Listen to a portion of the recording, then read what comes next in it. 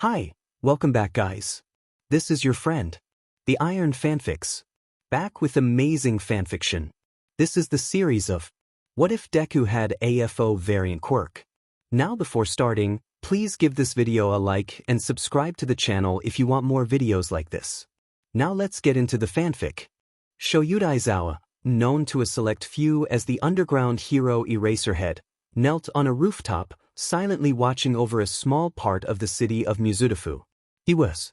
But there was no other way to say it, he simply had nothing to do. And it wasn't like that was a bad thing. Nothing to do meant there was no crime going on after all. And yet still, his body twitched with impatience. He somewhat felt like the class of dunderheads that he had to teach this year. True, they had gotten better after he expelled them and Netsu waited a few days before reinstating them. But they were still mostly the same. There was simply no way around it. At least there were no problem children this year.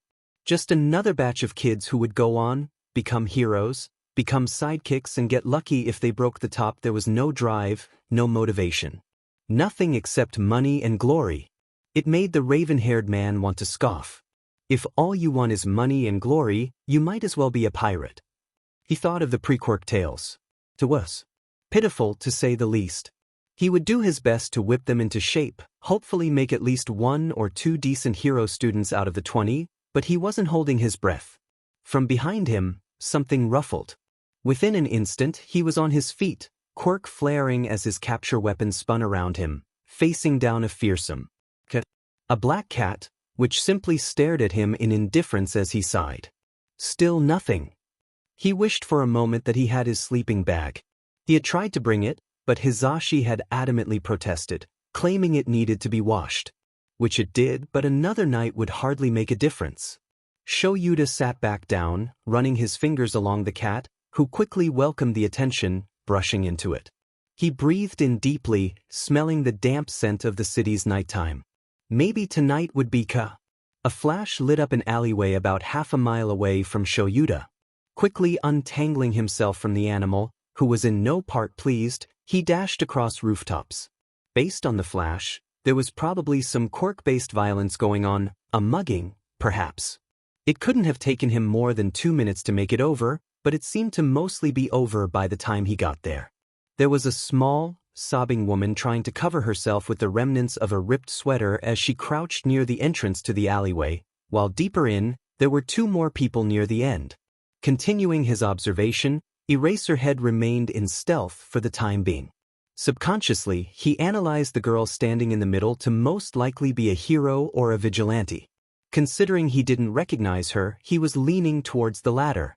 There was a pitiful excuse for a man cowering near the end of the alley, shaking with a mixture of terror and anger, a few minute cuts covering his body, as well as a few bruises. With a small amount of annoyance, the teacher noted that the vigilante had done a better job at handling the situation than any of his current students would have, prioritizing the victim and making sure they were safe before going in for the fight. Voices rose towards him. "You don't deserve that Quirk, you know." The girl spoke loudly and clearly, slowly moving towards the man, clearly attempting to intimidate him, which seemed to be working. Stay away, you wench." She was asking for it. The man cried out, his words slurring slightly. His hands lit up green, which had been the color Aizawa had seen before. Illegal, unauthorized Quirk usage, he noted. He could have stepped in at this point, but a slightly guilty part of him admitted that he wanted to see how the vigilante would finish the task. Underground heroes often worked with vigilantes, so this might be a useful connection to have. If she was able to keep her wits about her. The girl hardly hesitated with the words. Instead, she reached out a full arm, as if offering the man salvation. And then yanked it back, causing the man to fly towards her. She didn't seem to be armed with any lethal weapons, instead only having some sort of staff, which she held out and let the man get thrown into it, knocking him out. Within seconds, his hands were zip-tied behind his back. Eraserhead nodded in approval. Despite what the movies said, unconsciousness usually lasted less than a few minutes, often only seconds. Anything more than that would often be a sure sign of brain damage. With more muscle than she appeared to have, the vigilante dragged the man to the mouth of the alley, depositing him with a note before turning to the still crying girl on the ground. Hey, it's all right now, it's all right. She placated, trying to calm the girl down, who quickly was reduced to sniffles. The vigilante shrugged off the hoodie that formed the upper part of her costume and wrapped it around the down girl, helping her to her feet. Let me take you home. As the two walked in mostly silence, only the occasional sniffle to break it as well as directions, Eraserhead followed from the rooftops. After sending a silent alert to police of the location for pickup. Good job. Izumi Midoriya squeaked in surprise, only her well-tested instincts allowing her to spin around with her staff fully extended even as she was caught unaware. It appeared she wasn't in any danger though, considering the man had made himself known, he probably wasn't going to try and attack her. And if he was egotistical enough to try and attack her face-to-face instead of sneak attacking, well, he'd have another thing coming. The man grinned wryly as he made his way to the ground. He moved with a fluid grace that Izumi knew only came with experience. Lots of it. So most likely, she was dealing with either a pro-hero, another vigilante, or a villain. Hope for the best, prepare for the worst. The man took note of the staff and only nodded. I only want to talk, he said, his voice sounding scratchy and tired. You a new vigilante on the scene, kid? You should be in school, not fighting criminals. Izumi flushed slightly with a mixture of embarrassment and indignation. I'm not in school at the moment. But what's it to you? The man looked familiar, that was for sure. Probably not a villain, then. Hopefully. She was acting meaner than she wanted to, but in her defense, some random guy had apparently been following her around in the middle of the night for a decent PRD of time and she hadn't noticed. Shouta Aizawa thought. Not in school. Based on the stiffening of her posture, probably hasn't been for a while. That means. He mentally sighed. Another problem child. He should have known his luck would never last.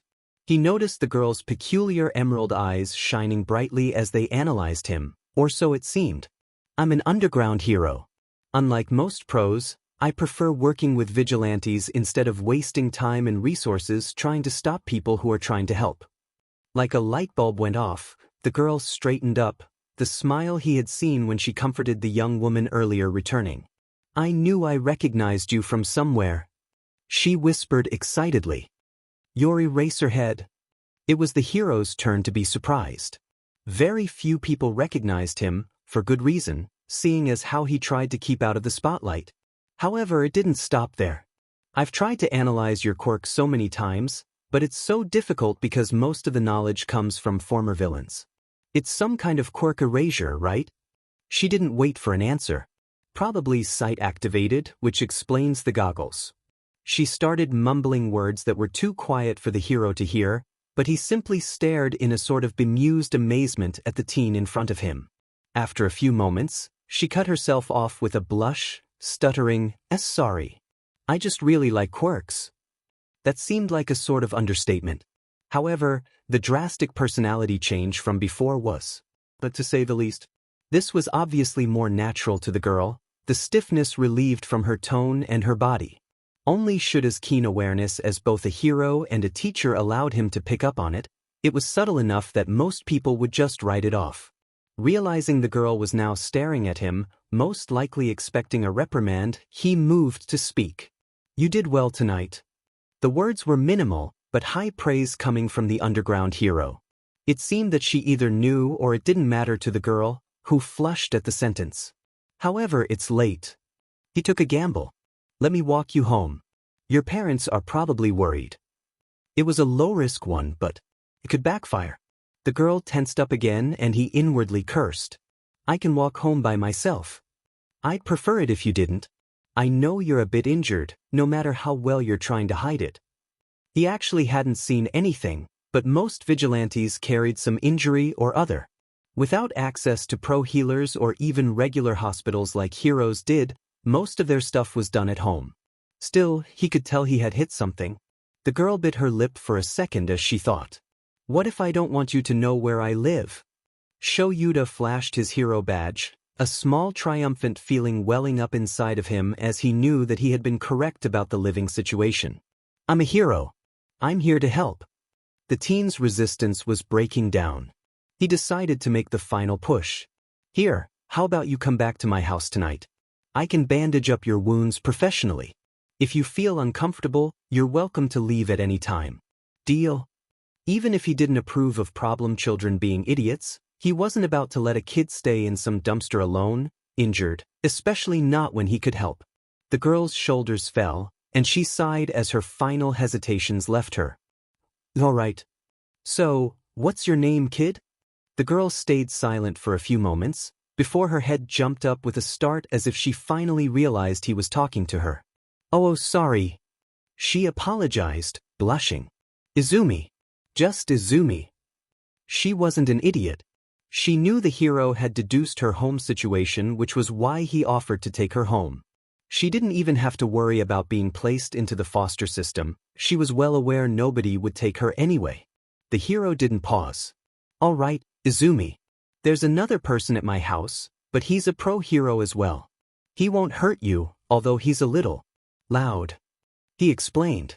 Izumi nodded. Her mind raced with the possibilities. A friend? A roommate? A lover? Was Eraserhead gay? So many interesting questions, but she didn't dare voice them. They eventually made it to a small apartment complex that seemed to be higher end, but not overly expensive. No climbing up the side of the building to get in? Izumi tried to make a light joke to ease the tense mood that the pro hero carried around, but it was most likely part of the package and not leaving anytime soon. Not with that leg of yours, the hero replied. Izumi winced at the reminder. She had gotten stabbed in the thigh a few weeks ago, and even though she had bandaged it, it had still gotten infected and was taking a bit longer to heal. She didn't have access to hospitals or healers either, so she had to make do. They made it to one of the upper floors before entering a seemingly random room. I'm home, the man called out rather flatly, most likely to the other person he had mentioned earlier. He could have mentioned that it was present Mike. Izumi flushed at the man's appearance out of his costume, his usually spiked hair resting around his neck as he embraced Shouta with a hug. He gave the girl a once-over before nodding. I didn't realize we were adopting. Izumi flushed, but Eraserhead simply raised an eyebrow in mild amusement. I went ahead and made food since I found all of your snack packets in the bag, so I know you're hungry. The dark-haired pro rolled his eyes, but Izumi noticed the faintest tinge of a blush on his cheeks. Interesting. Welcome to our humble abode, little listener, present Mike greeted. Izumi stammered out a hello before launching into a full analysis of what she knew of the man's quirk. You're the pro hero, present Mike. Your quirk allows you to greatly affect the volume of your voice. I'm curious, does it allow you to change the pitch? The frequency? Could you go high enough to say shatterglass? How about directionally? The questions kept coming, throwing Hisashi off balance. Whoa, little listener, slow down. The girl froze like a deer in headlights. That's a lot of questions at once. How about you ask them over a warm meal? It seemed the pro's hospitality knew no bounds. Why are you doing this for me? Izumi questioned as she laid on the couch, spread out as Eraserhead changed the shoddy wrappings of her legs for fresh bandages after cleaning the wound. I'm not about to leave a kid alone on the streets while they're injured, Eraserhead replied impassively. Izumi scowled. I've been on the streets for years and I've been just fine so far. This is far from my worst injury. She immediately clapped her hands over her mouth and flushed in embarrassment as she realized what she said, but it was too late to take it back at that point. The pro hero took it well though. Yeah, fine, he scoffed. You're just severely malnourished, don't have a home, and haven't been to school in years. The girl was silent for a moment. You don't know Dash. Yes, I do. The pro hero cut the girl off, finishing the bandaging. He took a minute to examine her. There were a lot of scars there, some of them seemed to be years old. How long have you been doing this, problem child? Problem child? Izumi scowled at the nickname. A couple years. Is that how you got these scars? Yeah. Eraserhead picked up on the lie immediately. He might not have been Tsukachi, but he still knew how to read people. Instead of calling her out on it, though, all he said was, aha. By the time Eraserhead woke up the next morning, the problem child had already disappeared. He sighed, but hadn't expected anything different. If he was lucky, he'd run into her again, maybe even work with her. The next time he saw her, it was 2 months later, and she was probably bleeding to death and didn't seem to care. She had shown up while he was in the middle of a raid on a trigger manufacturing plant with multiple other heroes, pulling death arms out of the way of a barrage of quills that would have otherwise impaled him. She was bleeding from multiple places, including a massive wound across her stomach that was staining her dark green sweatshirt that he had seen her wearing the first time he had encountered her. He was more focused on fighting a variety of goons, and due to the nature of his quirk, he had to fight isolated and couldn't look away often. But when he did, what he saw confused him. While he was sure she had some sort of telekinetic quirk, he also saw her with some form of hydrokinesis? And while it could have been the same ability, it didn't quite line up. It was a mostly successful raid with no casualties. He found her after the raid getting treated in an ambulance with a pair of quirk-inhibiting HNDCFFs around her arms. She looked more annoyed than anything else. "Hey, problem child, how are you doing?" Eraserhead-san. The girl lit up. "I'm doing all right except for, you know." She gestured her shackled arms towards him. Shouta raised an eyebrow. "What are you being arrested for?" "Unauthorized quirk usage," a police officer intoned from behind the hero. "Only a misdemeanor, but she's still classified as a vigilante for the moment." Shouta turned around, resisting the urge to groan. "Just like the law to punish those who tried to help. Unauthorized? You really think I would bring my intern on this assignment without authorizing her to use her quirk?" He heard a cough from behind him and very pointedly did not turn around. "Intern?" The officer raised an eyebrow in disbelief. "I wasn't aware that you took interns. I don't remember seeing her on the list either." Again, the underground hero resisted the urge to groan in annoyance. "She's a new intern, hasn't been registered yet. She has potential, so I included her. Isn't that right, Izumi?" He turned around, startling the girl. She coughed a few times, sputtering a bit before raising a shackled hand to her head in a salute. "Yes, sir, Eraserhead-senpai." Oh, she was really laying it on thick. Aizawa clenched his teeth.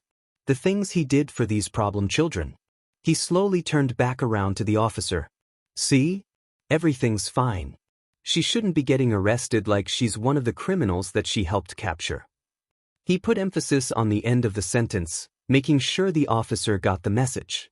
They stared at each other for a few seconds, neither backing down. Finally, the officer sighed. "Whatever."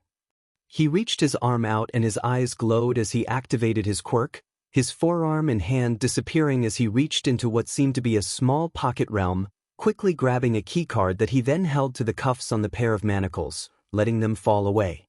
They had evidently been far too tight, as the skin was pinched and red, making Izumi rub them for a bit of comfort as the officer returned the items to his pocket dimension.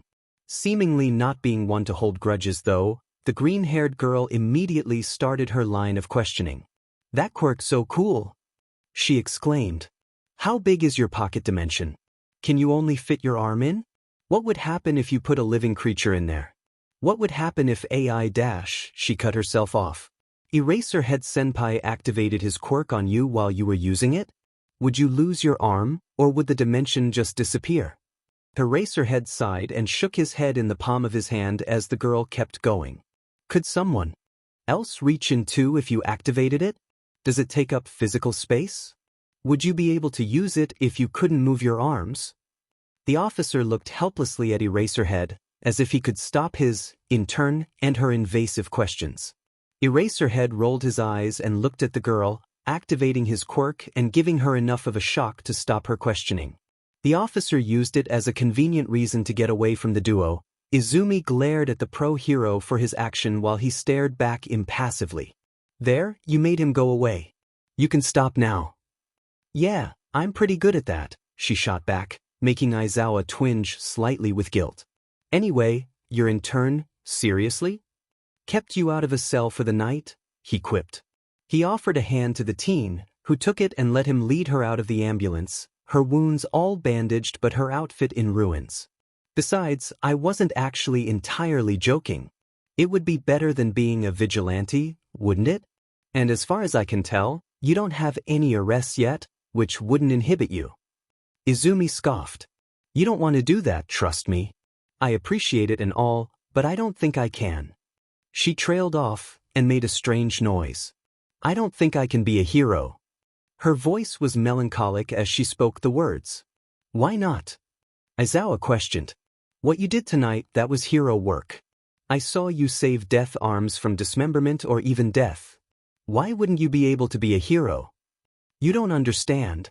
The green-haired girl suddenly burst. I have a villain's quirk. Eraserhead sighed. There's no such thing. Believe me. All I was told when I grew up was that I had a villain's quirk. People tried to stay out of my line of sight because they thought I'd take their quirk. He made air quotes to emphasize his point. There's nothing more villainous to some people. But that didn't stop me. Izumi was silent for a moment. When she spoke again, her voice was low. That's for you. Not for me. Yours is temporary. A thief. A cheat. The pro-hero turned around to face the girl, and he finally noticed that she seemed to be crying a small amount. I've seen your quirk. It's nothing to be ashamed of. No, you haven't, she shook her head. If you did, you wouldn't even want to be near me. Your telekinesis? I saw it. But the teen shook her head again. No, that's my mom's quirk. Eraserhead scoffed. Even if it came from her dash. No, Izumi cut him off. That's my mom's quirk. She emphasized. Eraserhead was silent for a few seconds. I don't understand. Izumi buried her face into her sweatshirt, as if she was hiding from him. Whatever. But I can't be a hero. Don't waste dash, she stopped for a second. Just stop trying, alright? Thanks and all, but it won't work out. I promise. Aizawa shook his head.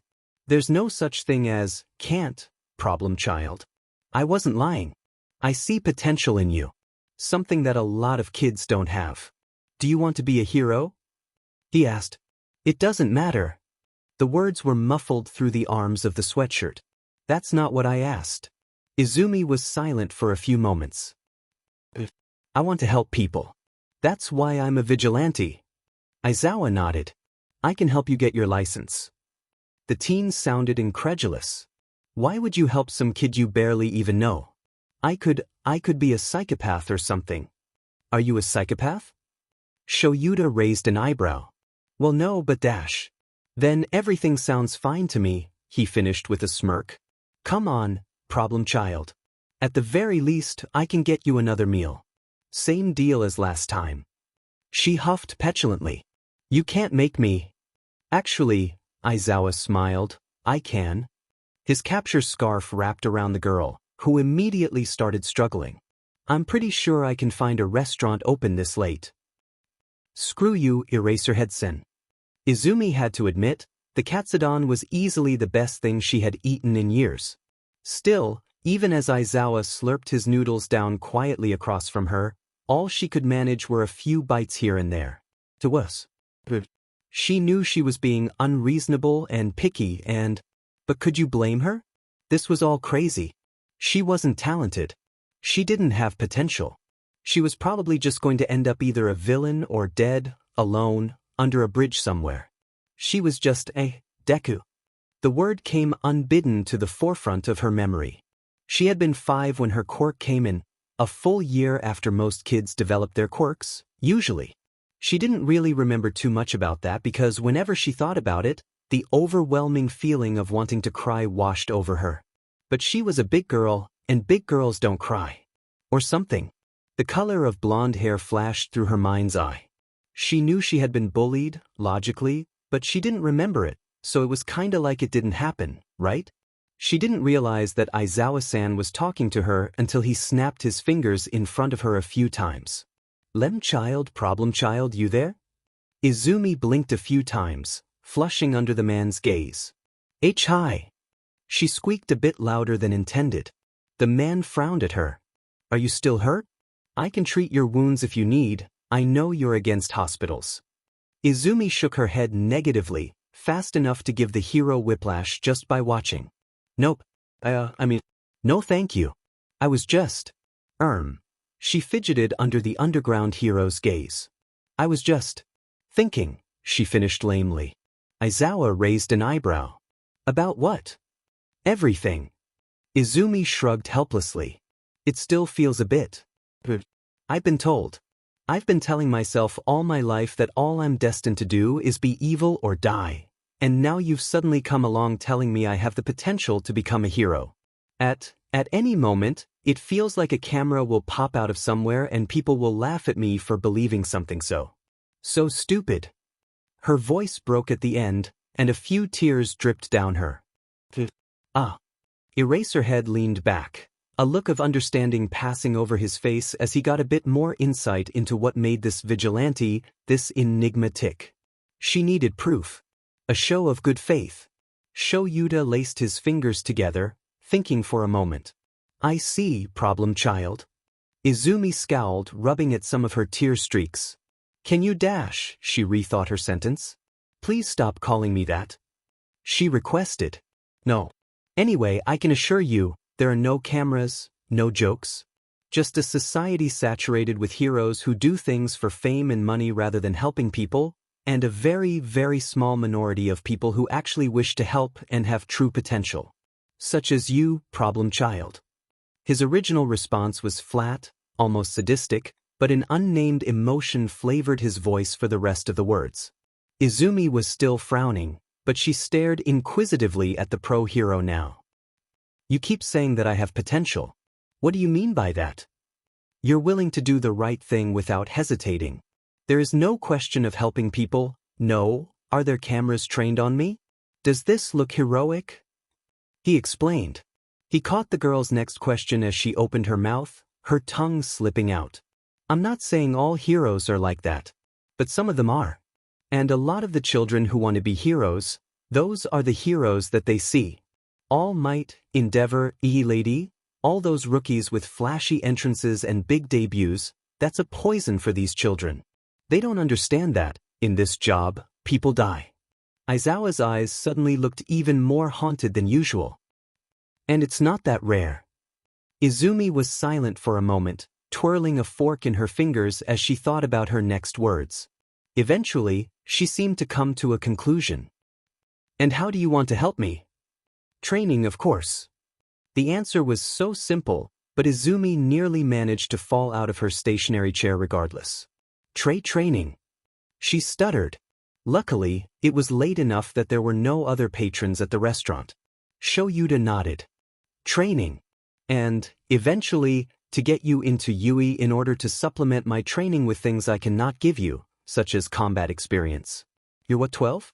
13? The question wasn't offensive, but sent Izumi back into scowls. 14. I think. Aizawa wanted to groan at the addition, but held it in. Alright. Few more things, although I think I've already figured them out. Full name, parents, Quirk. Or Quirks. He added on the end bit to open up the territory a little bit. Just in case. Living status, schooling knowledge. Izumi's scowl gave way to a pleading look. Do I have to? She asked. Shouda's face didn't move an inch, causing her to pout. All the hard questions first. She thought for a moment. This might not all be accurate, so, just. She thought for a moment. Well, your fault for asking a street rat their personal info, she teased, but the hero's face still didn't move. Right, no sense of humor, I forgot, she huffed. She held up her pinkie. Well, first, Izumi Midoriya. I don't want to talk about them, but my mom's dead, and you don't have to worry about my dad, she said mirthlessly, a small tear slipping down her face unbidden. I was in foster care for a while.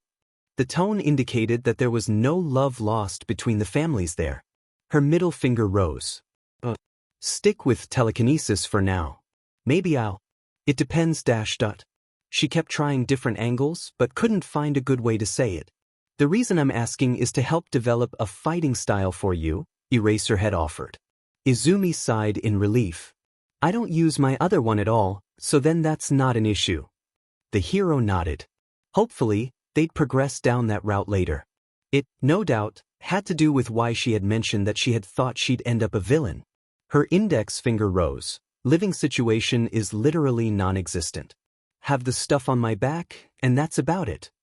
Thumb last, and she frowned. I've got a phone and I do an online school whenever I'm hurt and have enough money to buy food for a few days. Last time I was in school was when I was 6, though. She trailed off, her eyes looking downwards and her face flushed in what seemed to be shame. Aizawa nodded. Alright then. You can come live with my partner and I. Izumi's head snapped up. What? Her voice didn't bother hiding her incredulity. What? I mean, huh? She couldn't seem to string together words. I don't understand. You can dash. Izumi shook her head rapidly, seemingly frustrated. No. I got that, she whispered. I don't understand why. Why are you helping me? Literally offering a literal stranger a place in your home. Her gaze sharpened, and she gripped her eating utensils so hard that her knuckles turned white. I'll have you know right now, if you're doing this just because dash, she gestured to her body, making the hero recoil in what seemed like a mixture of confusion, horror, and disgust.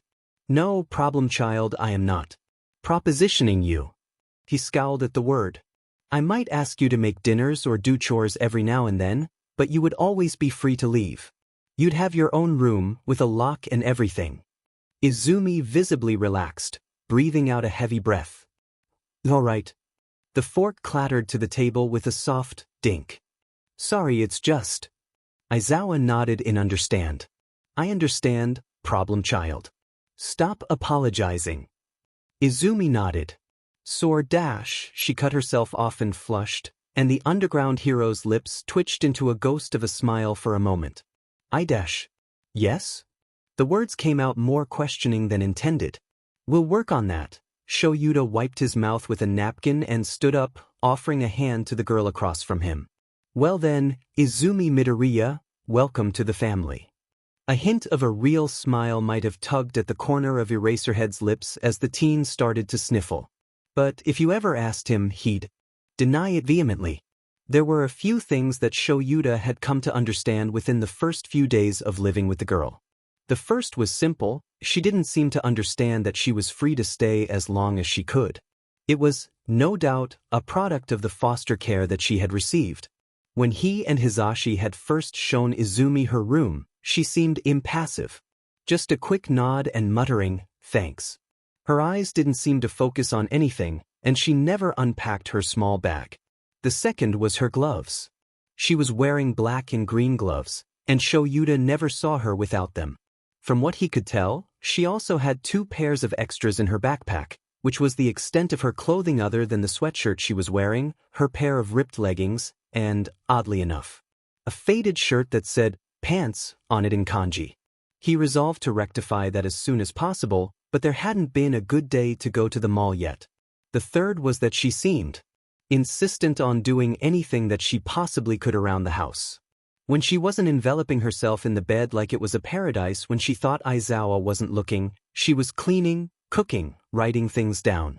This most likely tied back into the first point, which meant that she was still worried that they were going to kick her out after a little bit, which made Aizawa want to scream. The fourth and the last was that she was scarily intelligent, especially for someone who hadn't been to school since she was 6. He looked up the school she had been going to on her phone, and quickly figured out it was an online university. She was doing university, homeless, at 14. And he had checked her scores, too. She wasn't acing everything, but she was far beyond simply passing those classes.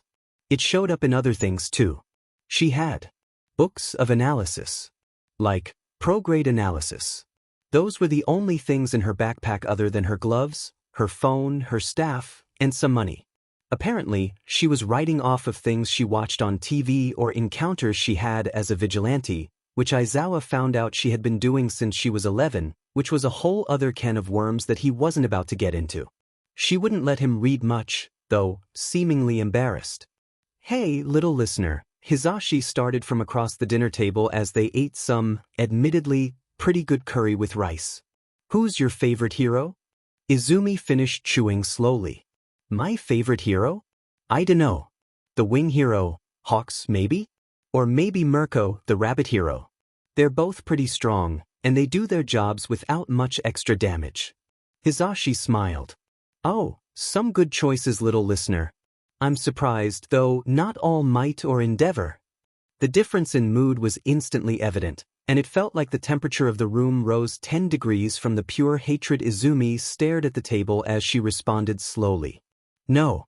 She spoke slowly, deliberately, choosing her words wisely. All Might is not a hero.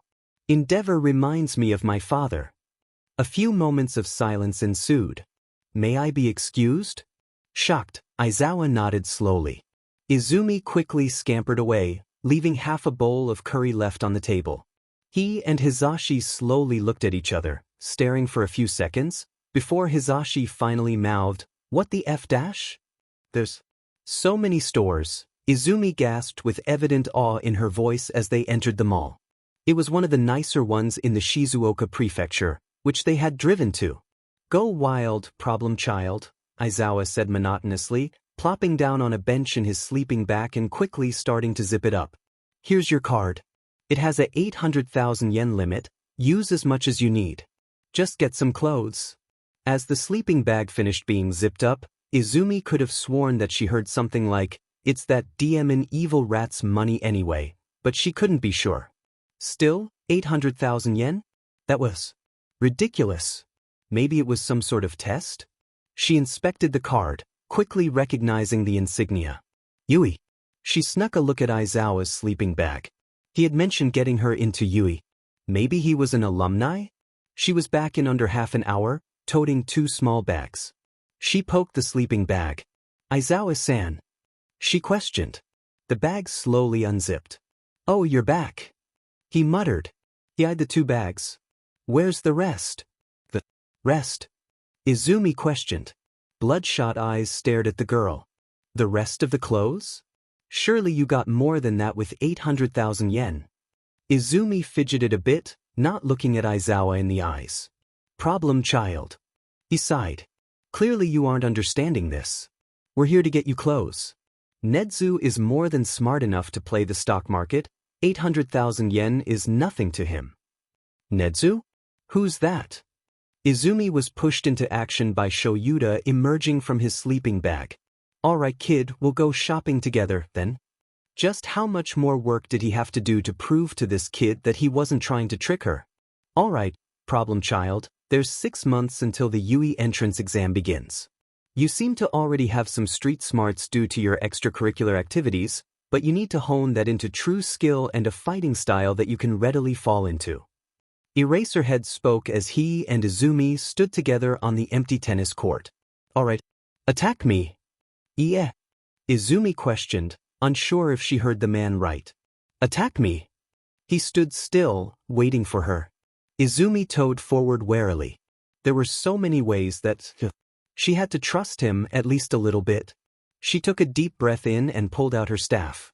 Her eyes narrowed as she studied her teacher, her opponent. The same way she analyzed people when she was a vigilante. She barely was able to see his right foot shift before he lunged at her, almost too fast for her eyes to follow. She ducked and tried to swing her staff, but the capture weapon wrapped around it and tore it out of her grasp, which had most likely been the hero's intention all along. Izumi frowned, but retained her composure. It's only a minor setback. I can just grab it back. She reached out and pulled, but almost instantly, she felt a sense of hollowness spread throughout her body. The staff stayed put on the ground. Aizawa-sensei's quirk. It's erasure, which means. She waited a few moments and felt her quirk return, but just as quickly it was gone again, far too fast for her to do anything about her staff. She grit her teeth and balled her hands into fists, raising them. She stayed light on her feet, bouncing, slowly closing the distance between her and her mentor. As soon as she got close, she lunged, only for the man to sidestep her and push her into the chain-link fence surrounding the court. How disappointing, Aizawa said. And here I thought you had potential. No sooner were the words out until she lunged again, moving even faster than before. She pressed him back a few feet before lunging and grabbing her staff off of the ground. Without your quirk, you're useless, huh? Deku, Deku, Deku. The word echoed in her ears, getting her blood pumping. Any plan she had even come close to forming was dispelled from her thoughts entirely as she rushed at the man. She felt her quirk return and quickly grabbed at the man's foot, but the pro-hero used the momentum to his advantage and flipped out of the way of her attack, once again training his eyes on her. She rushed forward again, swinging over and over with the staff. "I'll show you useless," she snarled, twirling the staff around her waist to hit him from the other side, but her left hand wasn't as dexterous as her right and her attack was too slow to hit. "I'm not useless," she shouted, a tear leaking down her face. She planted the staff into the ground and used it as a balance to run along the fence, throwing a wild kick at the man. He looked almost regretful as he dodged the blow, but that's what she was counting on as she slammed the staff into his unprotected side, using her body weight as leverage as she slammed into the ground for the attack, finally landing a blow on the man. She hit the ground hard, tears finally starting to run down her face. "I'm not useless. I promise." "Propdash." "Izumi," Eraserhead said softly from above her. "I know you're not useless. But I needed to see how you would react in a situation like that." It was a logical ruse. Even to the man, the words sounded hollow. He had pushed the wrong buttons far too quickly, and definitely not in the right scenario. For all he talked about his students being brash idiots, he had made a much more rookie mistake. Izumi sniffled, pulling herself up into a sitting position as more tears streaked down her face. Her left side was scratched up, her gloves torn up thanks to the rough gravel around the edge of the tennis court. "Please don't leave me behind," she sobbed. "I'm not going to, Izumi. I promise." The past 2 weeks of process had probably been destroyed by what he had just done, Aizawa noted with regret. He stood awkwardly as the teen's tears slowly subsided. He wasn't quite sure how to deal with crying children, especially not when it was his fault. He didn't like interacting with people, that's why he was an underground hero, after all. After about a minute, the tears had stopped flowing, although the green-haired girl was still sniffling. "I'm sorry," the man offered. Izumi sniffled, shaking her head. "It's not your fault." "Makes sense," she muttered dejectedly. Aizawa offered her a hand up, which she slowly reached to take before taking in the sight of her torn-up glove, instantly yanking her arm away like she was struck by lightning. "My glove." Aizawa knelt down to question her, but the girl scrambled away. "You can't touch me." "Not without your glove." Shouta guessed, taking off his glove preemptively. When the girl nodded, he tossed her his, which she gratefully took, quickly sliding it over her left hand. Activated by contact. The girl muttered, making sure the glove was secure and wouldn't come off. She pushed herself off the ground, frantically wiping at the tear streaks left behind and doing her best to put on a smile. "What's next, Aizawa-sensei?" She did her best to sound enthusiastic, but it fell flat. Aizawa sighed. "Nothing. That's enough for today. Let's go home." Izumi swung her legs as she looked down at Mizutafu below her. Her bag rested on her back, slightly heavier than when she had come originally, stuffed with a few pairs of clothes to complement the new set she had on her body. It had been nice while it had lasted, she supposed. More than nice, her traitorous mind whispered into her ears. A few droplets fell from her eyes as she tried to steal her soul again. "Problem child." A voice came from behind her, startling her. "Aidash." "Eraserhead-san," she greeted, pretending to not notice how he cringed at the word. "Don't have to leave, you know," he told her, making sure to not make any sudden movements as she hung over the balcony, swinging her legs carelessly. Was she certain that she wasn't going to fall, or did she just not care either way? "As if you guys want me here," she scoffed. "I'm not blind, you know. I hardly see you guys during the day, if at all, and you patrol nearly every single night." Aizawa scrunched his eyebrows in confusion, before realization slowly dawned on him. "Problem child," he murmured, his mouth twitching upwards in a smile. "We have jobs during the day, you know. We're teachers." The legs stopped kicking the air. Izumi asked, confused. "But you're heroes." "I'm an underground hero, and Hisashi only takes specialized jobs due to his quirk. Neither one of those is bringing in money bags. But we both teach at Did you never wonder why I was so focused on getting you in there? Izumi's head whipped around quickly. You work at Yuuei dash? Her question turned into a shriek as her sudden movement carried her body over the railing. Eraserhead was there in hardly a moment, grabbing at her arm, his hands sliding up as he struggled to get a grip on the girl. After what felt like an eternity, his fingers locked around her hand and he yanked her up. She landed on her hands and feet and sprang up, eyes wide, breathing heavily. Jesus Christ, Izumi! You nearly gave me a heart attack. Aizawa rubbed his forehead, already anticipating the headache. No response came from the girl. He snuck a look. Izumi was staring at her hand. Her unloved hand, which Aizawa had just touched. Well, this would be interesting. I suppose she has to tell me now, Aizawa thought to himself, but found that he was in no mood to joke. I can take people's quirks. It was a simple answer, but one that made very little sense to Aizawa. Try it as he may, though, he could not activate his quirk. It was like he had been smacked with quirk suppression cuffs, but worse. There was just nothing there. Is that all there is to it? He tried to stay calm. He was a pro-hero, goddammit. If he couldn't keep his cool through this one tiny thing. Izumi fidgeted. Not exactly. I can give them too, theoretically. And when I have them, they're powered up. Stronger, she explained. Aizawa leaned forward. What do you mean, theoretically? The teen twiddled her fingers. WL. Obviously, I've never really had practice with it. Aizawa nodded. So, did you? You said your telekinesis quirk was your mother's, right? Did you mean that literally? Izumi nodded slowly, curled up in a ball with her hoodie tucked over her knees. Did you take it from her? Izumi shook her head frantically. No. I would never. She didn't offer further explanation. Oh. All right, the man nodded, finding that, for once, he wasn't incredibly tired or needing coffee. Did that mean it was related to his quirk? Or was he just too hyped up on adrenaline to notice being tired? Can you try to give me back my quirk now? You have some inclination of knowing how to do it, I assume. Izumi nodded again, and Aizawa was finding that he really didn't like it when she was like this. He preferred her spunk, her flair, her attitude. Not this meek shell that appeared whenever she felt like she had done something wrong. She placed both of her hands on his arm, and like magic, Aizawa felt warmth flowing back into him, and the sense of discomfort that had been pervading his body for the past few hours disappeared. It was like getting back something he hadn't even known he was missing, quite literally.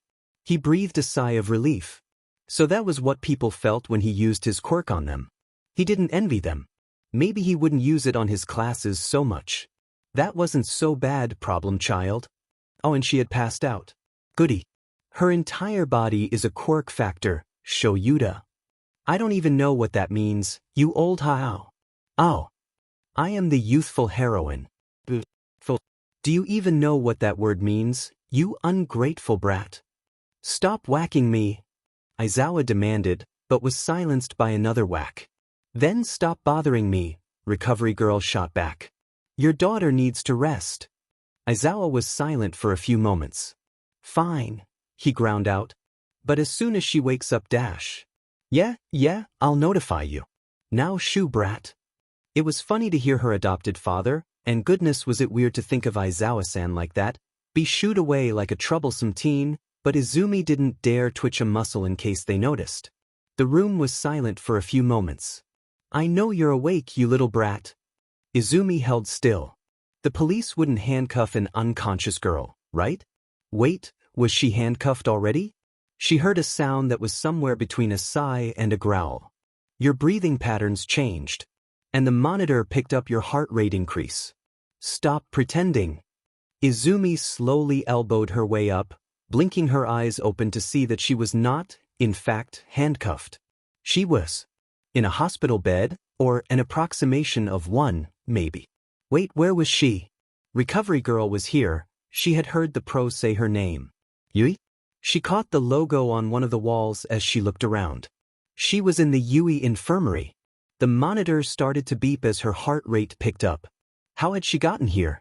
What had, for Quirk? She had used her quirk on Aizawa-sen. It was a miracle she wasn't in Tartarus already. Not even enrolled, and you're already in the infirmary. Recovery girl rumbled angrily. A panic attack, no less. You were a vigilante, and you still get scared enough to pass out. This generation, I wonder. The ire in her voice was unmistakable. Listen, girl. I've known Shouta for years.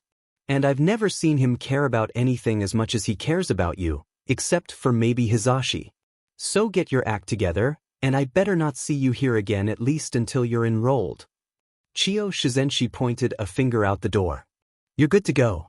Now scram. Izumi didn't need to be told twice. She was out the door in a heartbeat, and almost ran into Aizawa with how fast she was running. Instead, he ended up catching her in a rough approximation of a hug, and she was surprised enough that she halted her momentum. Sheesh, Izumi. If you're going to run, at least let me time you. Shouta tried to joke. Instead, he was met with more tears. He was quickly discovering that Izumi was somewhat of a crybaby. Please don't call the cops on me. I'm not going to call the cops on you, problem child. I meant what I said. There's no such thing as a villainous quirk. All quirks have the power to harm people, as well as help them. One of the most important pieces of hero schooling is learning to use it correctly. Izumi definitely wasn't bawling like a child as Aizawa held her awkwardly. Do you want to get something to eat? He wasn't the best at parenting, but kids liked food. He knew that for a fact. Izumi nodded, and tentatively held her hand out. Aizawa's eyebrow twitched, but he grabbed it anyway. The kid was uncomfortable. He knew that too, and it was kinda his fault. As they began to walk out, they passed by a man who looked like he was straight out of a hospital ward. For some reason, however, Izumi wanted to run up to him and say hi, and he just gave off an aura that made her want to trust him. She smiled at him, and he smiled back, even though it looked slightly haunted on his sunken face. The moment passed. Who was that? He seemed nice. Izumi asked Aizawa, who hesitated, a clear sign he was about to tell a lie. All Might's secretary. Izumi raised an eyebrow. Why would All Might's secretary be at Yuuei? Aizawa huffed, realizing that he had backed himself into a corner. All Might is planning on teaching at Yuuei when the spring semester starts. So he was most likely delivering some paperwork. The pro trailed off as a weight tugged at his arm and he realized Izumi had stopped moving. She was oddly silent. Izumi! He remembered suddenly that she hated All Might for an unknown reason. Oh goody! A wicked smile tugged at her face, the sadistic visage incredibly off-putting on her otherwise innocent form as the tear streaks from her earlier fit had yet to dry. I get to be taught by the man who killed my mother. Aizawa knocked on Izumi's door. Izumi, I'm going out patrolling. If you want to come with me, you can. There was no response from inside, and Aizawa sighed. She hadn't said a word since they left Yuuei, even through lunch. It was now the night time, and she still wasn't saying anything, only fueling Shouda's internal monologue. He didn't know much about All Might, no, but he had talked with him slightly at the few meetings Yuuei had had involving his state and potentially teaching.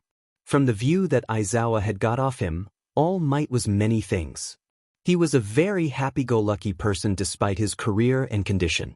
He seemed very talkative, very simple, very kind, which Izumi seemed to have picked up as they passed him in the hall. He had once been late because he had been too busy getting sidetracked saving people on the way over, and then had the heart to apologize for wasting their time. So, All Might was many things, and Shouta didn't like him, but he was still the model image of a hero. So, a heartless killer? He was having a difficult time connecting it to the man he had seen spending 10 minutes softly coaxing a kitten out of a tree while it constantly scratched and hissed at him. Maybe her mother was a villain? He unconsciously was trying to rationalize it, wanting to believe Izumi and her reasoning for her emotions. But no, All Might has one of the highest uninjured capture rates out of all of the heroes, perhaps even the highest. A lot of them end up surrendering as soon as he appears. A fight to the death? But Izumi had told him that telekinesis was her mother's quirk. Not especially dangerous, even when used as well as Izumi had been as a vigilante. So, crossing that out then. Killed while he was battling a different villain? Caught in the crossfire? Aizawa donned his costume as he prepared to hit the streets. Again, All Might has an incredibly low property damage count, but low is not zero. He reasoned, and then caught onto what he was doing. He wanted to believe both Izumi as well as his own prescient CPTs. It would do him no good to keep pointlessly speculating. He would just ask Izumi. When she was talking again, maybe. It wasn't more than 15 minutes before he heard a scream echo out through the desolate city. He was rushing over, noting the unusual occurrence of it being a male scream. Possibly a fight going on. He got close to the source before he heard it again. Give it back. Give what back? He thought, increasing his speed. Please. Please. Please. A choked sob was heard as he got closer. It sounded like a man broken. Aizawa peered over a rooftop as he began to assess the situation.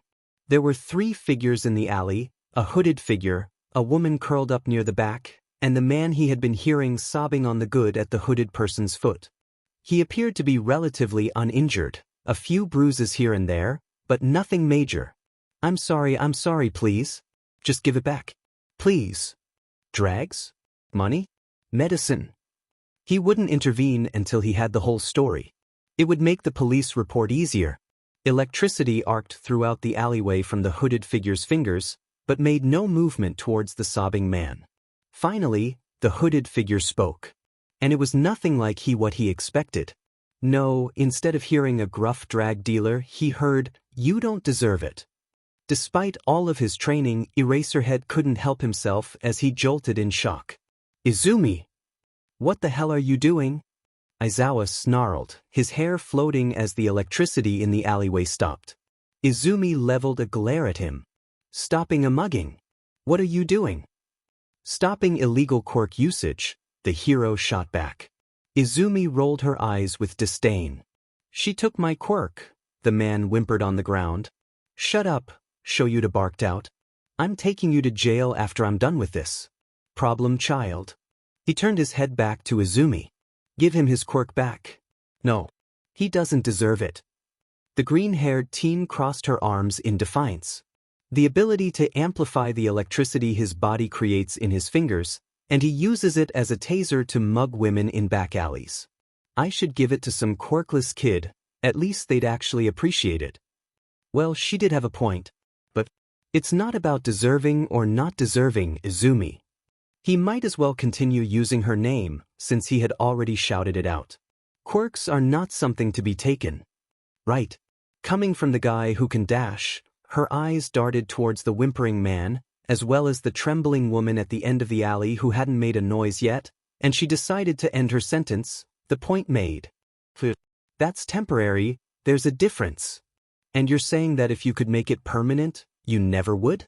That you've never met someone who you can look at and say that they don't deserve their quirk? True villains. The attempted mugger started sobbing harder. Please. I'm just low on rent. Please. Never again.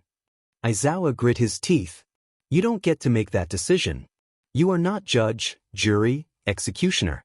A lot of heroes seem to forget that nowadays. Now give him his quirk back. Izumi stared at her adoptive father for a few moments in silence.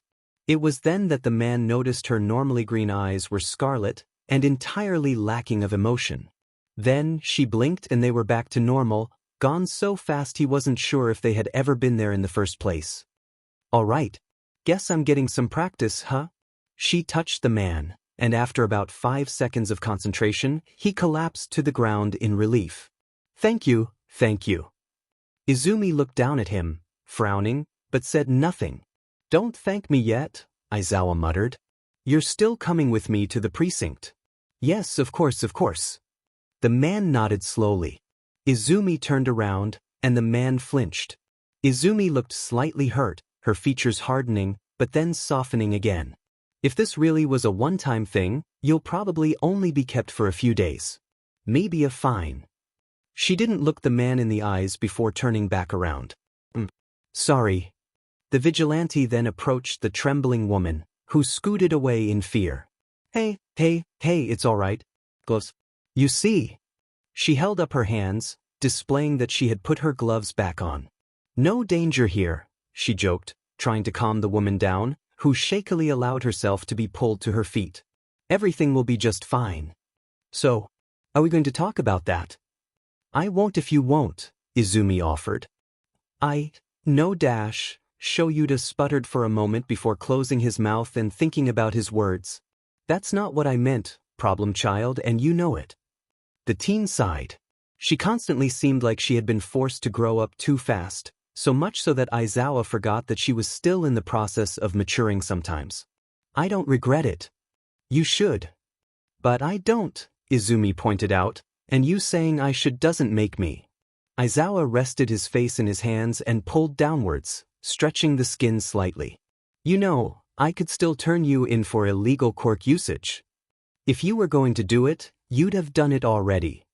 He hated it when she was logical like that. I could still ground you though, he pointed out. Oh no, the girl said sarcastically. What will I do without the phone I don't use and the friends I don't have? Both of them winced at that admission. How about no training for 2 weeks? And no vigilantism indefinitely regardless. The black-haired pro enunciated the final word, making sure his charge understood. Izumi's bright green eyes trained on him. 2 weeks? That's just cruel, You'd. You'd? Eraserhead snorted. I've been called many things. I don't think You'd is one of the more common ones. And yes, there's 1 month until the Yuuei entrance exam, so 2 weeks of being grounded, and then you can put in some last-minute training. Izumi covered her mouth and made a weird sound that seemed to be somewhere between a snort and a laugh, her body shuddering. Something funny? The hero asked with a raised eyebrow. No. Izumi waved her hands. It's just. She froze for a few seconds before continuing. I think we both know I'm not training for the entrance exam. She had a point. In the state she was in currently, regardless of which exam Yuuei chose for the incoming applicants this year, she would no doubt ace it. Actually, that brings up another question I had. Why didn't you put me in the recommendation exam? Do you want to stand out even more? Izumi flushed. Well no, but dash. Exactly. Aizawa cut her off. Besides, those recommendations are really for top heroes and wealthy donors. If a Yuuei teacher submitted their own kid and they got accepted. Nepotism, Izumi finished. That makes sense, I guess. You know, kid, you sure have a large vocabulary for a 14-year-old, Aizawa noted. And really, there's no reason for you to be this smart unless you have a genius-level IQ. Not that it's a bad thing.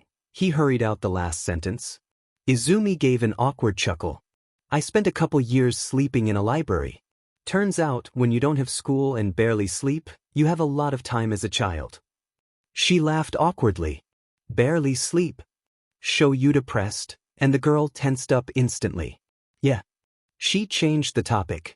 I'm not going to stop being a vigilante. The pro-hero sighed, catching the intent but letting it go. If you get caught by someone other than me, it could result in you not being able to go to Yuuei or become a hero, you know. I know, it's just. In the grand scheme of things, a hero license is just a plastic card. It doesn't help me help people any more than without it. Aizawa was silent for a few moments. Maybe, but it keeps you safer. If villains attack a hero, they're going to start getting tracked by the Pro Heroes Association. If they attack a vigilante, then it's just a half-hearted police report. Izumi grew slightly red, but Shouta rectified his statement. I'm not saying that's the way it should be, but that's the way it is. There was a moment of silence between the duo. I know. I just wish that I could change that. Don't you? Aizawa snorted.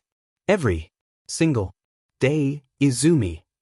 Despite the atmosphere, the green-haired teen's face brightened a little bit as she smiled as her adoptive father said her name with fondness. But it's very difficult to do that without public support. And when the public doesn't even know. Izumi nodded slowly. Also, to answer your earlier question. Yes. The teen looked at Aizawa with befuddlement. Which question? Do I ever see villains and wish I could take away their quirks permanently? Aizawa sighed. It's a selfish desire, Izumi. Quirks are a part of people, just as much as your fingers, or your eyes, or your nose. And, yeah, Sometimes I see a villain and see how they're hurting people, and know that when they get out of prison they're just going to do the same thing again, and I wish that I could take their quirk away permanently. But people don't stay the same forever. Sometimes, bad people become good. Izumi was silent for a few seconds. Do good people ever become bad? Thoughts flashed through Aizawa's head, unbidden. At the edge of them laid All Might and his concerns. Sometimes, yes. Izumi, as promised, didn't do any real training the next 2 weeks. Not combat training, anyway. But she trained physically. It seemed like whenever she had energy, that's all she was doing. Aizawa finally had a treadmill put in her room because of how much she was jogging around their flat. It was fancy as far as treadmills went.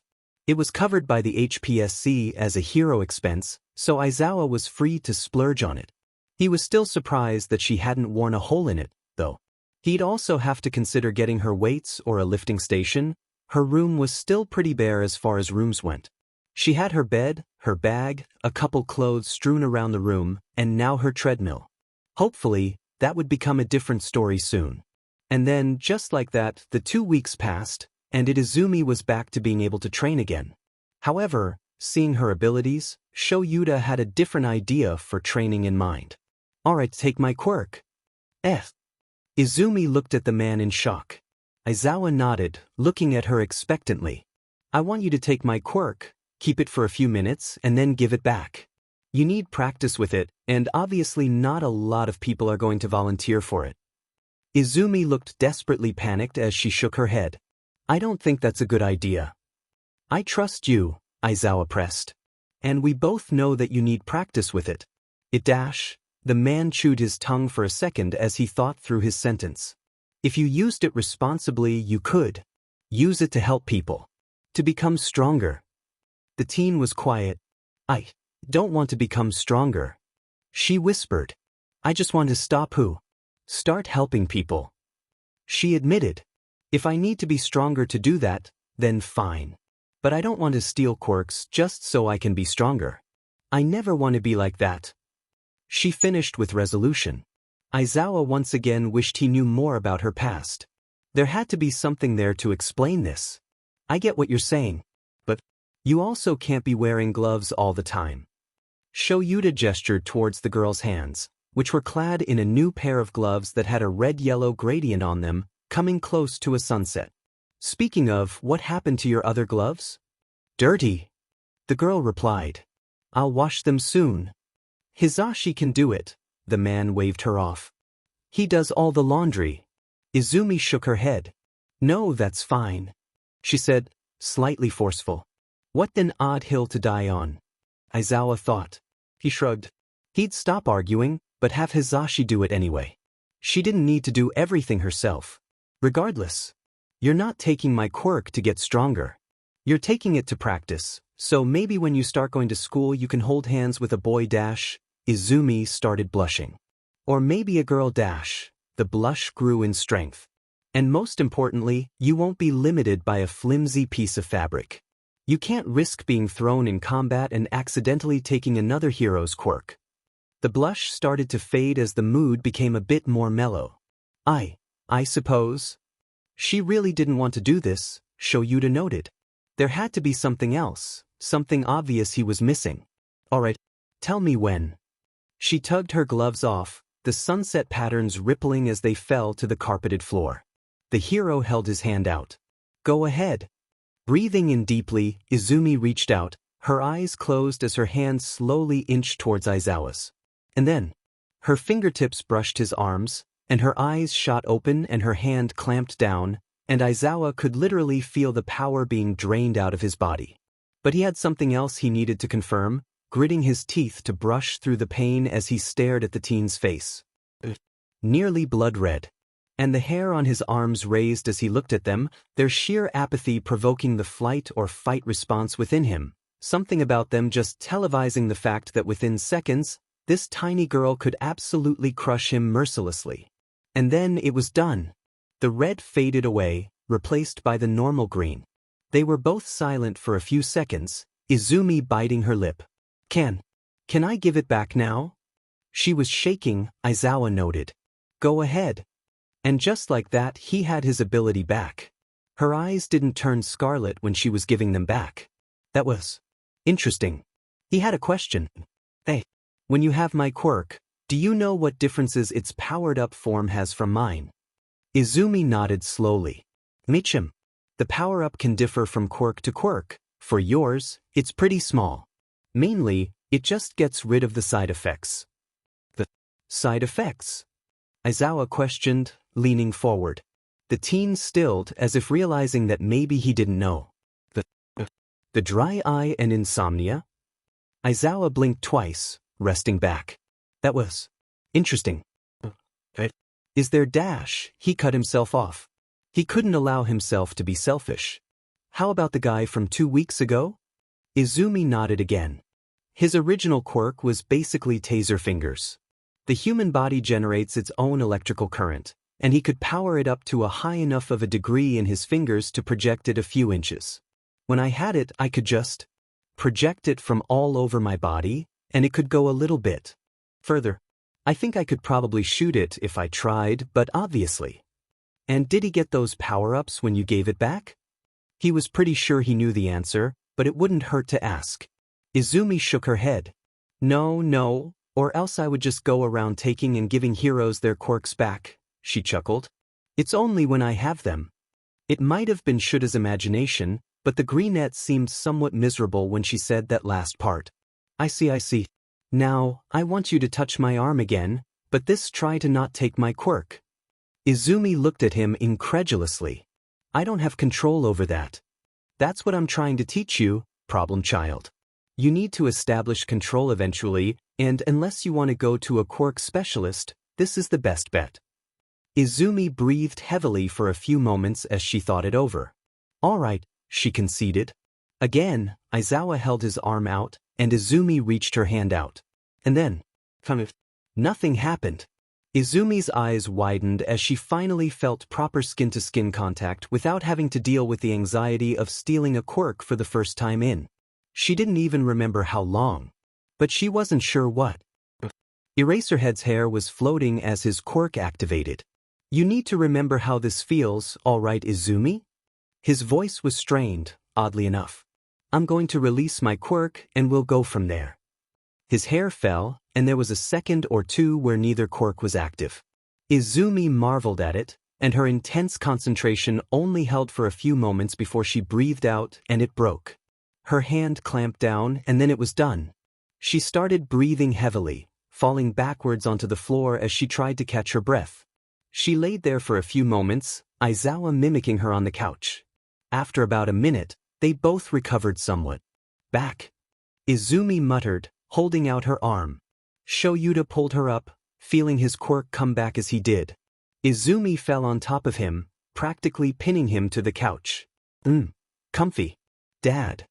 Was all she said before she passed out. And there the two stayed, Aizawa afraid to move in case he woke her up, and it was the position Hisashi found them in when he got home from his radio show. He snickered quietly, and pulled out his phone and snapped a few pictures despite Aizawa's furious face. Present Mike snickered as he hustled upstairs to put his stuff away.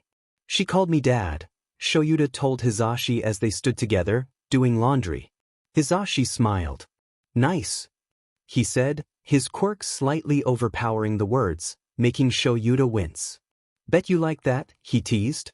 Aizawa glowered at the bubbly hero next to him, passing him another piece of Izumi's clothing to wash. He heard as he went to grab another piece of clothing. Geez, you didn't go too hard on her in training, did you? Aizawa turned to his boyfriend, confused. What do you mean?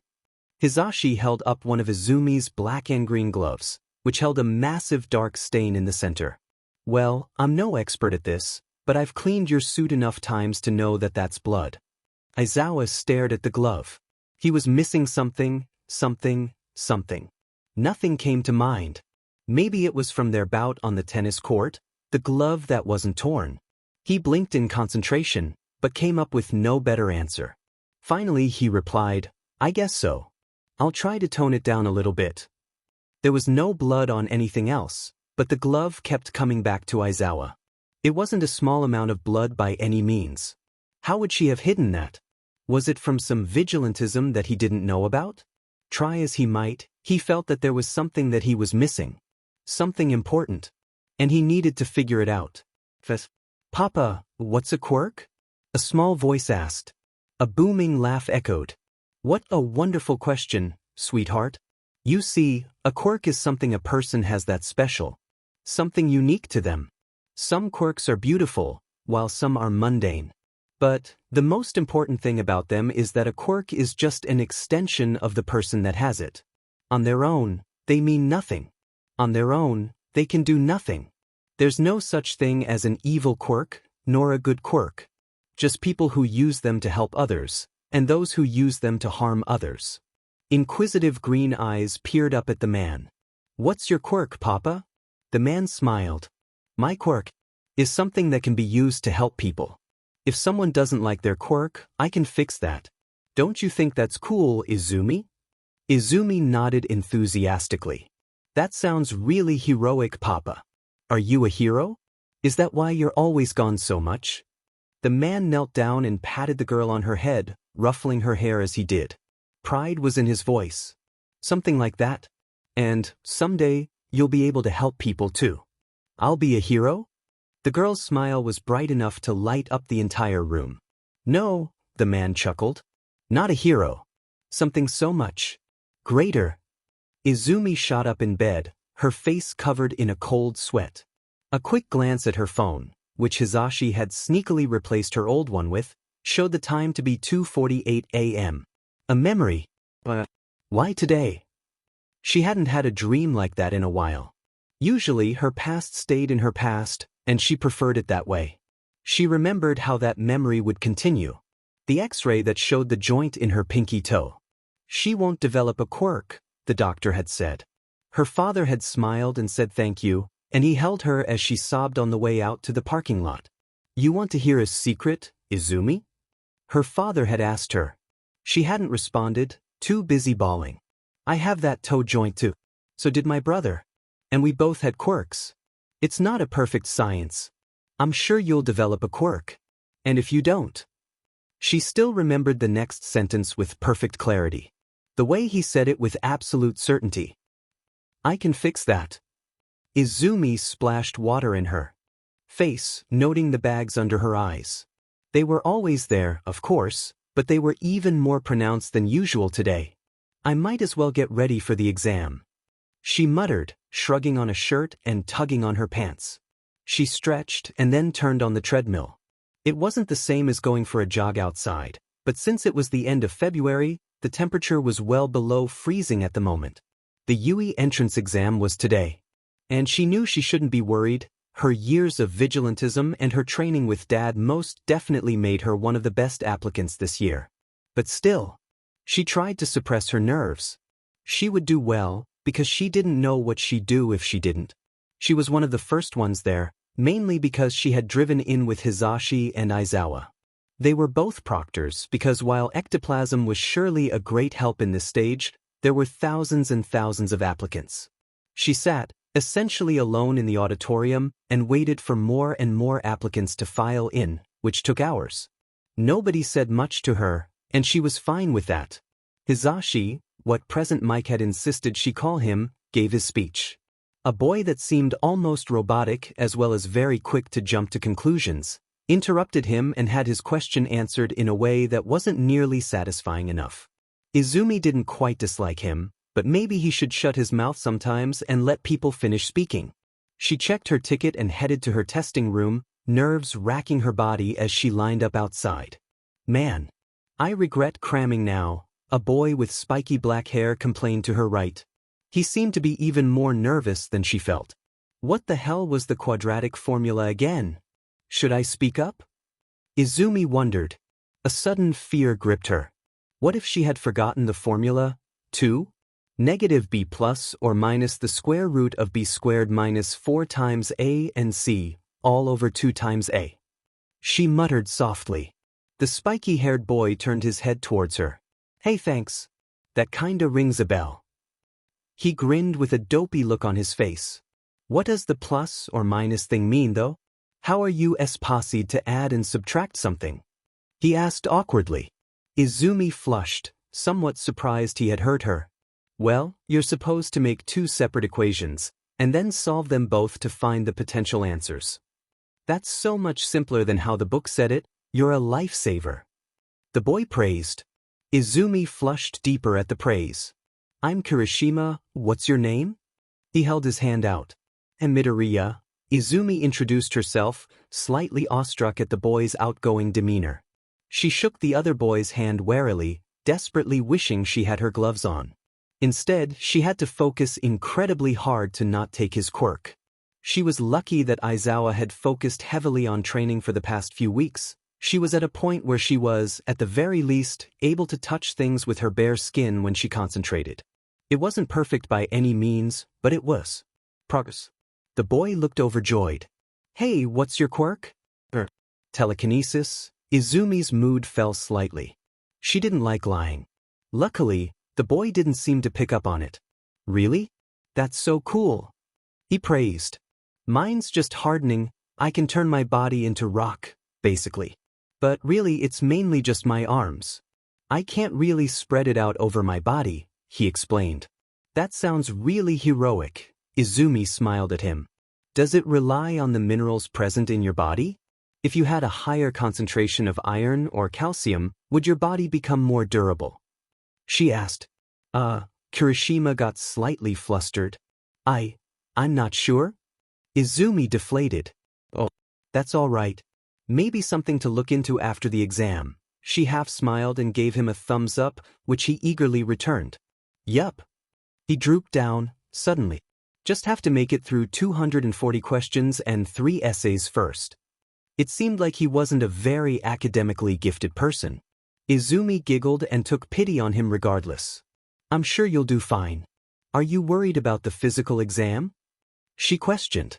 Instantly, the teen's smile returned, his spiky teeth on full display. I've totally got that in the bag. Izumi smiled at his confidence, but before they could continue their conversation, an ectoplasm clone, or maybe it was the original, ushered them into the testing room. The test was a breeze. With mild amusement, Izumi noted that there were 3 separate questions that required the quadratic formula. At least, on her version there were. She wasn't dumb enough to assume that all versions of the test were the same. But, seriously, these questions were things she had been doing years ago online. With mild embarrassment, Izumi finally started to understand just how far ahead she was academically. There were, of course, a few outliers. Questions where the right answer was nearly identical to a wrong answer, only separated by something minute. Those were the green-haired girl's favorites, ones where she truly had to puzzle out the intention of the question being asked.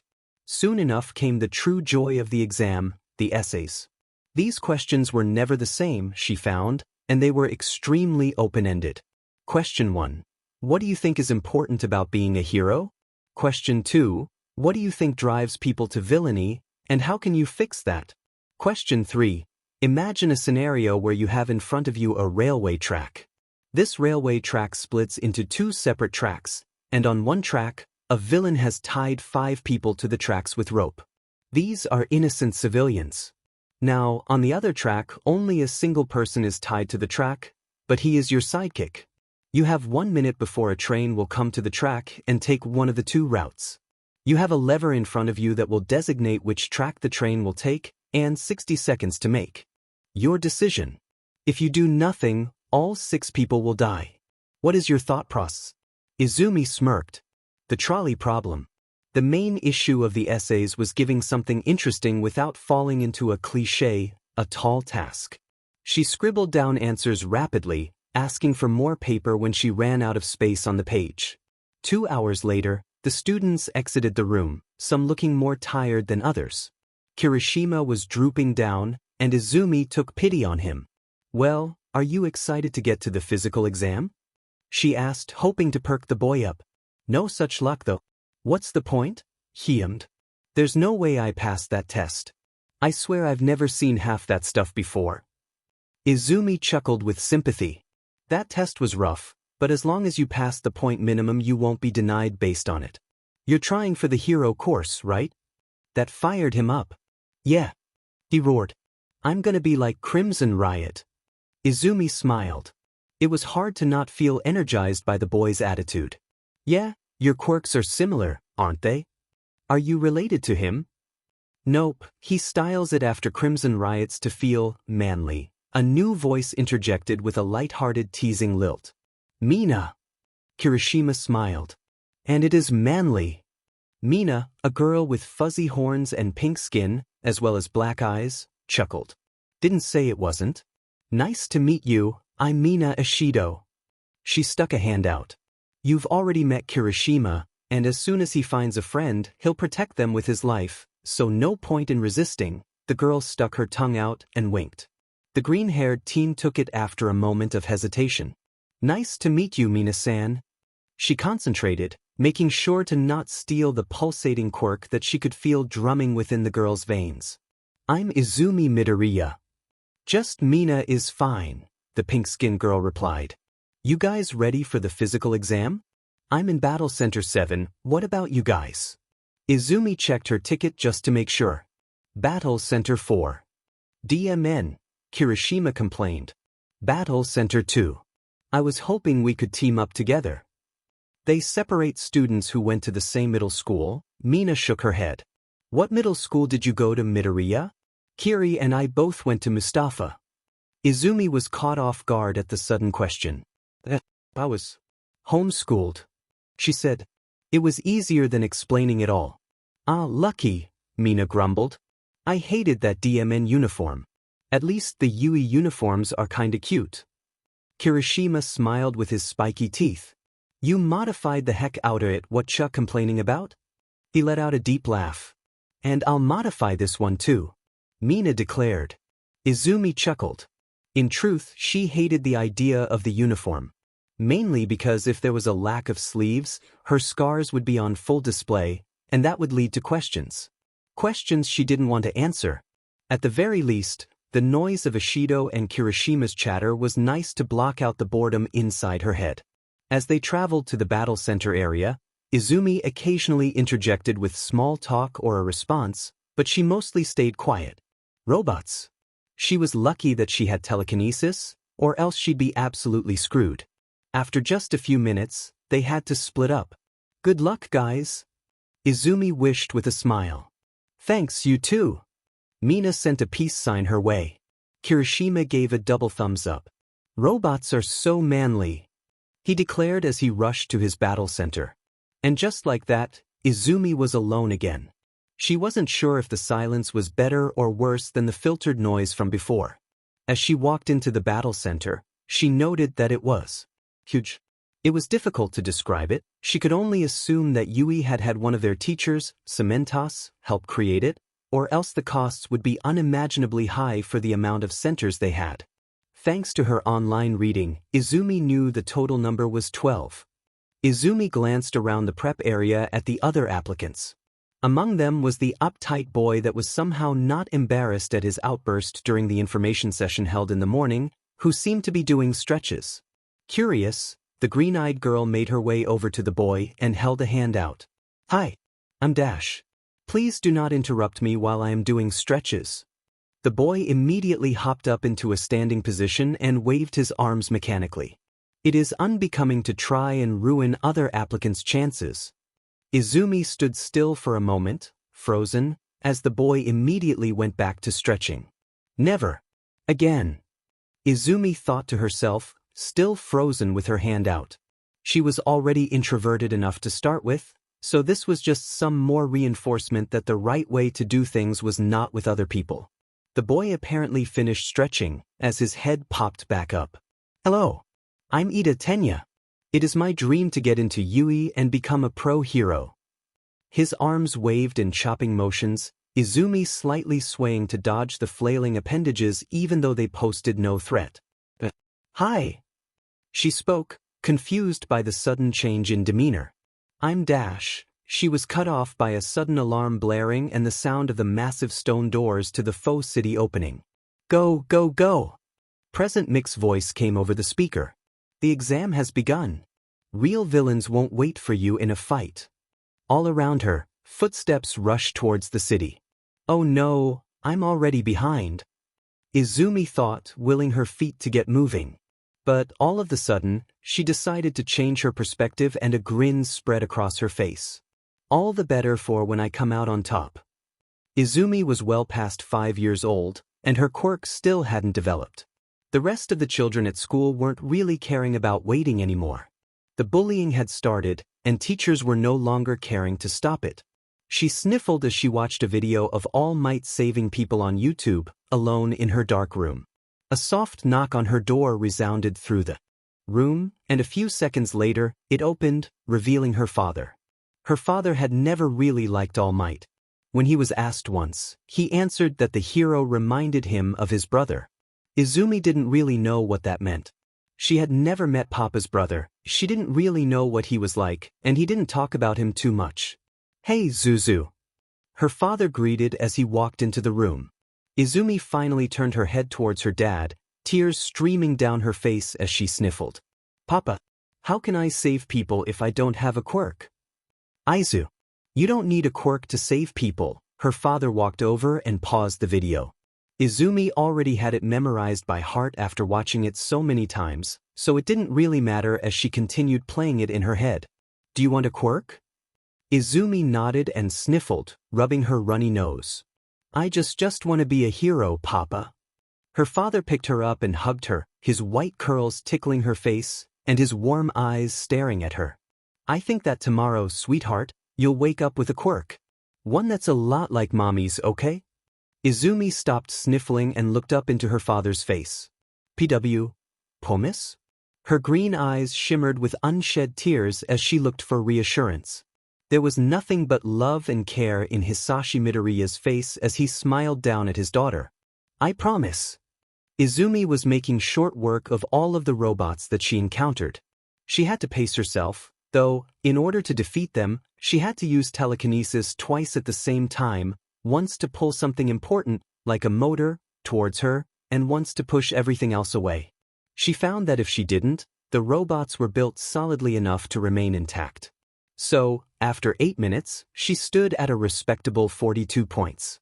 That was nowhere near bad, but Izumi grit her teeth. It wasn't enough to secure her first place, either. Part of the issue was that she kept taking time to help people. And that was exhausting her almost as much as the robots were, because trying to pull a 60 to 80 kilogram person was a bit more taxing than a 5 kilogram piece of hardware. Everything was about to change, though. A rumble started to reverberate throughout the ground. Izumi tensed up. Was this someone's quirk? A loud crash drew her attention as a cloud of debris filled the air, and her eyes widened. "That thing's huge." Izumi thought to herself, then mentally kicked herself for thinking the obvious. This was the 0-pointer, of course. She would just have to run away and get some more points as the robots were funneled in. And like all good plans, that's where everything went off rails, when you try and do it. All thoughts of first, or points, were pushed from Izumi's mind as she stared at the lone figure tugging on her leg, trapped under a pile of debris, and the robot rumbling straight towards her. In fact, everything leapt from her mind as she darted forward, her eyes darting around as she latched onto as many pieces of debris as she could, her teeth straining as she picked up the metal truss that was pinning the girl's leg. "Go!" she yelled, then clamped her teeth shut. She began to twirl as the other applicant, a short, brown-haired girl, limped to safety, her entangled objects picking up momentum as she did. She hadn't tried this much before. Each one of her fingers was latching on to an individual object, and the overall weight was almost near her maximum. In fact, it should have been over the amount she could carry, considering how heavy the truss was, but for some reason, it felt as light as a feather. The robot slowly rumbled closer and closer as Hizashi announced, 30 seconds, over the loudspeaker. Izumi's eyes strained to stay open until she knew she wouldn't be able to hold the weapons any longer. And she released. 9 of the 10 projectiles shot towards the 0-pointer. The first one missed, while the next 3 lodged themselves in the robot's arms, and the rest littered the wheel track and the body. Taking a few more spins, Izumi finally released the metal truss at the robot. Like a shot out of a railgun, it soared upwards with insane speed, hurtling towards the robot's head. A sickening crunch echoed throughout the battle center as metal met glass, metal, and then glass again. Izumi panted as she stood, frozen, glaring up at the robot. Time ran out, but she hardly noticed.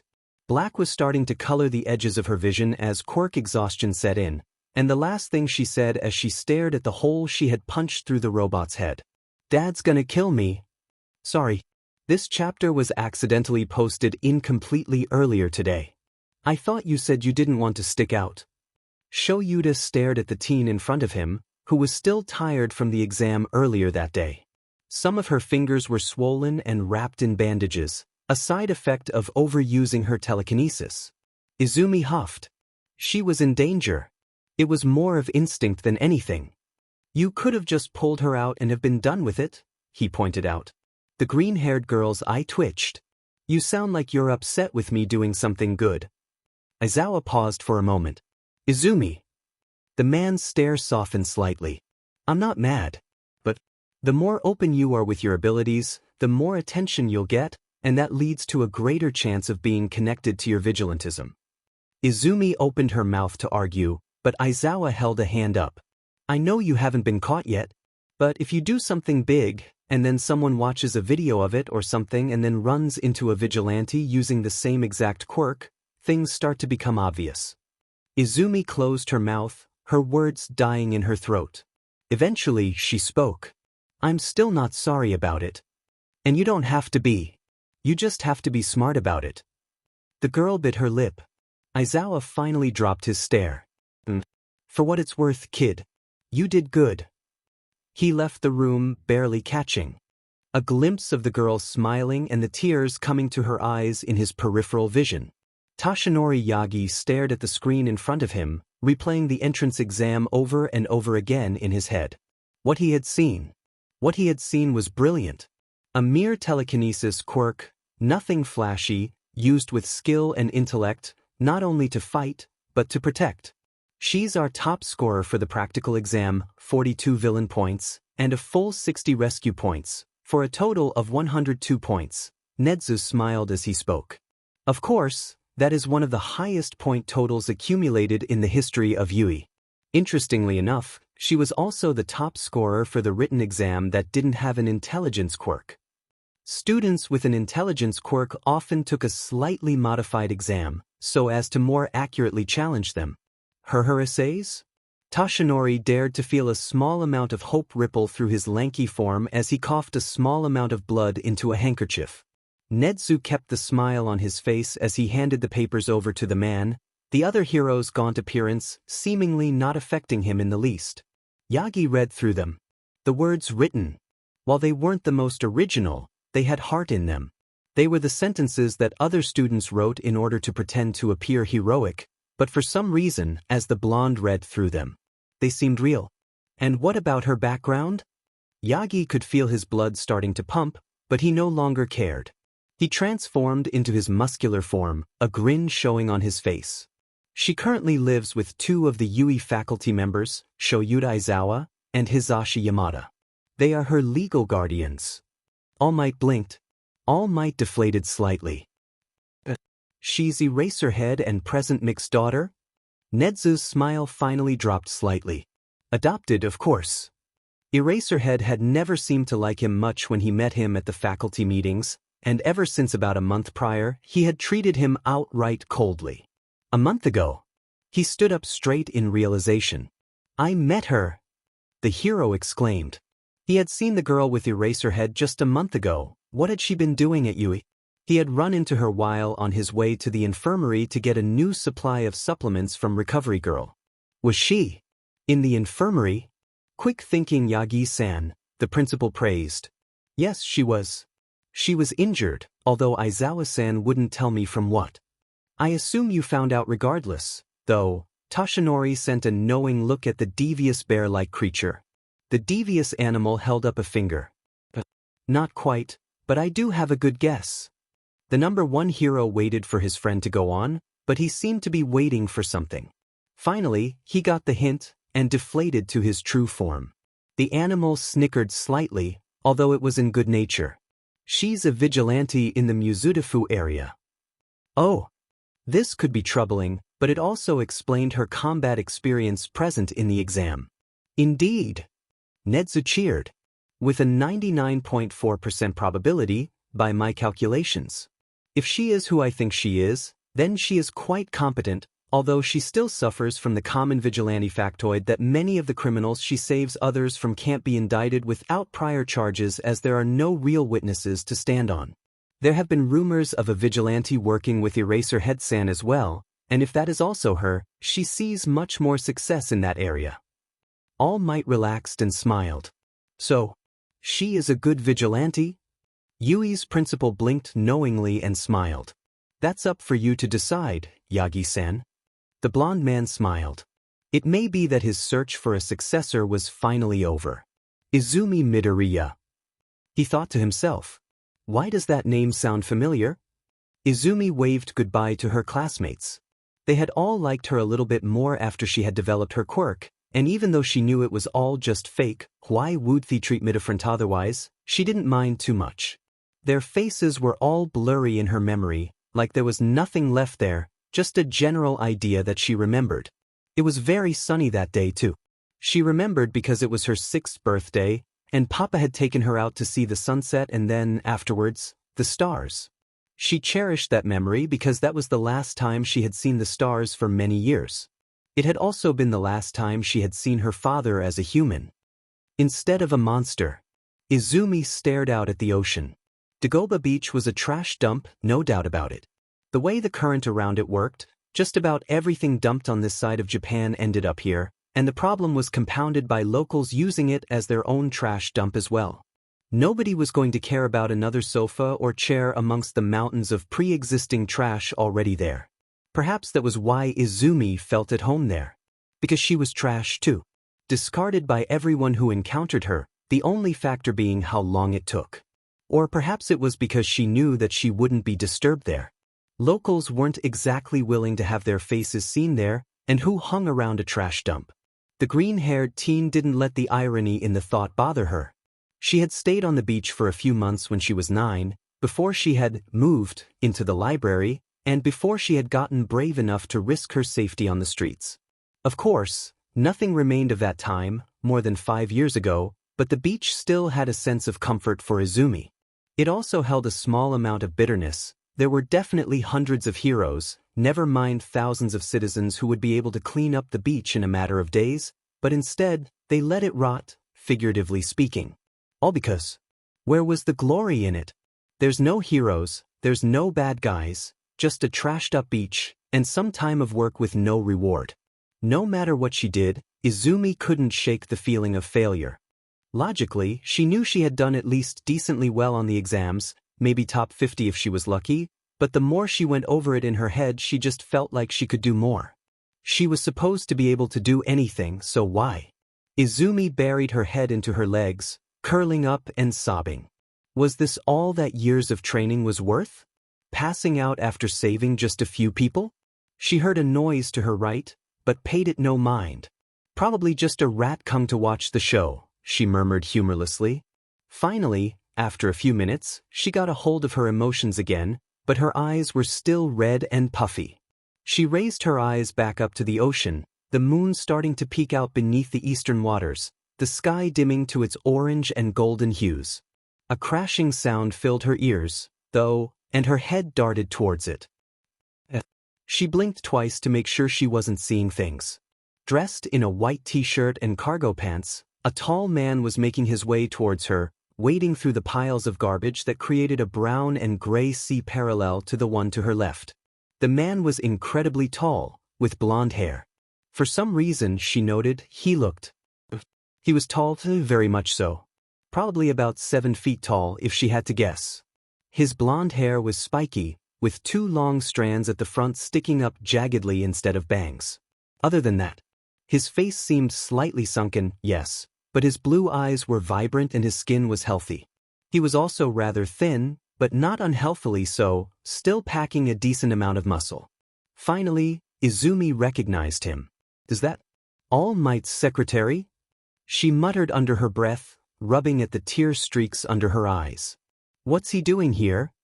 She wondered. Was he here to dump trash too? It couldn't be that. since the man didn't seem to have anything on him. Finally, he came close, knocking over a few more piles of trash along the way. As she did, Izumi noticed with amusement that he shared many physical similarities with his employer. Obviously, though, there was a major difference in their actual power levels. Absent-mindedly, she found herself wondering what the man's quirk could possibly be to be the secretary to the traditionally secretive #1 hero. "Hello." The man greeted. Izumi blinked at him, finally realizing, somewhat embarrassingly, that he was talking to her. Hello." She greeted back, politely. The man smiled at her, a reassuring smile that she had witnessed in January when she had encountered him at Yuuei. "Hi, you're Izumi Midoriya, right? I met you a few weeks ago, at Yuuei High School." Izumi nodded in affirmation. "Glad to meet you, Midoriya-kun. I am Toshinori Yagi." The man had a booming personality, and the girl could tell he was toning it down, which she was thankful for. "Heyo, Emma." Izumi stood up, brushing off her outfit, and then reached out to shake the man's hand. She had her gloves on, thankfully. The man kept his smile up as he shook her hand, his massive fist dwarfing hers in size. "No skin contact, no skin contact, no skin contact." Izumi reminded herself, pulling her hand back as naturally as she could, finally letting out a breath once it was by her waist again. "May I sit?" the tall man asked, making Izumi blush with embarrassment. Her eyes darted around to the piles of trash everywhere. It's not my stuff." She chuckled awkwardly. I can't stop you," she said, flustered. He sat down with less care than Izumi supposed a man of his status should have. "Is it all right if I ask you a few questions, Midoriya-kun?" Izumi tilted her head. "Like a paparazzo?" The man chuckled, a deep laugh that reminded her of her father's. No. It's not something for me to record or to tell anyone else, really, and if you feel uncomfortable at any time, you're entirely free to stop answering." Izumi shrugged. What's the worst he can ask? She thought to herself. Hadn't she learned not to tempt fate yet? All right, the man still hadn't stopped smiling, but it was less intense now. "You took the Yuuei entrance exam earlier today. How are you feeling about it?" A light green eye's brow rose. "I thought participants weren't supposed to be public." "They're not." Izumi blinked twice. She was probably missing something obvious here. What? Okay, I guess? I think I probably should have studied a bit more, and I probably got put in a lower priority bracket for acceptance because I ended up hurting myself and passing out because of quirk exhaustion during the practical exam. The man stared at her, seemingly confused. "What are you confused about, Yagi-sama?" Izumi wanted to ask, but bit her lip to keep the question internal. "From what I saw, your performance was very impressive," the man offered. "Thanks." They sat in a discomforting silence for a few moments before Toshinori asked his next question. "How did you feel about the essay portion of the written test?" Izumi snorted slightly. "I think it's flawed. I could say what I mean, but then you could have 10 dozen other people all saying the exact same thing because they think it's what the administrators want to see." "What they think they want to see?" Toshinori inquired. Izumi frowned. In-person interviews would be much more effective than these essays, but obviously that's difficult to do with thousands of applicants every year. You have a bunch of people who know what heroes are supposed to do, know how heroes are supposed to think and feel, and that's what they'll say instead of their real thoughts. They don't understand that they're not expected to come to a hero school already prepared to be a full-fledged hero. I'm somewhat disappointed that Yuuei relies on those for character. Who says that's all they rely on? The blond man smiled cheekily at her, leaving her silent. "You live with 2 Yuuei teachers, right?" Izumi's eyes flicked towards the man, her opinion on him rapidly fluctuating. "How do you know that?" Her voice was sharper than before. Oh. Toshinori held his hands up in apology, sweat dropping slightly. "I should probably explain.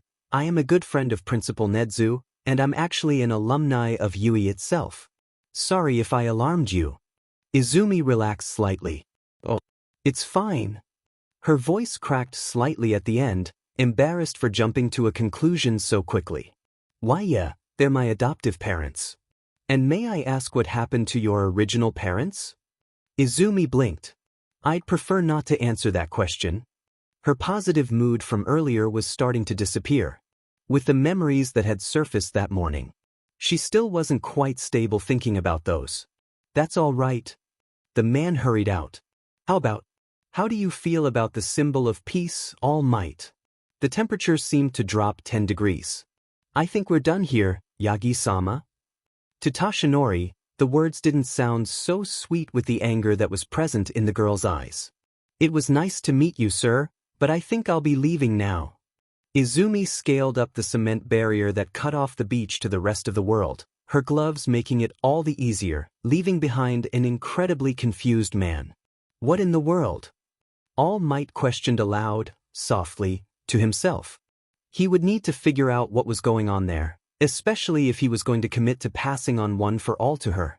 And fast. Izumi was the first student in classroom 1A. Aizawa was in his sleeping bag, not to get some extra minutes of sleep, for once. Rather, he was preparing to shock the students into their first lesson. Izumi chose a nice seat near the far corner of the classroom. If she was lucky, she wouldn't get too much attention. That hope was, of course, dashed nearly immediately. The next person in the classroom was a boy with peppermint-colored hair and undeniably frosty eyes. He didn't make contact with Izumi, and the green-haired girl got the feeling that the impression that it was because he felt her to be beneath him. The next one was a boy with ash-blonde, spiky hair. He also seemed unapproachable, but as he passed, making his way towards the back of the classroom, he stopped and glared at Izumi with furrowed brows for a few moments, although he eventually kept moving without a word. A headache started to pound at Izumi's head, only lightly though. The hell was his problem? She wondered. More people started to filter in the next few minutes, until, finally, as the time started to reach towards the late, people she knew finally poured in. Yo, Mido! Kirishima waved, his red hair flailing as he did. Izumi's head sprung up at the noise, blinking the sleep she had been falling back into out of her eyes. Hey, Kirishima, she waved with a smile. I'm glad you got in. I told you the written test wouldn't destroy your chances. Kirishima chuckled. It's so manly, he exclaimed, his loud noise drawing some glares from the hostile faces in the corner behind Izumi, making the boy freeze and sweat drop and the animosity already being displayed. Geez, tough crowd, he muttered. Apparently, it didn't matter to Mina behind him. Hololo, cutie, she drawled, literally sliding through the classroom, sending the greenette finger guns and a wink before flailing to stop herself before she ran into the wall. Izumi chuckled slightly at that. Hello, Ashido-san. Mina waved her off. Don't need to use san, and you can call me Mina if you'd like, Midoriya. A rustle behind Izumi made her jump, but she didn't turn around. Sama is fine, though, the pink-skinned girl joked. The two duos sat around Izumi, and chatting was quickly underway, although the other two did most of the talking. I still can't believe you got first in the practical, Mido, Kirishima remarked casually. The way you talked about your quirk made me think that you didn't really like it, but you must be really good with it. Izumi flushed at the praise. Mina picked it up, though, sensing the other girl's shyness and preying on it. Yeah, that's crazy. You got a whole 25 more points above the next guy, didn't ya? If it was possible, the smaller girl grew even more red, probably resembling a tomato. It wasn't that crazy. She tried to mutter. I just got lucky with how my quirk works, you know? Two more people entered the room at that moment, a girl with brown hair and a tall boy with electric blonde hair. The boy seemed to be talking the girl's ear off, who seemed mostly resigned to it, but her face lit up. Hey, you're the girl who saved me. Izumi groaned internally. The timing. She gave a half-hearted wave, but the girl dashed towards her, making the blonde's face fall as his womanizing attempts were effectively dashed. That was so cool. Especially the way you destroyed the zero-pointer like that. A noticeable lack of movement from the classroom followed for a few moments. Holy shit, you destroyed the zero-pointer? Kirishima breathed out in awe. That thing was massive. You're so manly, Mido. Whoa. Mina blinked at Izumi, as if seeing her in a new light. Lucky with how my quirk works my butt? she laughed. Izumi flushed and tried to sink her head down on her desk, but the newest girl was having none of it. My name's Achiko Uraraka. It's nice to meet you. It seemed her personality meant that she never ran out of bubbliness. The green-haired girl picked at her shirt that she had worn under her uniform, but shook the offered hand. Izumi Midoriya, she greeted. I wish Dad would just start class already. The hell? A rough voice came from behind her. Deku. The group turned around to stare at the boy with ash blonde hair. Izumi frowned, a voice coming to the forefront of her thoughts. Deku, useless. She stared at the boy. Now that she thought about it, the voice in her head saying those words kinda sounded like him. That's not a very nice thing to call someone, she replied. Yeah, what the hell, man? Kirishima's loud voice called from behind her. Shut up, extra, the boy dismissed. Yeah, no doubt about it. Same shitty name, same shitty hair. Where the hell have you been? You, Andy Inko, and Uncle Hisashi Dash. Izumi's eyes hardened. I don't know who you are, or how you know me, and I really don't care. But if you bring up my parents again, you'll find out just how painful having your veins pulled out of your skin can be. Ichihei Midoriya, was it? The boy who came in with Achiko asked. I'm Denki Kaminari. He picked at the hem of the Yuuei tracksuit that he'd been given as they walked out to the field. You can't really pull people's veins out of their skin, right? I mean, I've never tried. Izumi thought about scaring the daylights out of the boy, but eventually decided it wasn't worth it. Nah, my quirk doesn't work like that. Almost instantly, the boy relaxed, leaving out a heaving sigh. Thank goodness, he muttered. So, what are you interested in? He went straight into flirting. Acrobatics, parkour, sparring, quirks. Izumi listed off, ticking away on her fingers. The boy nodded good-naturedly. Parkour and sparring you? You're so small, I almost have trouble believing it, he chuckled. Izumi rolled her eyes. At 4 feet 10 inches, she wasn't exactly tall, but she made up for it with skill and experience. We should arm wrestle sometime, Izumi offered. Kaminari chuckled. I don't know, I wouldn't want to beat you too dash. Dash $5 on it, the girl interjected. You're on. The boy grinned. That means extra boba after school. They made it out onto the field and dispersed around Shouta. Took you guys long enough. Today, we're going to be doing your quirk apprehension tests. We're going to be figuring out what you excel in and what you're weak in. The main facet of hero schools that makes them different from normal high schools is that we're going to be extensively training your quirks. Eraserhead squinted at a sheet of paper. Katsuki Bakugo. He muttered, looking up. Come here. The boy with ash blonde hair who somehow knew Izumi walked up, growling. Aizawa stared at him, finally making a humph sound. You got the most villain points on the practical exam, at 77. Whispers broke out. You guys have been doing these same tests in primary and secondary school, right? Bakugo, in junior high, what was your best result for the softball throw? Bakugo answered flatly. 67 meters. It was a pretty good score. Not the greatest it could be, but not bad. Then, try doing it with your quirk. A smirk spread over the boy's face. Whispers broke out among the students. You can do whatever you want as long as you stay in the circle, Aizawa instructed, pointing at the pitch behind him. Hurry up. Bakugo stalked over, winding up his arm. After a few seconds, he breathed in deeply. For a second, the look on his face could be described as calm. Die. The teen screamed, chucking the ball across the pitch. Know your own maximum first. Aizawa said, holding up a phone, displaying Bakugo's score. That is the most rational way to form the foundation of a hero. 705.2 meters? The class gasped out, shocked. Izumi's sweat dropped. Die? What a weird thing to shout. This looks fun, Mina squealed. Instantly, Izumi saw the frown appear on her dad's face and wanted to facepalm. Oh great. Now he's going to go hard on them. Fun. Aizawa growled. You are here at Yuuei to become heroes. We have 3 years to do our best to cram all of our knowledge into bite-sized pieces and force them down your throat. The class gulped. You do not have time for fun. If you're here to have fun, or to get girls, or just because it's what you're expected to do, leave. His eyes bore into the class, as if daring them to take a single step. Nobody did, although there was a small boy whose knees were quivering. Whoever comes last in these tests, his eyes glinted dangerously, will be judged to have no potential and will be expelled. Expelled? Achiko gasped. That's not fair. Aizawa leveled his glare onto the girl, making her freeze. The world isn't fair. Natural disasters, villains, criminals. They don't care about fair. They're not going to give up just because you ask them nicely.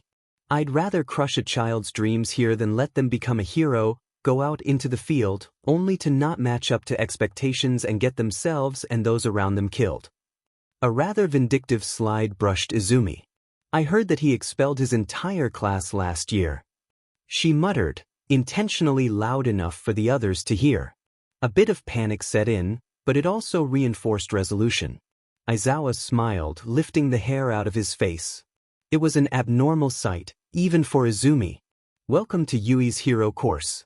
1. Momo Yaoyorozu. 2. Shuto Todoroki. 3. Katsuki Bakugo. 4. Tenya Ida. 5. Fumikage Tokoyami. 6. Izumi Midoriya. 7. Mizo Shoji. 8. Mashireo Ojiro. 9. Eijiro Kirishima. 10. Mina Ishido. 11. Achiko Uraraka. 12. Koji Koda. 13. Rikido Sato. 14. Hitsuyu Azui. 15. Yuga Oyama. 16. Hantasiro. 17. Denki Kaminari. 18. Kyokajiro. 19. Toru Hagakure. 20. Minoru Mineta. The leaderboards listed. Based on the small boy's shaking posture and tears, Izumi figured that he must be Minoru Mineta. Mineta, pack your bags. Aizawa said, staring into the boy's soul. Even though the gaze wasn't directed at them, the rest of the class shivered. Okay, that's all. Bye. Aizawa dismissed, slowly stalking away and letting the rest of the class awkwardly console Minoru.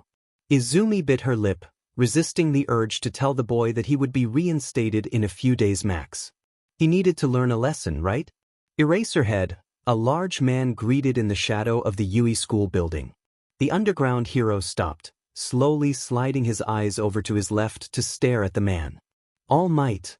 The response was curt and not at all warm. Can we talk for a few minutes? Aizawa sighed. Do I have a choice? The look on the number 1 hero's face told him that no, he did not. You're the guardian of Izumi Midoriya, yes? Aizawa's eyes twitched. I am one of her adoptive fathers, yes. All Might nodded. May I ascertain as to the circumstances of the adoption? I applied for emergency guardianship, and after a few weeks, we all agreed that Hizashi and I should adopt her. All Might leaned in, his hulking frame dominating the room. Emergency guardianship? That's usually reserved for dangerous living conditions. Aizawa glared at the man. Evil rat knows, and I assume he told you. She was living alone on the streets. She was a vigilante. I decided that it would go against my moral code to let her waste away like that, so I took her in. Was. Toshinori pressed. Aizawa rolled his eyes. She's done. Probably. He corrected. A thought occurred to him. Why do you care? Another thought. Wait, you don't mean to say dash. Yes, the blonde nodded. I am considering your daughter to be my successor. She has the makings of a true hero. You taught her well. Shoyuta chuckled mirthlessly. I didn't teach her that, she came that way. I'm just showing her how to do it legally. All Might nodded. I actually went and met her a few weeks ago. Seeing Aizawa's glare strengthen, he continued, although a bit of sweat perspired on his forehead from nervousness. I asked her a few questions and got some interesting answers and left on a difficult note. So, I'd like to continue it with you. Why does your daughter dislike me? Aizawa kept the glare up. Izumi didn't mention meeting All Might. He thought. She didn't mention meeting anyone. Even if he was in his powered-down state, she still would have, relatively speaking, known who he was. Darn problem child. He thought. But All Might was still waiting for an answer. She thinks that you killed her mother. Aizawa finally ground out. He didn't like telling All Might this, but he also wasn't exactly in a position to decline. The man blinked, reverting to his powered-down state out of surprise. Young Midoriya believes I killed her mother? Yeah, came the curt response. I don't believe that's true. I remember every civilian that I've ever accidentally hurt, and the 3 that I have accidentally killed in the crossfire while working as a hero. 3. Aizawa thought, whistling mentally. That's the lowest I've ever heard of from a top 100 hero. And he's been active for decades. He also didn't even think for a moment about intentional kills, as expected. In all of those cases, I have kept up with the ones who have survived them, and I don't believe I have ever met young Midoriya before. Aizawa shrugged. I don't know. I don't know the circumstances. But he stared into Yagi's eyes. She hates you. And she knows you're going to be teaching her, and she hates that too. If you want to have a productive teaching relationship with her, you should try and figure out what happened. And if you want to make her your successor, you better make it up to her. With that, he stood up. Thanks for the tea, he growled, making his way out of the office, slamming the door as he did, said cup of tea remaining steaming, untouched, on the table as the number 1 hero was left alone with his thoughts for the second time in as many months. I am. The door to the classroom slammed open. Coming through the door like a normal human being. All Might announced, flinging himself into the classroom. Whoa! Most of the class gasped. It's All Might. He really is a teacher. That's a costume from the Silver Age, isn't it? Its style is so different, it's giving me goosebumps. Multiple students commented as All Might slowly walked to the podium at the front of the classroom. I teach hero basic training, the number 1 hero proclaimed as he faced Class 1A. It seemed that everything the man said was boisterous and his good mood was infectious. It is a subject where you train in different ways to learn the basics of being a hero. You will take the most units of this subject. All Might surveyed the class. Many of the children seemed excited to see him. Even one of the troublemakers that Aizawa had warned him about, Bakugo, seemed slightly awestruck. The Todoroki boy was nigh apathetic. And then there she was. He kept his smile on his face, but inwardly he shivered, and some goosebumps appeared on his arms. Izumi Midoriya was sitting normally, her posture entirely relaxed. A smile was plastered on her face, but All Might looked deeper. The girl wasn't moving, wasn't breathing, and her eyes. Those emerald eyes were focused on him with the rage of 1,000 suns, and then some. Eraserhead wasn't joking when he said she hates me. All Might noted. Of course, he had gotten an inkling after meeting her on the beach, but seeing it face to face was entirely different. The class was staring at him, and Toshinori abruptly realized that he had been silent for multiple seconds. He flew into action. There is no time to waste. What we're doing today is dash. He whipped a card out from his pocket that read, Battle, on it, Combat Training. The class cheered, already forgetting about the awkwardness.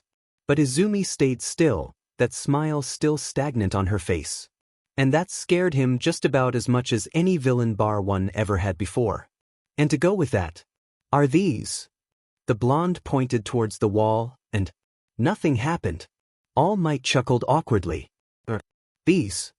He stomped this time, and the wall opened up to reveal multiple briefcases, numbered 1 through 20. These are your hero costumes. The man announced. They were based on the designs you sent in before school started, and then adjusted based on the info given about your quirk. Remember, though, that these are not permanent. If you do not like it, it's not a hassle at all to change the design, the hero emphasized. He had seen the designs of some of the females' outfits, which had made multiple of the teachers scowl. This seemed to break Izumi's frozen stature, finally. A real smile bloomed in place of the fake one. Straining his ears, Yagi heard her whisper, "Costumes," excitedly under her breath. As the class cheered, All Might gave a thumbs up. After you change, gather in ground beta. He zipped out, leaving the class to gather their costumes. Without much incident, unless you count Kaminari nearly frying himself in excitement, The class got their outfits and headed to the changing rooms, leaving behind an empty room and a single briefcase left untouched, the name on it reading Minor Mineta. In the ladies' changing room, Izumi quickly opened her case to inspect her uniform. It was a black carbon fiber bodysuit as its base, with reinforced, detachable gloves that were sturdy enough to not get destroyed, but light enough to still be functional. They had originally been attached to the uniform, but her dad had insisted on changing it. Hopefully it would pan out well. There was also a pair of glasses that could swap between night vision and heat vision. It was crazy that so many heroes neglected good support items. Izumi quickly shed her outer shirt, leaving only her black tank top underneath to cover her upper body, and gasps startled her as she quickly remembered that she wasn't alone. Holy shit! Mina breathed out. Midoriya, your arms. Izumi knew what the girl was looking at. The deep scars that lined much of her body, gashes, cuts, stabs. She didn't remember most of them, luckily. And the worst of them weren't on her arms, thankfully enough. Some of the things. They would be much more difficult to explain. Yeah, I trained very hard for a couple years. Izumi chuckled awkwardly, trying to play it off as much as she could. Training my butt. A girl with deep purple hair and earphone jacks coming out of her ears stated quietly. Izumi shuffled awkwardly, pulling on her suit as fast as she could and slipping her feet back into her sneakers. Those look painful, Karo, a frog-like girl who Izumi knew to be Shouta Aizawa, stated. I got them a long time ago.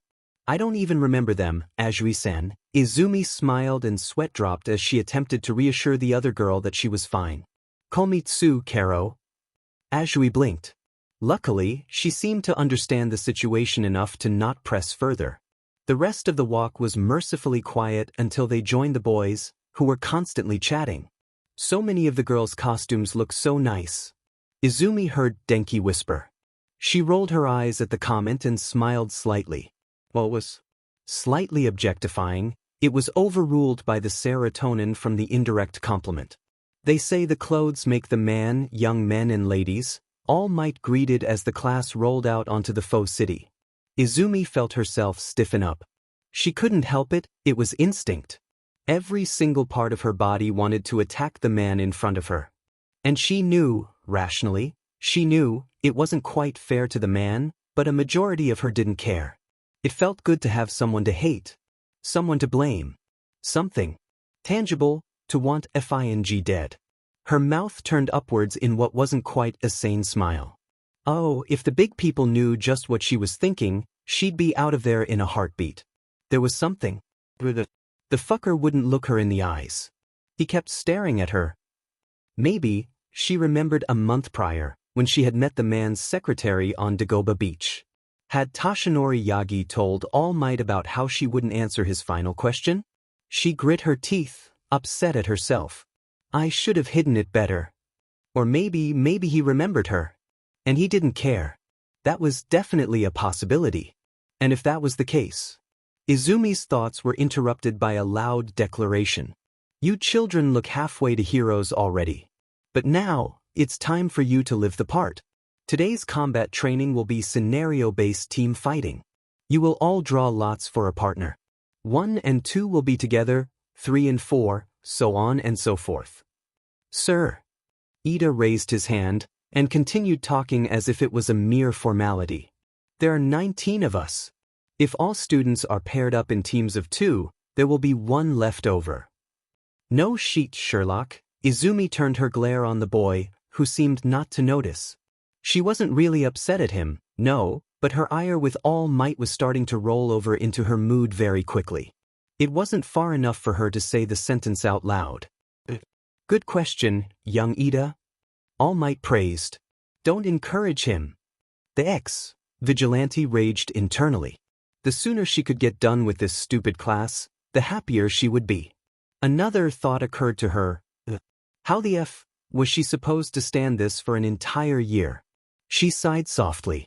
She could already imagine the headlines, Hero Student Attempts to Murder Number 1 Hero. She wasn't dumb enough to think that she could win. At least not yet. There was a reason he had been the number 1 hero for so long. But eventually, movement around her shook her from her thoughts yet again, and she realized that she had both missed the answer to the question and that they were now going to pick their numbers. It probably won't matter. Wonder who I'll be paired up with?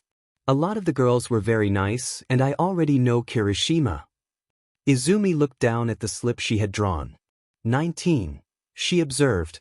Ah, tough break, Kirishima spoke, his red hair swaying as he glanced at her paper. Izumi responded quizzically. The boy tilted his head. Weren't you listening? Since Mineta got expelled, All Might said that whoever drew the number 19 would end up without a partner. Ah. Izumi spoke slowly. Realization dawned on her as her neurons fired. God damn it. And lastly, young Tokoyami and young Kaminari defending against young Midoriya. As young Midoriya is alone, her time limit is doubled. All Might's voice echoed over the intercom. Izumi stared down at the sheet of the building, memorizing its blueprint. All she had to do was find the weapon, of course, and lay a single finger on it. That would be simple enough. But Izumi cracked her knuckles. She needed to blow off some steam, and this training was the perfect way to do it. Time begins, the teacher announced, and Izumi wasted no time in shattering as many windows as could at once, pulling small portions towards her. Small fragments rained down towards her hands, but the thick gloves protected them from harm. She heard no noise from inside, which was a shame. But, still, she figured the villain squad would put the bomb in the most sheltered part of the building, the center of the 3rd floor. She rushed in through a 2nd-floor window, disregarding the glass that she climbed over as it cracked under her gloves and shoes. It only took a minute before she ran into her first opponent, Denki. Hey, sorry about this, Izumi, but I'll go easy on you since you're cute. He winked. Izumi was unimpressed.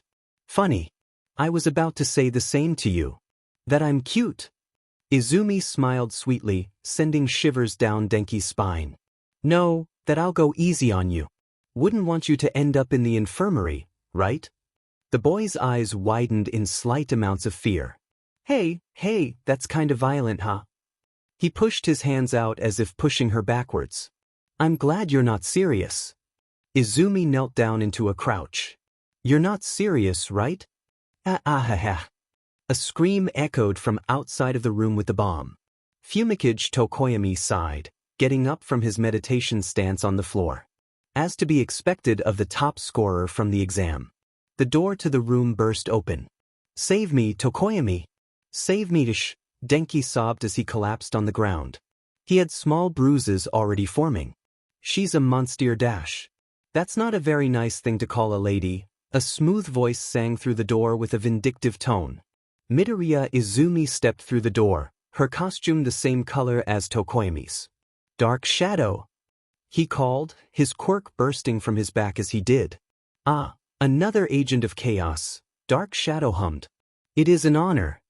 Midoriya raised a dark eyebrow behind her glasses. I don't even know what that means. She surged forward at Tokoyami, but Dark Shadow interfered without a thought. Izumi pounced back and grit her teeth. Geez, an intangible quirk.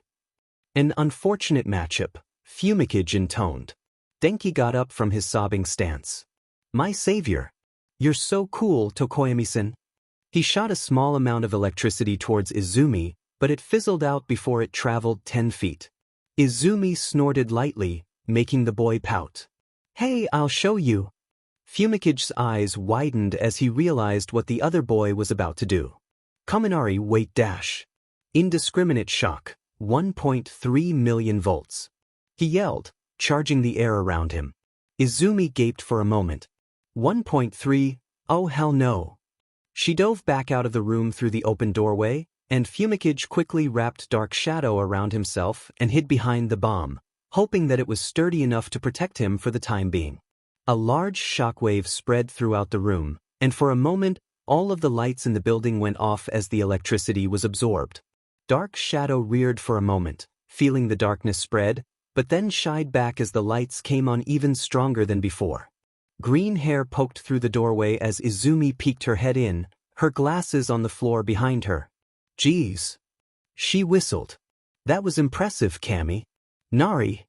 Her tone turned surprised towards the end, and looking over, Fumikage saw what Denki was lazing around dopily, having temporarily shorted himself out. Did I do good? The blonde muttered out slowly, although it was clear that he was in no shape to receive an answer. Izumi appeared somewhat concerned at the sight. Is he okay? Fumikage blinked, but then he remembered the battle. I'd worry about yourself, Midoriya-san. He called Dark Shadow back out, but his quirk was noticeably smaller due to the increased light. Midoriya half smiled, although it looked more like a smirk.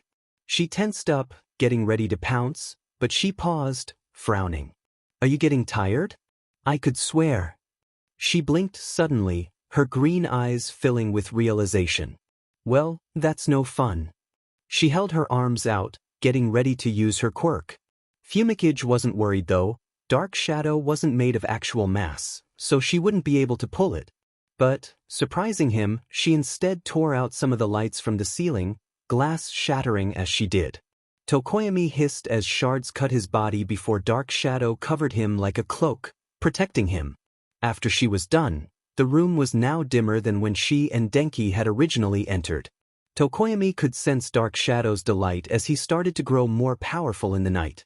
That was a mistake, my fellow nightling. Dark Shadow intoned. Tokoyami was inclined to agree with him. Bad choice, Midoriya-san. So, class, who do you think was the MVP of this match? All Might asked, his lesson coming to a close. Momo Yaoyorozu stepped up first, as she had for the other matches. In my opinion, her tone made it clear she felt that her opinion was undoubtedly correct. Fumikage-kun was the MVP of this match. No way. Kirishima objected. It was totally Mido. Did you see how she hooped both of their butts? Kirishima's grin turned into an apologetic smile as he looked over towards Fumikage and Kaminari. No offense, guys. I disagree, Karo, Sue said. Momo shook her head.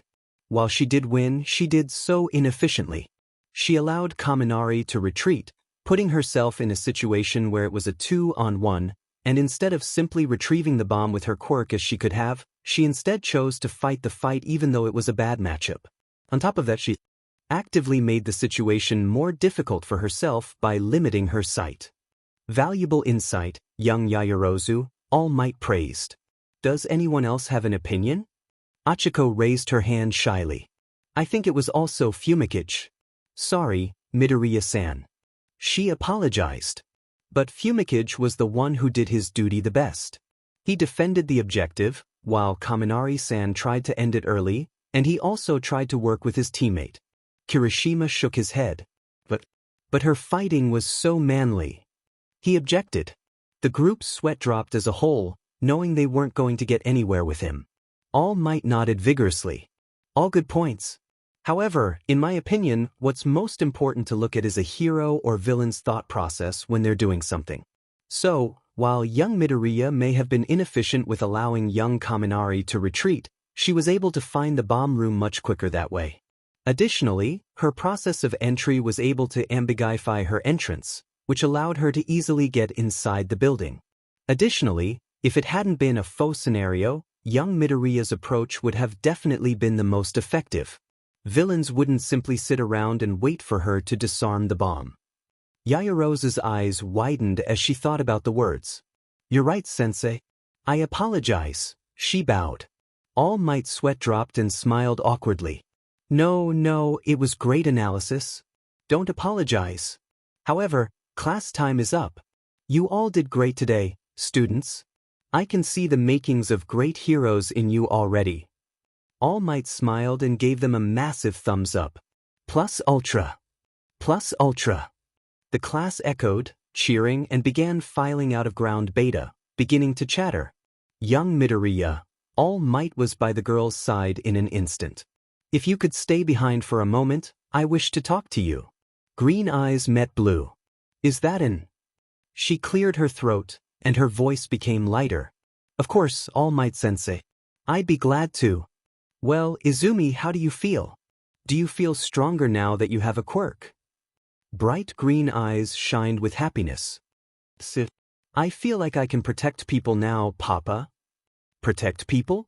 Hisashi Midoriya knelt down, an eyebrow raised. Why would you want to protect them? The 5-year-old in front of him tilted her head in bewilderment. What else would I do? The white-haired man sighed. I see. You still don't understand just how advantageous you are, Aizu-chan. Just how wonderful you are. That quirk inside of you is thrice as strong as it was supposed to be, and I have an idea as to why. It would, of course, be easier to just take out of you, but my DM quirk with its limitation. The man sighed. I don't want to do what I'm going to do to you, Aizu-chan. But you want to help Daddy, don't you? Izumi was confused, but she recognized the last sentence as a question. Her smile was bright. Of course, Papa. She leapt forward and hugged the man, his scarlet eyes seeming truly apologetic as he closed them and embraced his daughter. I love you, Papa. And I love you, Izumi. A certain switch seemed to be flipped as a dark smile spread across the man's face. You're incredibly valuable to me. It's nice to meet you, young Midoriya, Toshinori Yagi greeted as the two were left alone in the classroom together. Watching you in the entrance exam was incredibly impressive.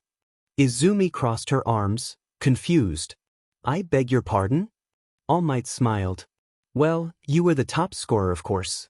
But more importantly, you received the most rescue points out of anyone in the exam, despite the fact that your quirk wasn't very suitable for rescue.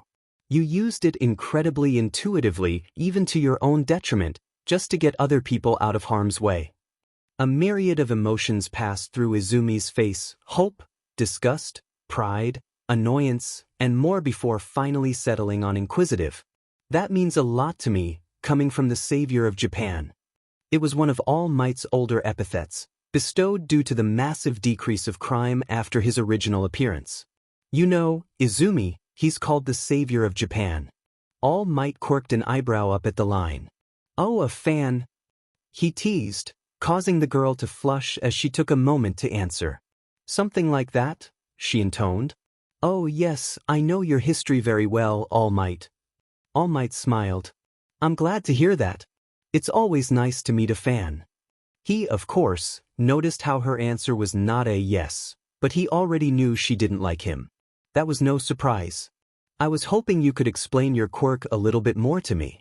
It was very interesting that you chose to pull the lights out of the ceiling rather than simply turning them off while fighting with young Tokoyami, he led. Izumi bit her lip. Geez, you noticed that quickly, huh? She flushed. I can only pull things towards me or away from me. And it's only a small area, really. I can only really focus on an area that's about 4 inches in diameter, she started. Per finger? Izumi tilted her head before realizing what the man was asking. Why, yeah, she laughed nervously. He's observant. The thought came with a certain amount of derogatory connotations. It really depends on distance, and I have a pretty low weight capacity, she explained. The closer something is, the harder it can be repelled, and the farther away something is, the easier it is to pull, although the weight gets exponentially higher. All Might nodded. So that meant you had to use multiple fingers to help protect people. I see. You're very skilled with your quirk, he offered. A type of skill that usually only comes with real-life experience. Izumi narrowed her eyes, ready to dissuade the man if necessary. But he suddenly sat back in a casual manner. I bet your father trained you very well. Stiffness rolled through Izumi's body. So, he does dash, fight or flight kicked in, but any adrenaline was cut off as All Might continued. Aizawa-san is a very demanding teacher even to his students. I can hardly imagine what his training regimen for you is. All Might offered a smile. Izumi blinked. All right then. There was still an edge to her features, but she forced herself to subtly calm down. That father. Yes. Dad and I trained most days while school wasn't in session. She technically wasn't lying. It wasn't the only training I did, but that's all you asked about. After a nasty run-in with a cop with a lie detection quirk a few years previous, Izumi had learned how to weave half-truths and white lies into her answers. She didn't particularly enjoy lying. But that didn't mean she wasn't good at it. All Might smiled. For some reason, it made Izumi want to trust the man, and it was setting her off balance with her learned hatred. She wanted to hate him and also wanted to like him. Why couldn't things just be straightforward? The fruits are very evident.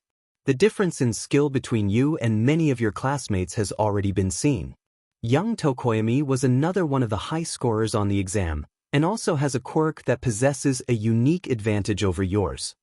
Izumi attempted a natural smile. Thank you, All Might Sensei. Coming from the number 1 hero dash. All Might held up a finger. Not the number 1 hero. Right now, in this building, my most important title is teacher. If he's the savior of Japan, isn't he supposed to save you? Isn't he supposed to protect you? Protect your mother? Izumi suppressed a snort. That was so cheesy. She thought. Alright, coming from my teacher, she tried again. That means a lot. Especially with how much experience you have with hero students and other heroes. The hero beamed. Of course, young Midoriya. I must say, though. His smile dropped towards a look of concern. Your fighting style seems heavily sorted towards quick incapacitations. Against some people with quirks that boost durability or protect vitals, you would most definitely be at a disadvantage. Izumi bit her lip contemplatively. That's true. She perked up. Oh, but I do have a weapon. All Might leaned in inquisitively. Michim. I use a staff for W dash, she stuttered, revising her statement on the fly. For when Dad and I train, she laughed awkwardly, scratching her scalp. She would prefer that the school didn't know about her vigilantism for as long as possible. Oh, I see, All Might nodded. You are aware you can bring it to school, Izumi blinked. She hadn't known that. She flushed, trying to think of what she wanted to say. It probably wouldn't be good if she had both her telekinesis quirk and her weapon at school. It would be way too easy to connect her to her vigilantism. I wouldn't want the rest of the class to think I have an unfair advantage. She tossed out. Like you said, I'm already at a higher fighting caliber than most of them. Some would probably be upset if I was given more advantages. All Might scratched his chin. I see. Yes, that would probably lead to some upsetting scenarios, seeing as how competitive class placements are. He became serious. Young Midoriya, there is a reason I asked you to stay behind with me. Izumi blinked and tilted her head to the side, blowing her green curls out of her eyes. All Might nodded, his smile coming back. You see, many of the lessons taught this year during heroics seem to be concepts that you have already mastered through your training with your father. So, rather than stalling your improvement, I would like to offer you advanced classes outside of school. Izumi's eyes widened. Whatever she had been expecting, it most definitely had not been that. But at the same time, it sounded almost perfect. Except the fact that it could lead to some awkwardness if the rest of the class found out.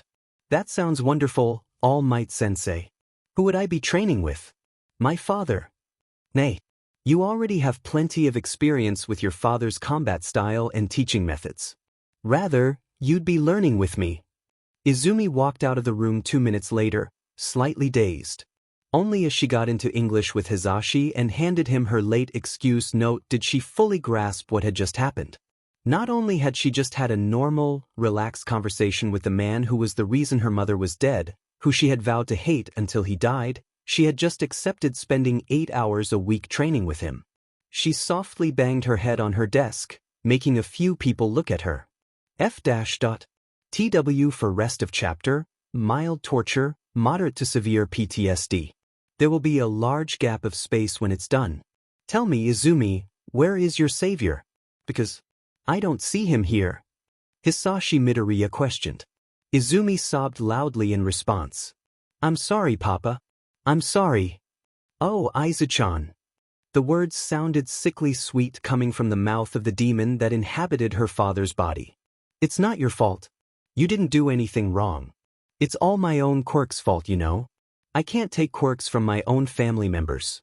I couldn't do it for my brother, for that DMN power stack, and since it's transferred by DNA, I can't do it for any of his successors either. That means I can't take it from you either.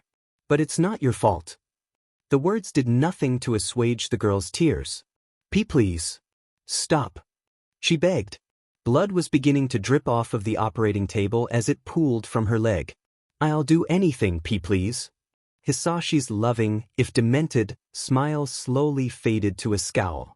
Do not beg, he commanded, rivet stab activating and piercing her arm.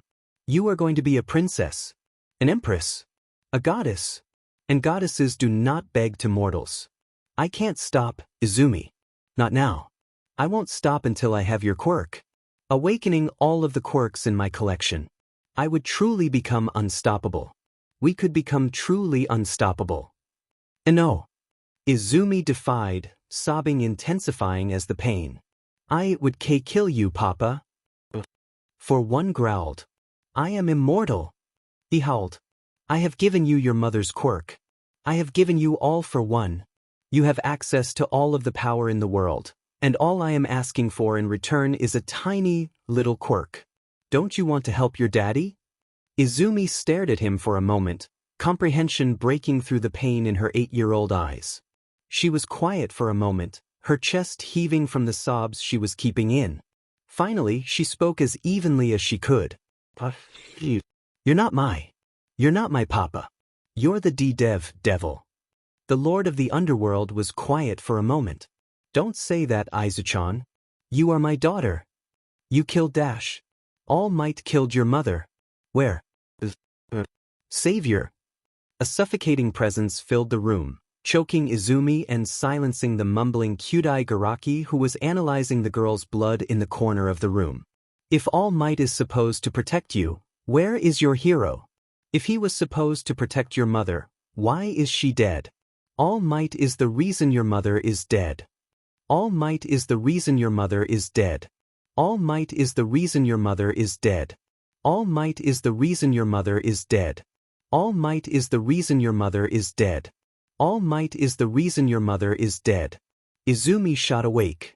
She had been having more of these nightmares, these memories, in the past few weeks. From before she had escaped. She sat up and rubbed at her eyes. Blinking them open sleepily, she stared at her scarred arms. Her hands. That med quirk of hers. No, she hadn't been born quirkless. But, somehow, she felt like it almost would have been better if she had. Maybe then, her father would have stayed as Izumi Midoriya. Maybe then, her mother wouldn't have been killed by All Might. Izumi groaned and clutched at her head as the thought flashed into it. No, that's not what happened. She was killed by All Might. Her traitorous mind refused to cooperate. Her own thoughts didn't feel like her own, and she knew why. She just wished she could do something about it. Every time she tried to accuse her All Might of killing her mom, All Might popped into her head instead. And it hurt like a beach. The green-haired girl stumbled into the bathroom, keeping the lights off. Ambient light filtered through from her bedroom anyway. Deep bags were set under her eyes, and said orbs were bloodshot and puffy. Had she been crying? She scrounged around for some anti-migraine medication. Finally, her fingers locked around a bottle and she quickly swallowed 2 pills. She squeezed her arm hard enough to feel pain, allowing it to distract her from the rhythmic pain thumping in her head. Breath in. 1, 2, breath out. 1, 2, breath in. 1, 2, breath out. She thought, keeping her eyes closed. After what was either a few minutes or a few hours, she opened her eyes and stopped squeezing her arms, the pulsating sensation finally going into remission. She shakily stood up to turn the bathroom lights on, but after managing to do so, her legs were still shaking so hard that she took a tactical retreat back to the floor, shuddering. She wanted to curl up and cry. She stared at her arms again, cursing her quirk. Not either of the ones that had been implanted into her. Her quirk, which by itself would be absolutely useless. But combined with All for One with the ability to take quirks. The quirk that passively awakened all of her other quirks was simply godlike. She hated it for all the power it gave her. She didn't want to be the strongest, god damn it. She hated it for everything it took away from her. She just wanted her family back. She wanted to cut it out of her body. But, she remembered, it would all be for naught. She traced some of the fainter, finer scars on her skin. No, that had already been tried. Her right arm crept down to her the base of her spine, near her waist. She twinged as it connected with the deep scar tissue there. It wasn't even scar tissue, really. It was a tattoo. A branding. A reminder of who she was, who she belonged to, what her purpose in life was, how important those markings were. Those two numbers. 00. She whispered to herself. A name. A title. Goddess. Izumi Midoriya slowly pulled herself to her feet. Today was Class 1A's first field trip. Hopefully, everything would go normally. For some reason, though, she wasn't holding out too much hope. After initial quirk manifestation, it is possible for the user to undergo an awakening later in life. The right emotional catalyst can cause quirks to evolve on the spot. This results in one's quirk gaining a new level of strength and/or new aspects to its nature that were previously not possible. My Hero Academia Wiki, Quirks. Welcome, students, to the USJ. USJ stands for Unforeseen Simulation Joint, and it's where students may go in order to hone their skills in disaster scenarios. A lot of you seem to forget that villains are not the only injustice in this world. Natural disasters may strike at any time, anywhere, with no warning, and they can kill thousands within minutes. 13. A hero in a spacesuit informed the gathered Class 1A. Izumi could barely keep her eyes open as she attempted to listen. She hadn't gotten back to sleep after waking up earlier in the morning. That's right. All Might gave a thumbs up alongside his signature smile. It's not a very publicly noted thing, but a lot of heroes find their calling in the search and rescue industry. In fact, my stats may be a little out of date, but for every one hero you see fighting criminals, there are as many as 4 heroes who work in support or rescue. A 1-to-4 ratio? Izumi thought, creaking her eyebrow upwards slightly. She slowly turned around and surveyed the class. That meant that if the stats held up, it could be only 4 of them becoming combat heroes. Who would it be? She mentally berated herself as her attention snapped back to All Might. That's not how statistics work, Izumi. You know better than that. Not every hero was from Class 1A of Yuuei. Their stats were slightly different. You will all be split up and grouped into random trios, and then randomly split into different areas. You will receive further instruction when you get to your area. Eraserhead spoke impassively. Here's the list. He clicked a button on a remote and the class names started to get scrambled randomly. Minoru Mineta had rejoined the class the day previous, and his previously perverted personality had been toned down slightly as he became more aware of how fragile his standing was. That still left an odd group out with only 2 people. And as luck would have it, Izumi was one of those 2 people. And even better, she was stuck with the Ice Prince himself. Shuto Todoroki. She glanced at her adoptive father, quirking an eyebrow. Were these really random? She challenged mentally, knowing the man would understand her thought process. He rolled his eyes. Izumi got the message nice and clear. Maybe. For real, though, what were the chances of randomly picking the 2 strongest students in class, both of which had previous training with a pro hero, for the only group with 2 people? Unlikely at best. They were in the tornado zone, it seemed. Izumi fidgeted as she started walking over, fiddling with the goggles of her hero costume as she waited to put it on. Out of the corner of her eye, she noticed All Might flex and head outside of the USJ, off to fight more crime most likely. He had waved the class off when they left on the bus, and Izumi had watched a live stream of All Might's sightings on her phone while they were on the way there. In the 15-minute drive, he had stopped 2 criminals, and still managed to make it to the USJ before them. The difference between our skill level right now. It frustrated her, god damn it. How could there be that big of a gap? For some reason, Izumi wanted to call out to him. Ask for him to stay. Not because she suddenly liked him now, no. Only because she still felt like something terrible was about to happen, and she couldn't shake it. So, what's your quirk? Izumi heard herself ask the boy beside her. Half hot, half cold. The response was curt, but not impolite in tone. Merely informative. Izumi frowned. What's it do? I can make fire with the left side of my body, and ice with the right side of my body. Oh, you can make fire too? She had, like everyone else, seen his massive display of power during the battle trials. That's neat. She supposed it made sense. She knew who his father was, after all.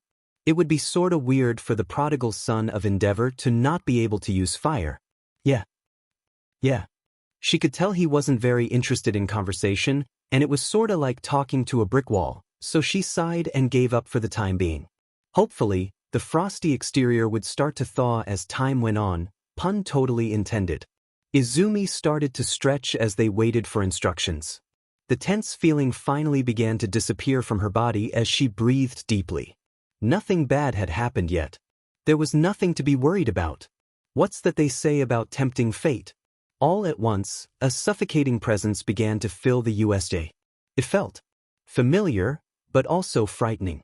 And that familiarity scared Izumi far more than the portal that had opened up in the main plaza, as well as the portals that opened up around them in the tornado zone. People slowly began to step through, and Izumi instantly recognized them for what they were. Villains, she hissed. Todoroki's head snapped towards them. Okay. A wide, lazy sweep of his arms sent ice hurtling across the area. It was mostly a desert canyon, although it flattened out towards the central plaza. Unluckily, Izumi and Todoroki had already made it to the far point of the canyon, which meant that they were as far away from their classmates as possible. Ice sprouted up from thin air, freezing villains as soon as they got out of their portals. They quickly began struggling, trying to move backwards, but the portals disappeared behind them. They weren't anything special. It doesn't make sense. Who goes through the trouble of organizing criminals to attack Yuuei, famous for its pro-heroes and security, but brings along street trash and weaklings? The only thing that made sense was that they were cannon fodder. They're extras. Something meant to keep us in place. Let's get through and get to the plaza as quickly as possible, Izumi communicated to the white and red-haired boy, who only nodded. Hey, don't underestimate us, girly. A villain cackled. You may think you're big because you're at Yuuei, but the man yelped as his foot was dragged from underneath him, and another branch of Izumi's attraction quirk attached to his back and yanked the off-balance man towards the girl, who intercepted him mid-air and slammed him into the ground, knocking him unconscious. Holy shit! Another one of the villains muttered. What the F was that? Izumi Midoriya grinned, her green eyes shining viridian as battle lust started to roll over her body. That was a taste of real power. She bit her bottom lip in concentration as she counted out the amount of villains present. There were 13 down in the canyon with them, and who knew how many up top. Demon. She breathed out quietly. Todoroki, she called, catching the teen's attention. Cover the top, I've got the ones down here. Excitement was barely breathing in the boy's eyes. Apathy was drowning most everything out. K. Izumi smiled at him, then turned back towards the rest of the villains. Ready? Thanks for letting us hear your plan, brat. Izumi whipped around as a lady with what seemed to be spiky hair leapt at her from a canyon wall. Izumi pulled the woman's face towards her gloved fist, knocking her out quickly. And thanks for announcing your presence. Honestly, Midoriya. Todoroki interrupted apathetically. Izumi paused, barely having enough time to brace herself against the extended punch of another villain. Sheet, she hissed. She reached out and grabbed at a villain with 5 fingers worth of attraction, pulling him to her, and then hopped onto a canyon wall as he sailed towards her, then gave him the maximum force of repulsion, slamming him into the other canyon wall. Behind the green-haired girl, she felt cold spread as Todoroki began to target the people above them. That was brutal. One villain whispered. She might have just FNG killed him, dude. This job ain't FNG worth dying for, man. He spoke to another guy next to him. Izumi flashed the man a winning smile as she latched onto his insecurities. That's right. I could seriously harm you, kiddos. She thought she heard a snort from somewhere, but ignored it. Tell you what, you let my classmate and I pass here, and you don't have to worry about a snapped spine or brain trauma. She kept up the smile, sending shivers down many of her opponents' backs. Sound like a deal? Her response was one of the villains sending a small iron ball towards her with a glowing slingshot. She dodged it, but the ball bounced off the wall, picking up speed as it did. Izumi growled. She knew how this would end, and she couldn't allow Todoroki to get hurt. She didn't dodge the next one, letting it ram into her arm. It hurt, but it didn't break anything as it wasn't fast enough yet. See? She's not invincible, the man with the slingshot yelled. They're just two kids. A man with glasses and a button-up side. You're such a brute. She took your attack because she knew she couldn't dodge indefinitely.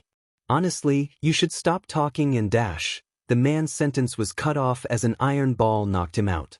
Honestly, never liked that guy anyway, the slingshot man grumbled.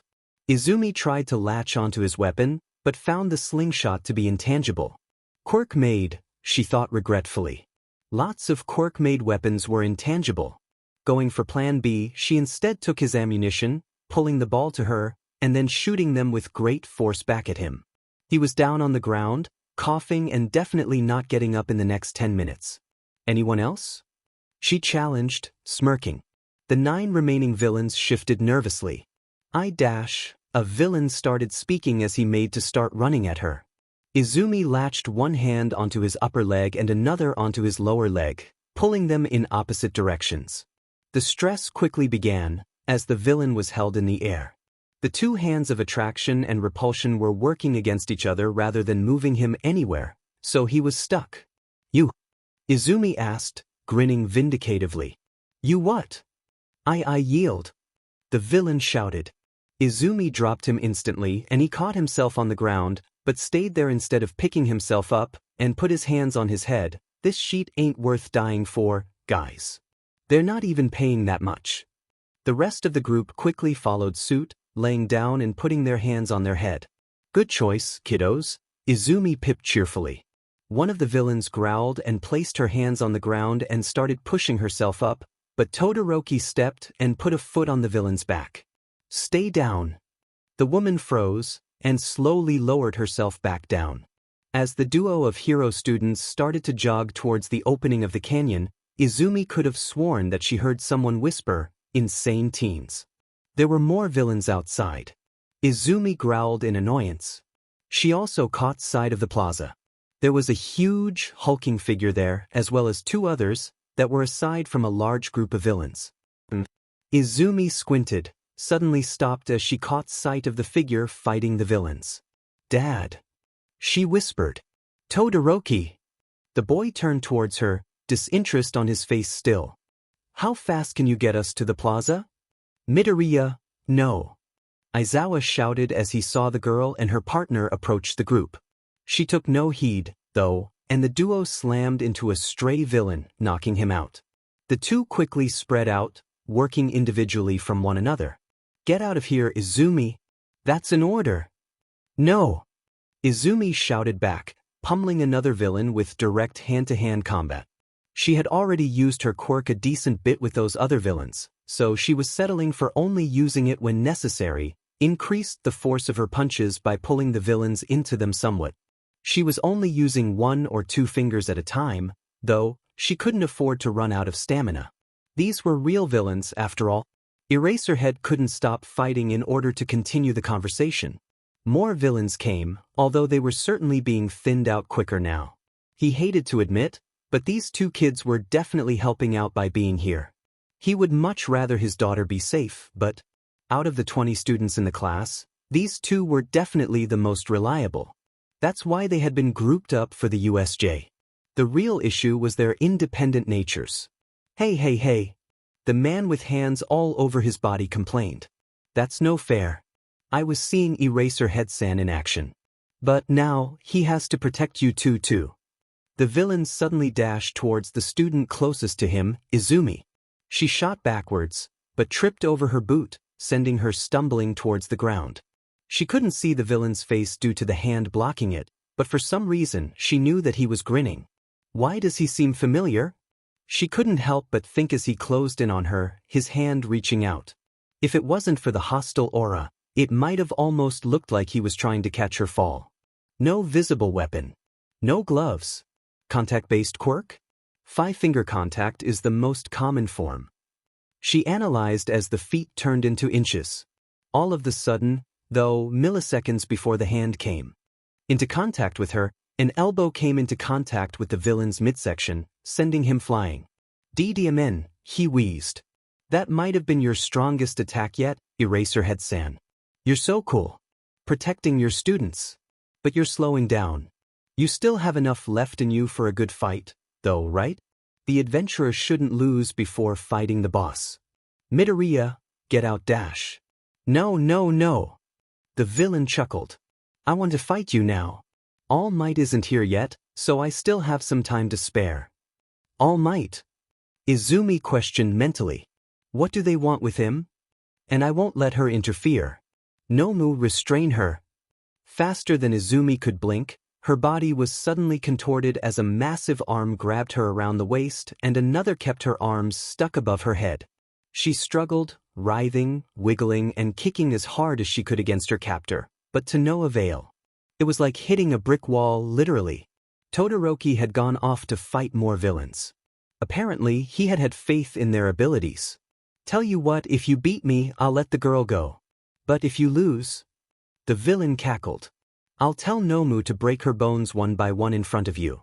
He suddenly seemed a lot more villainous than he had a few moments ago. Although, I'm not the final boss. Nomu is. The man cackled. The other person present, a shadow apparition, made no movement or noise. They seemed familiar to. Out of breath from struggling, Izumi gave up on it. Don't worry about me, Eraserhead-sensei, she called. Quiet, NPC. The villain growled at her. You're not important here. Izumi flashed her teeth at him, but made no other movement. There was nothing she could do, after all. You know, it's been difficult to see with how much you've been moving around, but there's a brief moment when your hair falls. The villain had turned back to Aizawa. The teacher grit his teeth. He wasn't willing to entertain the other man's monologue. He dashed forward, tossing out his scarf, but it appeared that this villain had something to back up his talk, unlike many of the fodder. He caught the scarf instead of getting caught up in it, but Shouta was experienced. He pulled the scarf towards him as he moved towards the blue-haired villain, pulling him into his punch. It connected well, but instead of getting thrown, the other man grunted and smiled, revealing that he had caught Aizawa's elbow as it dug into his stomach. But the time in between those moments has been getting shorter. The black-haired pro-hero struggled, but the villain was deceptively strong and held him still.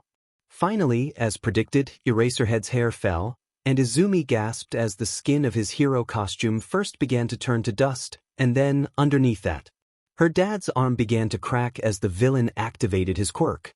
The dots connected in the vigilante's mind as she finally recognized the boy. She had never met him, no, but she had heard about him. Blue hair, a quirk that turned things to dust.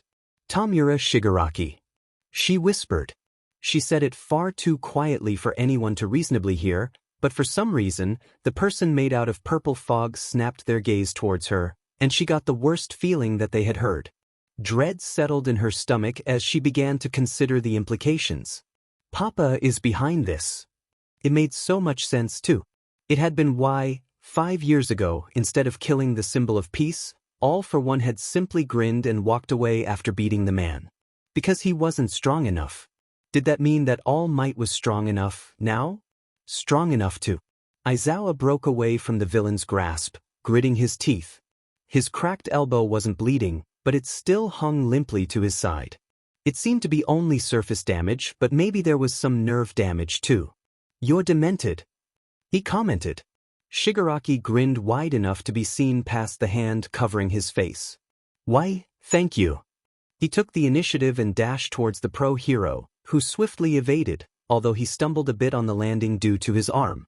The game of cat and mouse continued for a few seconds until Tamura decided to change his game plan.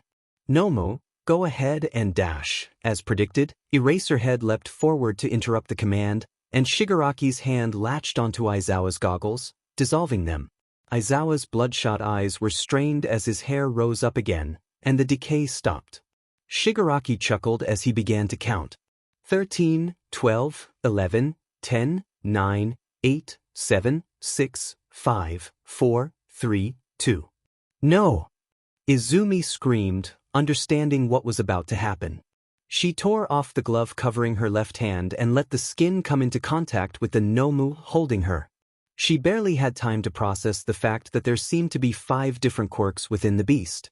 Rather than thinking, she mentally reached out and grabbed at a strand, pulling it towards her.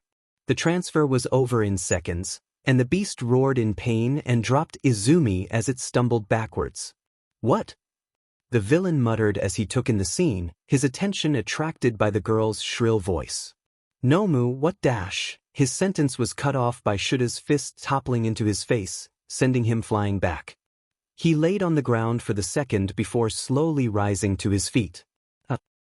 Ha. His laughter grew in pitch and frequency before he stared directly at Izumi. So you're not just an NPC after all. I don't know what you did to Nomu, but it won't change anything in the end. After all, Nomu was bioengineered to be the anti-symbol of peace. He declared. Further conversation was disrupted by sunlight flooding into the USJ as the doors to the outside opened. I am here. The proclamation came. Shigaraki smiled. Yes, you are. Izumi could do nothing but stare at the winds whipping around the USJ and the afterimages of the symbol of peace and the anti-symbol of peace. She couldn't track them with her eyes. They were so fast. And all the meanwhile, Tamura Shigaraki didn't bother to do anything except monologue. He's absolutely geared to destroy you. The villain claimed. Destroy him? Izumi thought. From what she knew of her birth father's plans, which, to be fair, was dreadfully outdated, that didn't make sense. It makes more sense to not destroy him. Maybe. A test. She thought to herself. Unless his plan has changed. Destroy me? Villains without true purpose like you? Pa. All Might chortled. Never. Shigaraki grinned maniacally. This Noma has 5 quirks. Shock absorption, super regeneration, sixth sense, muscular augmentation, and reflect. He's the ultimate combination, designed specifically to counter you. Shock absorption? All Might questioned, smiling as he threw another punch. Not shock negation. That means there's a limit. All I have to do is find it. The blonde threw a strong punch that whipped the wind behind it, making Izumi gawk in awe. Power stack. I can see why Papa wants it. It was probably silly for her to still think of her SPRM donor as Papa. That didn't change the fact that she did it, though. Perhaps. Izumi pondered as she stared at All Might's unfailing smile and unflinching fortitude. Some of Power Stack's strength comes from its holder. I don't know if I could always stay positive like that. Finally, All Might landed an incredibly solid punch that blew the beast's left arm clean off. Shigaraki's tone didn't change, however. That was a strong punch. If that had hit me or anyone else here, that would have killed them instantly. Don't tell me you're aiming to kill All Might-sama. The honorific was sickly and offensive as the boy said it. Why isn't his arm regenerating? The villain froze. Super regeneration can regenerate limbs. Kurogiri, why isn't he regenerating? The villain began to throw a tantrum, scratching a fingernail at his neck. Suddenly he calmed down. It doesn't matter, anyway. Nomu reflect. A brilliant flash of light blew through the entire USJ, and Izumi instinctively squeezed her eyes shut, which only made the sonic boom a second later worse as it impacted her eardrums. After a few seconds of no input, the pair of lime-green eyes blinked open, sunspots flaring in them. She was still disoriented as if shell-shocked, and what she was looking at didn't make much sense. All Might. All Might's shirt had been blasted off, leaving him bare on his upper half, and dozens of scratches covered his skin. You see now? Shigaraki howled in delight. Although he has to pause to regain his energy for a minute afterwards, Reflect allows Nomu to redirect all of the energy he absorbed with shock absorption. You've just been hit with every single punch you've thrown this fight. There's no way dash. You'll. A deep voice interrupted the villain's triumphant rant. Need more than a cheap trick to defeat me, villain. All Might declared, his blue eyes blazing with fury as he squared his shoulders up. Shigaraki's eyes widened. Incredible. As expected of the number 1 hero. But, still, why did super regeneration stop working? Did you cheat, UBSRD? All Might grinned, although it was more twisted in pain than his usual smile. No, but I will end this. All Might adopted a steady stance and breathed in, facing the Nomu, who was still recovering from its use of reflect.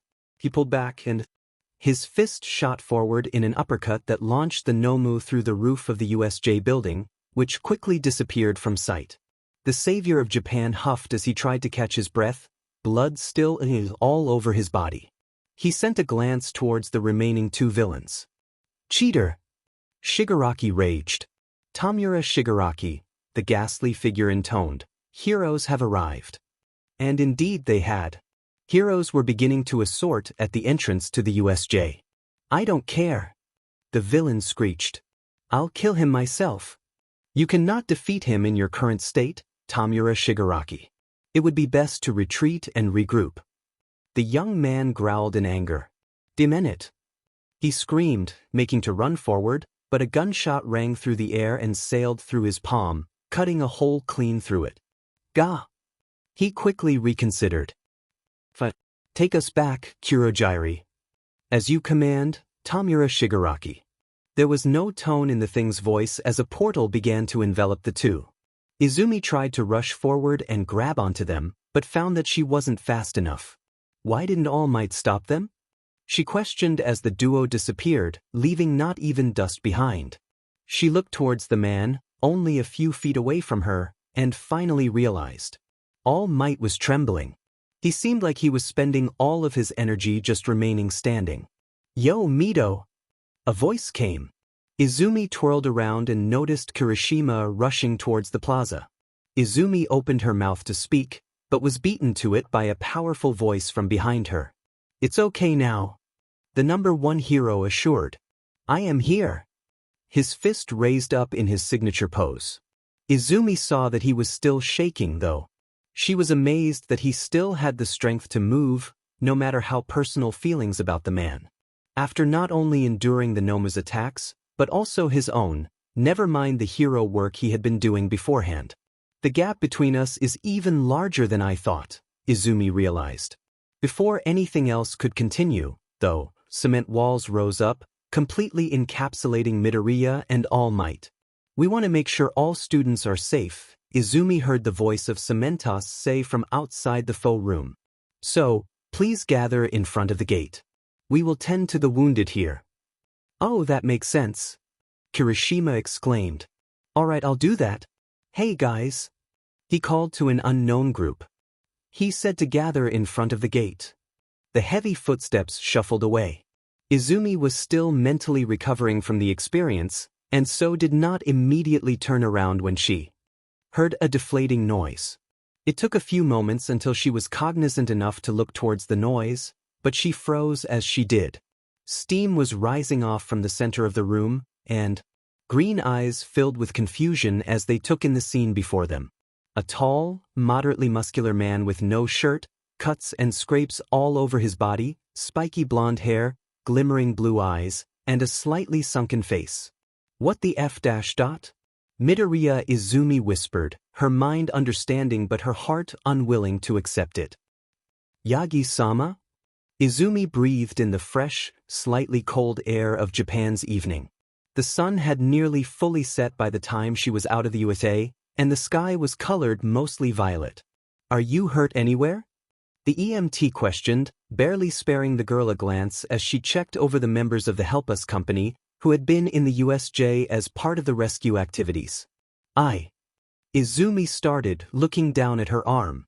Her eyebrows furrowed in confusion when she realized it didn't hurt anymore. But I'm fine. The EMT nodded, still not looking towards her. Okay. It seemed the woman was solely focused on her duty. It was admirable. Izumi walked in a half-dazed state towards the school bus. Dad was still working with the police, as was Hisashi. She didn't have anyone to pick her up, unlike her classmates. She'd probably have to wait until after the police were done talking to her fathers before she could go home, which meant hours. Midoriya-san. Someone called. Izumi blinked. Midoriya-san. The voice came again. Izumi twirled her head around. Was someone trying to talk to her? She finally caught sight of Achiko waving towards her, her normally bubbly personality subdued, the second time Izumi had ever seen the girl doing anything other than smiling. Oh, Uraraka-san. I'm glad to see you're okay. Izumi waved back. I'm surprised you haven't gone home yet. Achiko walked over to Izumi, stopping just a few feet away from her. I'm glad you are too. Kirishima-san said he saw you in the plaza, but then nobody saw you for a little bit. We were all so worried. Izumi felt a little twinge of guilt for making them worry, but also a bit of warmth in knowing that maybe, just maybe, some people cared. Gomen, Izumi apologized, bowing, her hair making a small curtain around her face as she did. Achiko waved her off. Nothing to apologize about. I was, wondering. The girl's voice became a bit nervous, and as Izumi raised her head, she realized the girl was twiddling her fingers. Do you maybe want to walk home with him? Izumi tilted her head in confusion. She hadn't quite caught the other girl's question. Achiko seemed to shrink into herself. I was wondering if you wanted to walk home with me. But you've probably got your parents coming to pick you up, and dash. The girl's voice seemed to be getting more awkward as her self-doubt started to pick it up, so Izumi decided to just cut it off. Sure. She smiled at the other girl, who froze. Sure, Izumi said again. I'd love to walk home with you. My parents are busy at the moment. It would probably be several hours before they could drive me home. Besides, safety in numbers, right? Achiko smiled brilliantly, her face lighting up. Thank you. And yeah. She giggled, scratching at her scalp. My parents actually live in the Mie prefecture, so. If it had been Aichi, maybe, but. Izumi blinked in understanding. You live alone? Achiko nodded. Geez. You're so mature, Achiko-san. Or maybe I should call you Achiko-senpai, Izumi teased, causing the other girl to flush and giggle as her shyness bled out of her. Do you take the train? Achiko nodded. Alright, so that works. I know the way to the station closest to here, if you don't.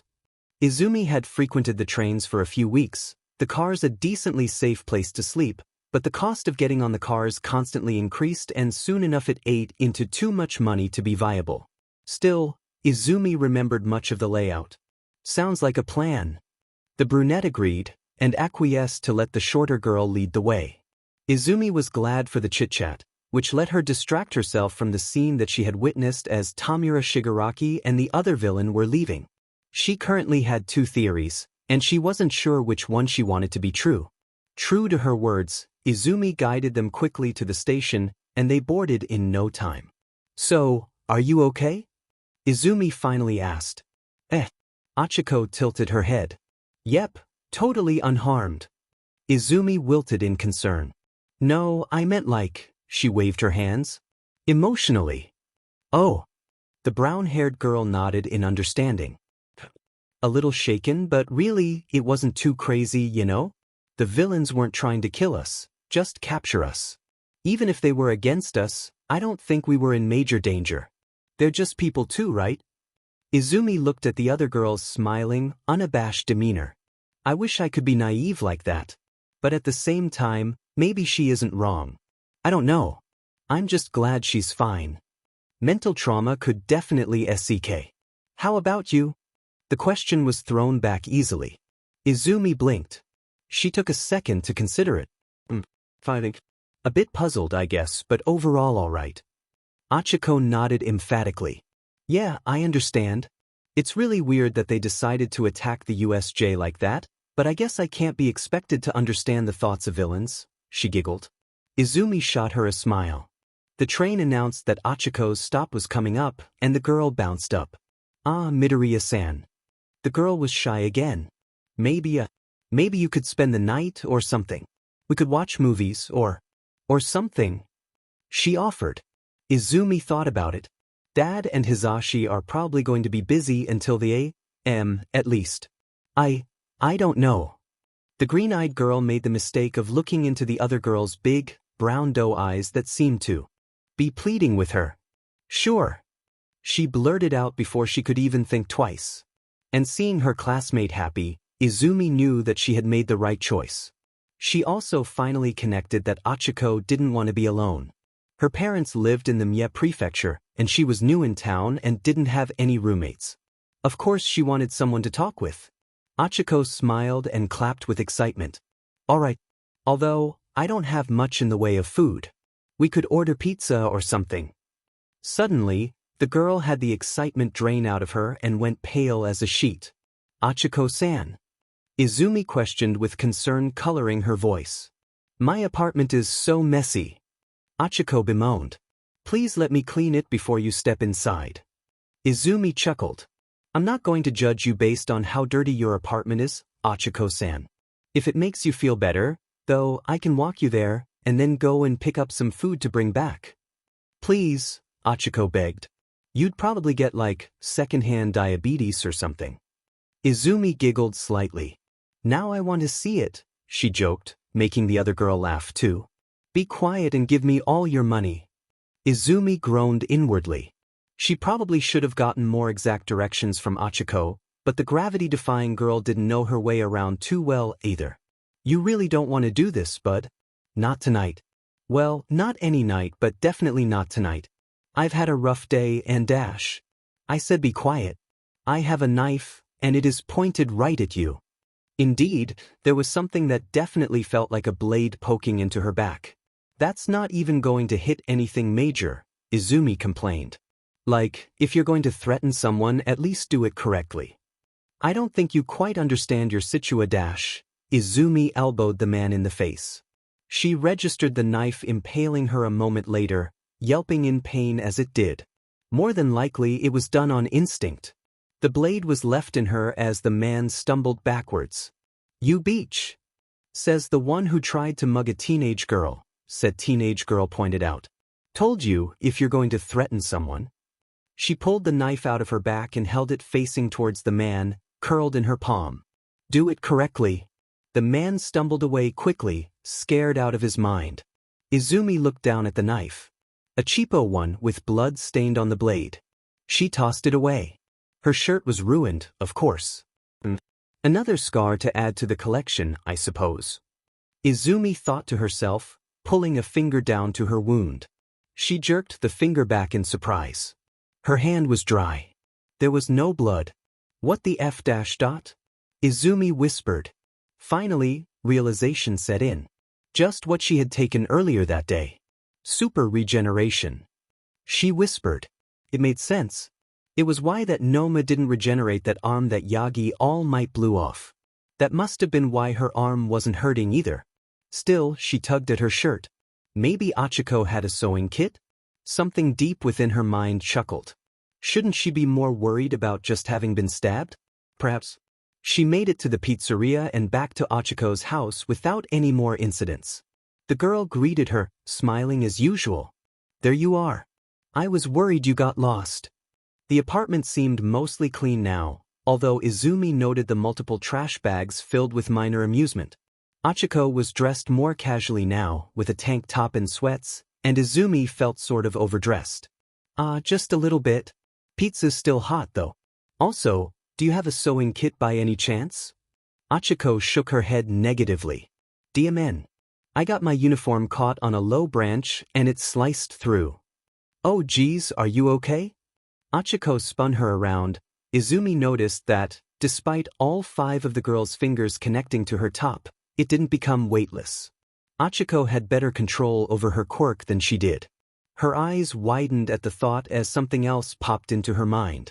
Geez, that's a pretty big tear for just a tree branch. The other girl exclaimed. Izumi chuckled awkwardly. Yeah. I'm fine though. You've got a small scar here too. It's pretty faint, though.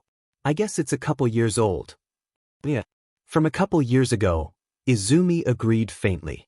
She didn't have any scars there that she knew of, which probably meant it came from the knife. Achiko hummed in understanding. Yeah, you've got a ton of scars, huh? She blushed and covered her mouth in embarrassment. Sorry. That was probably insensitive. Izumi waved her off. Don't worry about it. Yeah, I have a lot. I used to train really hard. Being a hero's always been my dream, you know? The hero student nodded emphatically. Yup. I always admired how heroes were able to make other people smile just by being there, you know? Although, and please don't laugh, she added, getting uncharacteristically serious, A decent amount of my motivation for becoming a hero nowadays is because, well, my family isn't exactly rich, you know? And so, it's something I already wanted to do and... She laughed awkwardly. Izumi laughed and nodded, trying to put the other girl at ease. Yup, I understand. As long as your main goal is still trying to help people, being rewarded for your work is reasonable. She flashed the other girl a smile, making her brighten. Thanks. It just shouldn't be your first thought. Izumi woke up from sleeping on the couch, one of Achiko's fluffy blankets on top of her, to her phone buzzing rapidly. Yellow.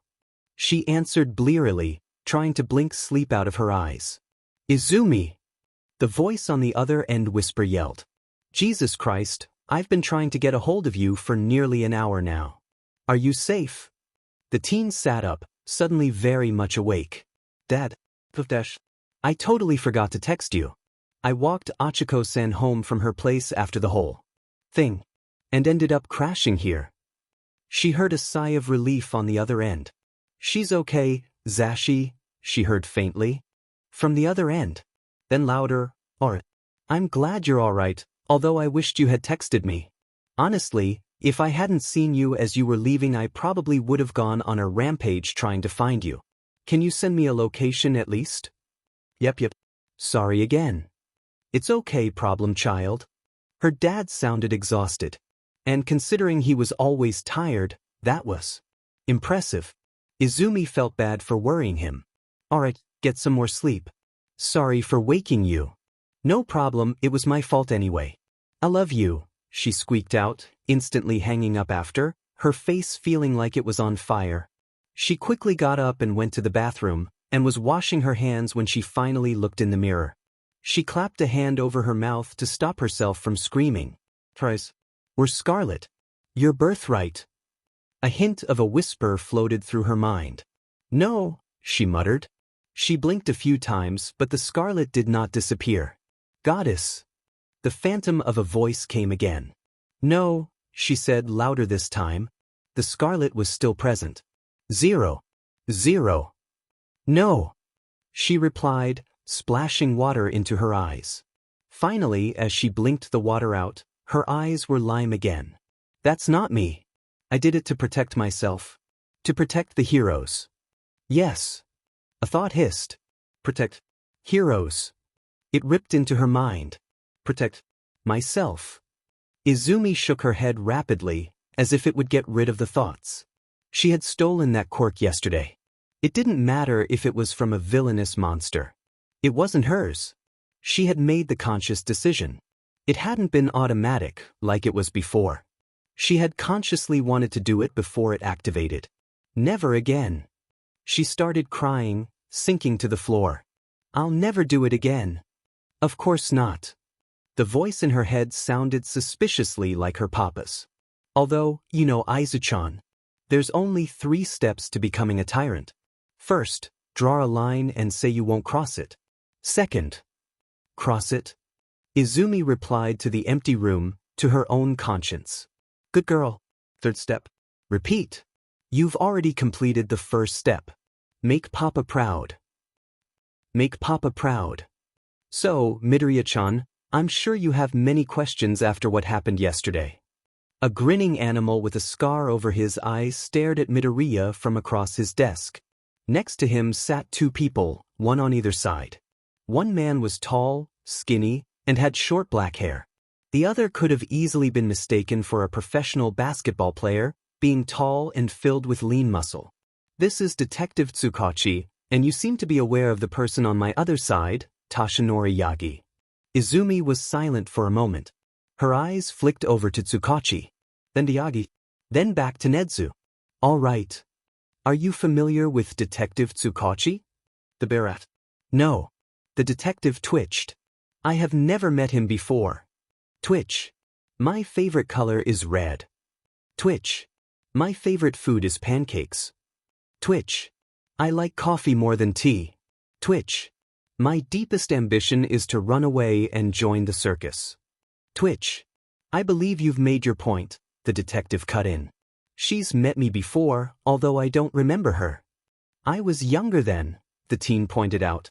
Nedza smiled. That is how time works.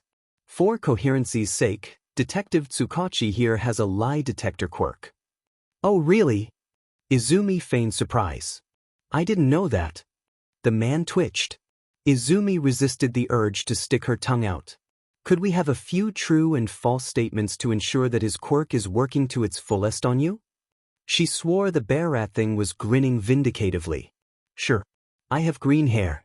I have green eyes. My name is Izumi Midoriya. I am proficient in both Japanese and English. Izumi listed off a few facts, and the detective nodded. I am 6 feet tall, Endeavor is my favorite hero, and the Hokkaido prefecture is the smallest prefecture in Japan.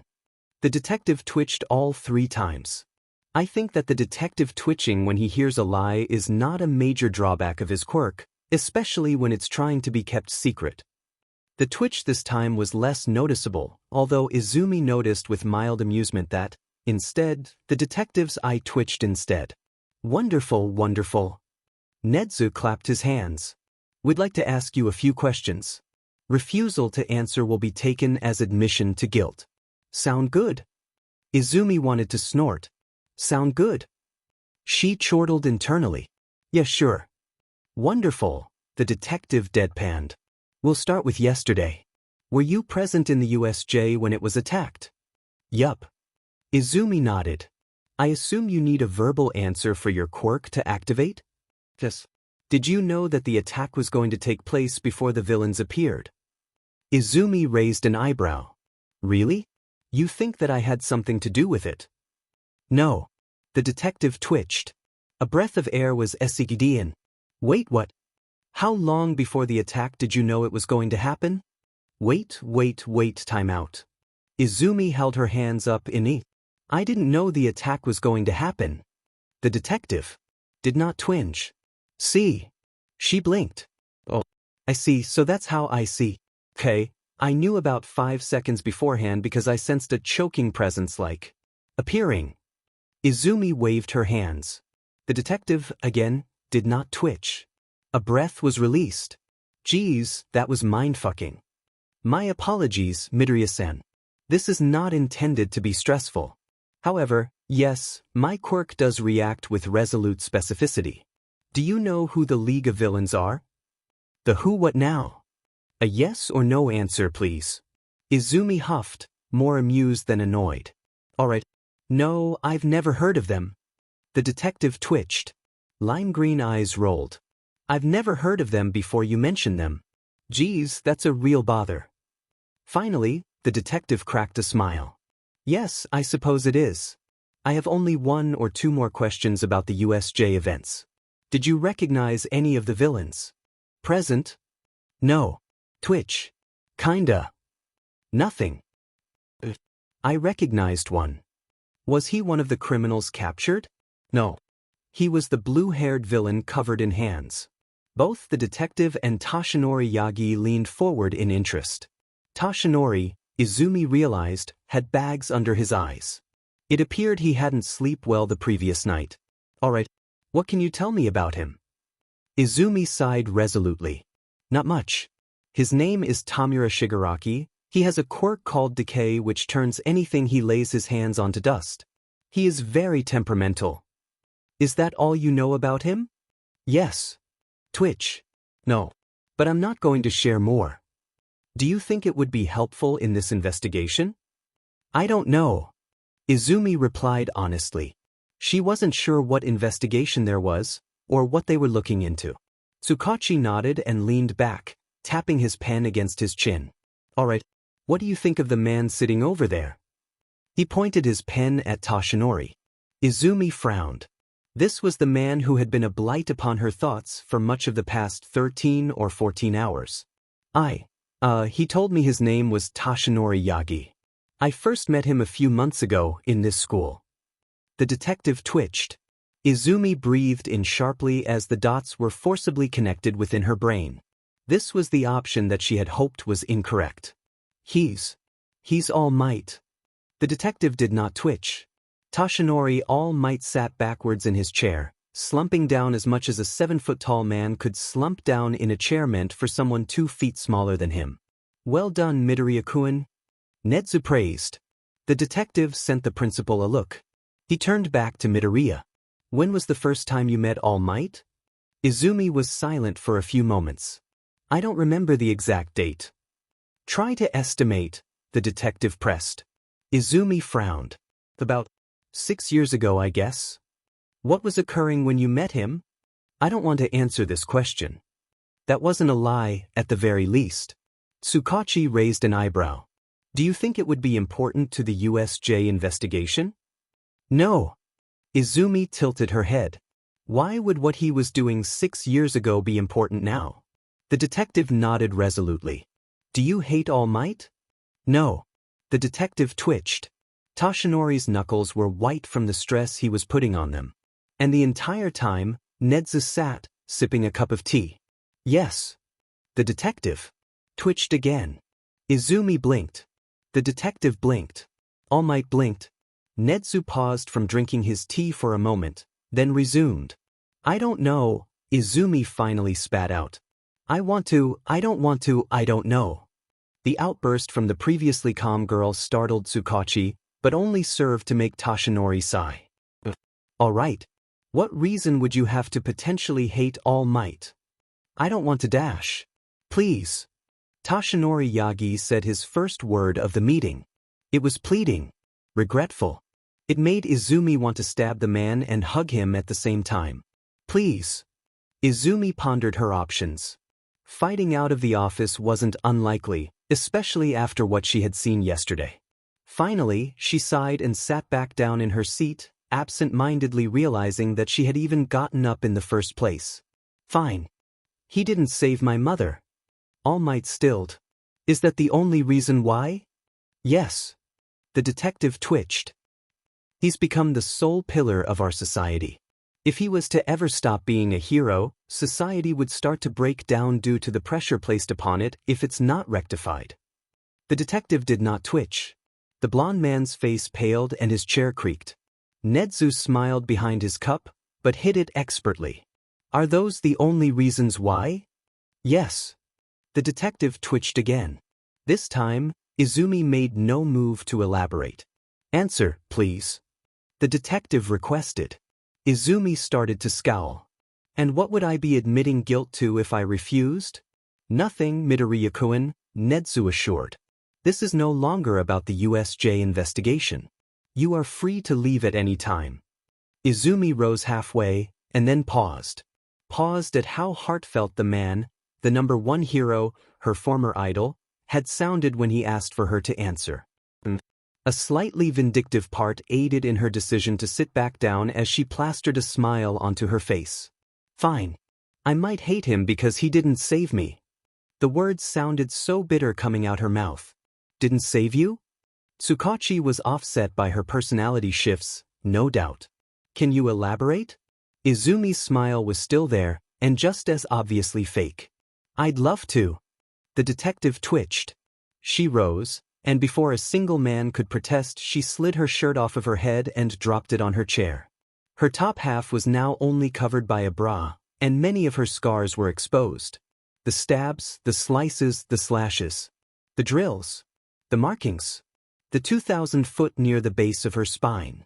And above that, on her left shoulder blade, separated from her heart by only centimeters, the 3 letters. The ones that marked her as property. AFO. She enunciated every letter, slowly spinning around in order to look at the men's faces. Tsukachi's was horrified. That was to be expected. She probably looked like a prisoner of war or something. Nezu was entirely still, his face no longer smiling. Instead, something akin to hatred glowed in his eyes. And Toshinori's. She didn't revel in his pain like she thought she would. It felt empty, almost, as she stared at his pale face. His eyes held regret. No anger. No hatred. No disgust. Regret. I think you know what that stands for. She knew Toshinori did. It had been the first time she had ever truly met All Might, after all. When he fought all for one, and the man had beaten him soundly. Rather than kill him, rather than mortally wound him, Her papa had chosen to give the #1 hero an old-fashioned kick in the side and told him to get stronger. As if he was disappointed. And he was. All for one. All Might muttered. I'm so dash. Don't, Izumi hissed, getting in the man's face. Don't you dare try to apologize. Words can never make up for your failure. The teen grabbed her shirt and slipped it back on. The detective finally nearly recovered and asked her one final question. Do you plan on telling anyone about All Might's condition or identity? Izumi didn't turn around as she grabbed the door handle. She gave the man one final treat. Yes. She didn't wait around to see Tsukachi twitch. DMN. Tamura Shigaraki growled, Hinin. The mission was a failure, master. Kurogyari intoned. A failure? A voice came in from over a speaker. Even with my Nomu? How did you guys fail that badly? It was not necessary to kill him here, Tamura, a deeper voice responded. Although, it's good we did it under that cheap League of Villains name. We would have gotten him. The young man raged regardless. Kurogyari stepped forward and raised his hands in a placating motion. The plan was interrupted by one of the Nomu's quirks failing at a crucial moment. Failing? My inventions never dash. Enough. A frigid cold blared through even the speaker at the man's tone of voice. Explain. He's right, sensei, they cheated. Shigaraki complained. Super regeneration didn't recreate a blown-off limb. The mist man nodded. That is correct. Additionally, while a girl was being held hostage, she somehow managed to jostle the Nomu enough to get it to release her, and it seemed to be afraid of her afterward. Well, just ask it. The higher of the two voices on the intercom sneered. Unless you manage to lose it too. The room was silent for a moment before the suited being spoke again. He was blown away. After losing his arm, Reflect was forced out too early, and All Might was not defeated. Tell me about the girl. Sensei dash. It seemed the man didn't even care about not being able to kill All Might.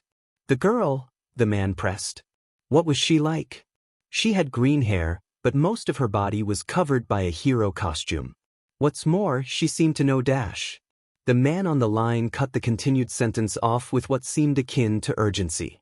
Green hair? What color were her eyes? Think carefully. Kurogyari hesitated. They were also green. Except, at one point they were red. After the Nomu dropped her, I believe. Yeah, that's right. Tamura spat on the ground, glaring at the picture of All Might that had been slashed through on the wall. That beach ruined everything.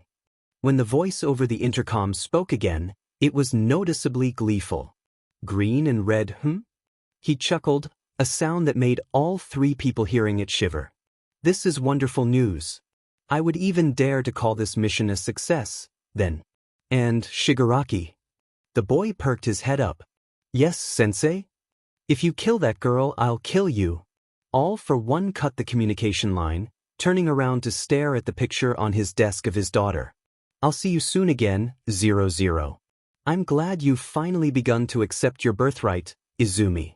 Use the power you've been given. Get as close to me as you possibly can. I look forward to seeing the woman you've become.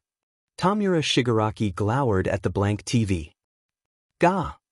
He finally shouted, flinging his uninjured hand towards some glasses, quickly beginning to dissolve them. Kurogyari sighed as he watched.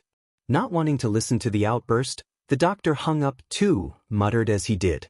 Intermittent words were heard. DMN brats. But 3. Kurogyari sighed as he witnessed his second master rage. He couldn't do anything to stop this. Even if he wanted to. His hands scratched absent-mindedly at his metal collar. He grinned in slight pain as they caught the groove of what had been carved into the metal. He'd find that girl that his sensei was worried about. Maybe then he'd start to remember. And he'd do anything to remember. So, what now? Tsukachi asked, finally done staring at the doorway the fiery teen had just walked through. The room was silent for a moment. Toshinori seemed to have aged 20 years, although that might just have been due to his quirk being deactivated, and his head was in his hands. Nedzu took a long sip of tea, but found that it seemed to no longer taste as good. I think it would be prudent to dash. I still want her, All Might intervened. The other two occupants looked at him in shock. Really, Yagi? Tsukachi wanted to physically hammer some sense into his old friend's thick skull, but knew there was little chance of that working. She's unstable. I finally remembered where I met her before, too. She's was or is a vigilante and dash. Tsukachi-san, Yuuei's principal held up a paw to stop the man's tirade. We know about her vigilantism. You don't understand. The guy who she caught said that she took his quirk. Took his quirk. I thought it was bullshit at first, but dash. So what? Toshinori seemed to be in the business of interrupting people now. So what if she has all for one's quirk? Quirks don't make people evil. She clearly hates him as well, the bear rat piped up. A glare was sent his way accompanied by dark hair. I think that she's right for one for all. Toshinori raised his head, his eyes blazing a beautiful azure. I failed her once by failing to save her. I have a chance to make it up to her now. She epitomizes what it means to be a hero, and her father, if that's what he is, being a villain doesn't change that. We can rise beyond our origins to become something infinitely greater. He's comparing her to himself, Tsukachi realized. It was dangerous. Her father is not just a villain. He's the boogeyman of humanity, the worst of them all. I know that. God, Naomesa, don't you think I know that? All Might replied. That makes no difference, not to me. I have a feeling that she's the one who should be the ninth holder, and you cannot change my mind. I know. Tsukachi regretted where his thoughts went. But I can change. Hers. So, power like this shouldn't be decided on a whim, Yagi. It's not about power. All Might rumbled, suddenly back into his more muscular form. It's about being a hero. For all we do at this school, you cannot teach someone how to be heroic. That is a choice that they must make constantly, consistently. Heroes are not made. They are born. One for all is simply a way to make a hero's soul shine brighter. And that girl, Izumi Midoriya. She has the brightest soul I've ever met. Izumi flicked a tennis ball at the wall, then pulled it back with attraction. She had been doing this for the best part of half an hour, the rhythmic thumping doing its best to fill the emptiness she was feeling. Wasn't anger supposed to be freeing, or something? She didn't feel freed, reinvigorated, nothing like that. She just felt regretful. And that regret made her feel angry again, this time at herself. It was a self-sufficient cycle, and a brutal one at that. They didn't deserve that. Izumi moped. Plus, there goes a whole heck ton of my secrets. I'll be lucky if I'm allowed to stay in Yuuei. Hell, I'll be lucky if I can stay out of prison. The door to her room opened. Hey, Shoyuta greeted. He seemed to still be notably exhausted from the day before. Izumi stopped pulling at the ball, and it fell to the floor on the next hit, bouncing quietly. Yo, Izumi murmured. Shoyuta sat down next to her on the floor, quiet for a little bit. They stayed like that for a few minutes, just seeking comfort in the other's aura. You're not expelled if that's what you're wondering. Izumi laughed mirthlessly. You already know, huh? Bet they couldn't wait to go blabbering. Aizawa shook his head. It's not like that. You should have. You should have told me. Told you what? Izumi questioned more forcefully than she intended. That I was experimented on? Tortured? A freak of nature? You are not a freak of nature. The green-haired teen felt Aizawa's black eyes bore into the side of her head. You are just a child. It's not your fault. It never has been. I know. It's not your fault, Aizawa repeated. Izumi grit her teeth. I know. It's not your dash. I know. Izumi finally shot up and screamed. I know, I know, I know. She didn't want to be angry, she realized. But she had to be because there was nothing else that she wanted to be. Or, maybe, nothing else she wasn't scared of being. All of a sudden she froze. Clothed arms wrapped around her, pulling her into a hug. I'm so sorry. Her dad sounded mournful truly. You shouldn't. Izumi started hiccuping, roughly wiping at her eyes as she pulled away. Not worth feeling sorry for. There are so many people dash. No. Shouta insisted. You shouldn't have had to suffer, Izumi. Nobody deserves to suffer. I don't care if someone else suffered more than you. You shouldn't have suffered either, and neither should they. But them suffering more than you doesn't make your suffering invalid. It's okay to not be okay. Finally, the floodgates opened, and Izumi slumped to her knees, sobbing. I'm sorry. I'm sorry. Aizawa knelt down and comforted her, albeit slightly awkwardly. He wasn't used to being in this position, but, it's all right, Izumi. It's not your fault. She hiccuped. I stole one of that thing's quirks. I didn't even dash. It was a life or death situation, the underground hero consoled. You probably saved All Might's life. Probably saved my life. Izumi shook her head, the tears still coming. But I shouldn't dash. Shoo, Izumi. Erase her head comforted. That no. It wasn't a person. Not anymore if it ever was. There was no processing in its brain. What you did, it was a good thing. You can never have a perfect rule. There's nothing that will apply to every single situation. You can come close, but sometimes things just have to happen. He engulfed his daughter in another hug. You're not a bad person, Izumi. You did that to protect people. The girl kept crying, and Hisashi found them in the same spot when he came home an hour later. Izumi wasn't crying anymore, but she certainly still needed comfort. And as he walked away from the room, he could have sworn he heard his boyfriend say, I love you too, problem child.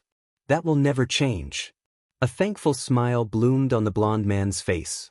His family needed to be there for each other. He wasn't as close to Izumi as Shouta was, but he would still help how he could. My quirk kills me slowly, Izumi admitted softly. My body can't handle the strain of having multiple quirks, although it's lessened because of the genetic predisposition towards them. But whenever I took someone's quirk, it became so much worse. She mumbled. Aizawa's mouth dried. The blood on your glove dash. From when I took the electric guy's quirk, yeah. She was silent for a moment. But with this quirk, it's almost like the opposite. Not only is it counteracting itself, it's also stopping my other quirks from degrading my body. But that seems to also be limiting it. It probably won't be able to recreate limbs or stuff, since it's too busy healing my cells already. How long have you known about it? The black-haired man asked finally. Always, came the immediate answer. The day I got telekinesis, I started coughing up blood. We went to the doctor, and he said my body cells were fighting each other, and they weren't sure why. My dad wanted to take the quirk back, but I was so excited to finally have a quirk, I wouldn't let him. Your dad? Shouta prompted, seeking confirmation. Izumi slumped down. All for one. Izumi Midoriya. Shouta frowned. He hadn't wanted to believe it, but everything had lined up. All for one wasn't exactly a secret, per se, to some of the Yuuei staff, but it wasn't something that was spread around willy-nilly either. Knowledge of a villain stronger than All Might that they couldn't track, couldn't capture. It would rattle society without it. The Endeavor would probably go insane trying to find him and take him down, that or lose his quirk, and then they'd be without a number two. I see. He wasn't sure how else to respond. And he Yep. Him and his doctor, although I'm not sure what place would ever give him a degree. He tried implanting, well, first, he tried extracting my quirk. And then, when that didn't work, he tried implanting quirks into me to try and break me. My body kept accepting them, though, killing me at an increased pace rather than destroying my mind. So he took them back. Eventually he just gave up. Said he didn't want to keep torturing his child. Told me to go and get stronger, and I think it's the same reason why he's letting All Might get stronger. Shouta breathed in deeply. And that is awakening All for one. The quirk, she added, to minimize confusion. Right now, he can't take quirks from people who share significant amounts of DNA with him, and he can't weave the quirks together without conscious effort. Awakening. Like a higher stage. Shouta questioned, an eyebrow raised. The green-eyed teen nodded, and he took this as a signal to continue. And you can do those? This time, Izumi shook her head negatively. No. I have a copy of his quirk, although it's really just a rough imitation of it. It should have been a lot weaker, but with my original quirk, it's nearly the same strength. I can't bypass the DNA relation, but I can weave them together. Theoretically. I've never, Izumi waved her hand, giving a half-hearted giggle sob as a few tears leaked from her eyes. Quirks awaken under stressful situations, right? They're a response to a true fight or flight scenario, so they can't be tricked into awakening. So he's trying to ensure someone gets strong enough so that he can awaken his own quirk, and that way he'd be unstoppable. He wants All Might's quirk. Wait, All Might is related to that villain?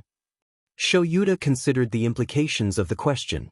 Technically, Izumi laughed awkwardly. Neither party involved mentioned how forced it was. I'm not really sure. It would be better to ask him yourself. I don't really know the full story. The underground hero made a face. Right. He cleared his throat a little. School was cancelled today, of course, but we'll be back in there tomorrow.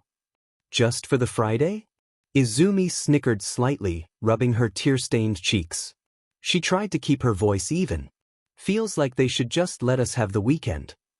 Yuuei didn't get to where it is by going easy on its students, Aizawa pointed out. There's counseling if any dash. I don't need it. I didn't say you did, but it's there, it's confidential. Additionally, there's going to be the sports festival dash. Izumi stared at the man intensely. It's still on. Aizawa clicked his tongue. Yeah. I don't think it's a great idea, but Nedzu wants to show that Yuuei is still going strong after the USJ attack. Plus, from the children they've talked to, nobody seems too distraught over it. And what if it gets attacked? Izumi pointed out. Has the principal decided it's worth the risk? I don't pretend to know what goes on through that rat's head, but all of the faculty will be there, including All Might, as well as a slew of potential heroes who have children or siblings in Yuuei. For instance, the number 2 hero, whose son is in your class, and the number 16 hero, Ingenium. Izumi scrunched her nose distastefully, but sighed. I'm assuming you can't try and change his mind. Aizawa sighed. Definitely not. Once that evil rat gets his mind set on something. They frowned in unison. However, there is someone I've thought about transferring over. Oh? Izumi inquired. Who? Aizawa gave her a deadpan stare. If I told you, you'd do everything you could to make sure he would win, and that's the exact opposite of what I want to happen. The teen gave a lazy smile. I'll figure it out eventually. You're a menace, problem child, Shouta declared. Anyway, I'm telling you now that, because you were the highest scorer on the entrance exam, you'll be the one leading the pledge, and will be the student representative for the freshmen. Izumi's face fell. I'm not doing that stupid pledge. Then don't. We can't force you. But you'll be saying something, and I know you don't like being put on the spot, so you better figure out something beforehand. When's the festival? 2 weeks from now. Green hair flew as the teen breathed in deeply. All right. Am I allowed to get out early? You're allowed to do anything, Izumi, Shouta smiled at his daughter. As long as you get what you want out of it. The sports festival is going to be a way for different hero agencies to scout you, so if you already have someone in mind, you don't need to do well, but I know how competitive you can get. That's fair, but the top 3 students get unrestricted access to the gyms for the rest of the year. I'm in. Use it, Izumi. Use your power. A deep voice came from a speaker. A green-haired girl was sobbing. She was wearing a white hospital gown, but it was heavily stained with dark splotches all over it, and she didn't seem to be older than 7 or 8. In the room with her there were 2 unconscious men, as well as a target set up against the far wall. And no, Papa. Do it. Or else, next time, I'll go find one of those pro heroes you love and bring them here next time. And if you don't do it, I'll kill these 2. I'll kill both of them now. Use your power. Save their lives. The child's resistance didn't last much longer. Still crying, she reached down and grabbed the first man's arm. The room went eerily quiet for a few moments until the sobs started back up. Good girl, the voice praised. Use it. Izumi's lime-green eyes were flecked with red spots swirling around in them. Oddly enough, they seemed to be attacking the green, almost flaring out and gaining and losing in number. She aimed her hands towards the target on the other side of the room, trying to aim. The tears welling in her eyes made it difficult, though. Use it, the voice demanded. By pure reaction, the quirk activated. 2 bullets shot out from her hands, one from either index finger. One hit the target in the shoulder, the other missed entirely. Again. She shot again. This time, both hit the target, neither scoring. Again. A 4 and a 6. Again until you hit 2 bullseyes at once. Or set the bullets on fire. Papa, it hurts, Izumi sobbed. All for one ignored her. Shoot. Izumi coughed up a bit of blood onto the floor, and the sobbing returned twofold. Shoot the target. The child shot again, screaming in pain as she did. Both missed, one hitting the ceiling. Pathetic. The voice muttered. I thought you wanted to save people. How are you going to save people when you can't even use a quirk correctly? Dr. Dash. Stop. Izumi cried. I'll do it. She grabbed the second man's arm, and the room went quiet again. She stood up afterwards, coughing as she did, tears streaming out of her eyes. I can do it. Save. Blood started dribbling out of her mouth. Save them. The room was fading out, blackness beginning to overtake her vision. She was starting to sway, but she held up her arms anyway. Just the effort of keeping them up felt like she was trying to climb through a waterfall of maple syrup. She breathed in, coughing slightly at the taste of copper in her mouth. Her eyelids were closing shut without her approval, and she could hardly feel anything as both quirks activated and flaming bullets raced towards the target, igniting it on impact. Good girl, Izumi. All for one chuckled through the speaker as the child fell to her knees. She had double vision now, and her nose was beginning to leak blood as well. Kill them. Dispose of the bodies. He ordered to someone on the other side of the speaker. No. Izumi muttered. The door to the room slammed open, and she thought she could see some large men picking up the men whose quirks she had taken. No. She repeated again, straining to lift her head off the ground. She stared at one of the men, who was looking at her uncaringly as he picked up the kidnapped civilian. He began to hoist him up, and Izumi couldn't take it anymore. No! She screamed, and using the rest of her energy, she lifted up one of her arms and fired another flaming bullet. Her green eyes closed and her head slammed back against the ground after she exercised the rest of her energy. She thought she might have heard a thumping noise as her world faded to black, but she paid it no heed. Sleep sounds really good right about now. The small girl thought. And sleep she did. Izumi breezed into the gym as school let out. All Might was already there, although he appeared nervous. Young Midoriya, he greeted as she approached. I didn't know whether you'd show up or not. I'm here, was her curt reply as she tossed her bag onto a chair and shed her uniform, her hero costume already on underneath it. Don't waste my time, Toshinori raised an eyebrow, ignoring the unsubtle jab. Were you wearing your costume all day? Green eyes pierced his soul. Maybe. The blond man sighed, but cracked his knuckles instead of responding. All right. Since this is our first training session, we'll just spar so I can get a better feel for your strengths and weaknesses. Did you bring your staff like I requested? Instead of a verbal response, Izumi pushed a button on what appeared to be a black pill-like cylinder, which quickly expanded into her trusty staff. Good. Obviously, I won't be going at full power. Begin whenever you're ready. Izumi bit back a growl at the statement. She wouldn't be able to beat him at full power, she knew that logically. Still, having him go easy on her. See, K, she replied instead, and began her approach. She closed the distance slowly at first, but as she came within 10 feet, she quickly leapt into action. All Might tracked her with his eyes. She went left first, then right, then made a feint before planting the tip of her staff into the ground and spinning around with a kick. He caught it, but the girl adapted quickly, bringing around her other leg in a wider kick towards his head. All Might leaned back to avoid it, but the girl swirled her staff, dropping her body weight towards the ground, the opposing end hitting the inside of Yagi's leg before the opposing tip dug into the ground, stopping the girl from hitting her head. The sudden weight and attack forced Toshinori to drop the girl, and she bounced back after finishing the sequence. "Well done, young Midoriya," the man praised, quickly revising his opinion of the girl. Regardless of whether he was going easy or not, being able to adapt so quickly and also land a successful hit on him was incredible. He tried to keep the events of the day before out of his mind, the scars. He blinked and then breathed in. "My turn."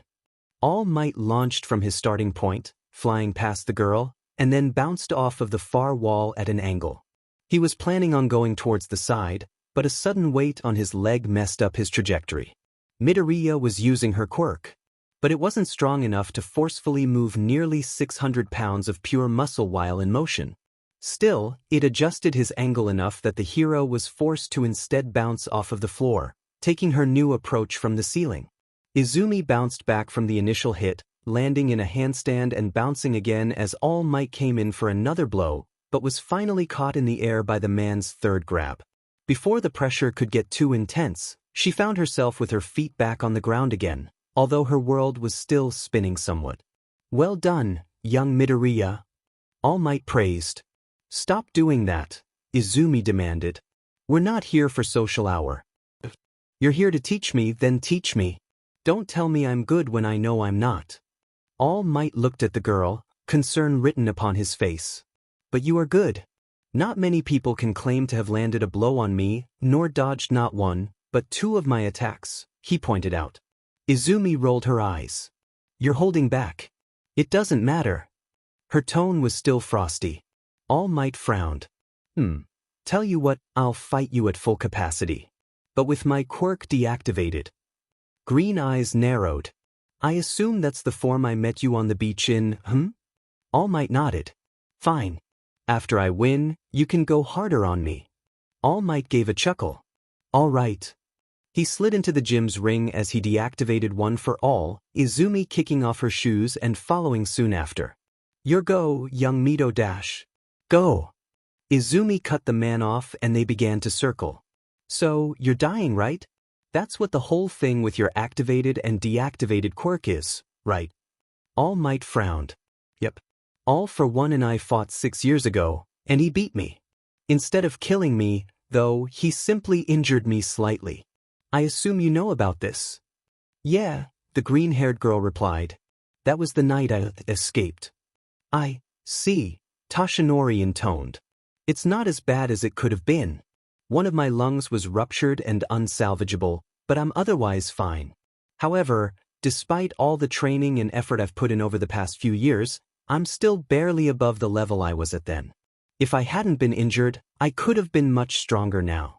I have to constantly fight against my missing lung and aging, and I fear that I'm nearing the end of my growth." Izumi tested a swing with her staff, which the blonde easily dodged. The man grinned. "I assume you know about my quirk, One for All?" Izumi's foot slipped for a moment, but she was back to circling as fast as it happened. "I don't know what I don't know," Izumi replied, a non-answer. At hearing her opponent's huff, though, she rolled her eyes and continued. "I know that it was originally called Power Stack. It allows you to store up energy. It wasn't originally intended to be powerful, but when combined with the quirk to pass quirks on, it has morphed into what it is today." All Might's eyebrows rose. "So you know just about everything. That makes this easier." Izumi's eyes narrowed as her senses heightened. While the number one hero didn't seem like the type of man who would attack a relatively innocent teenage girl, Hisashi Midoriya also hadn't seemed like the type of man who would torture his daughter in an attempt to steal her quirk. "Makes what easier?" she questioned. "I want to pass One for All on to you." Izumi stalled in her movement, halfway through a step, nearly falling over. Whatever she had expected. "What?" All Might careened forward, throwing a punch which only the teen's instincts allowed her to dodge. "I want to make you the next bearer of One for All."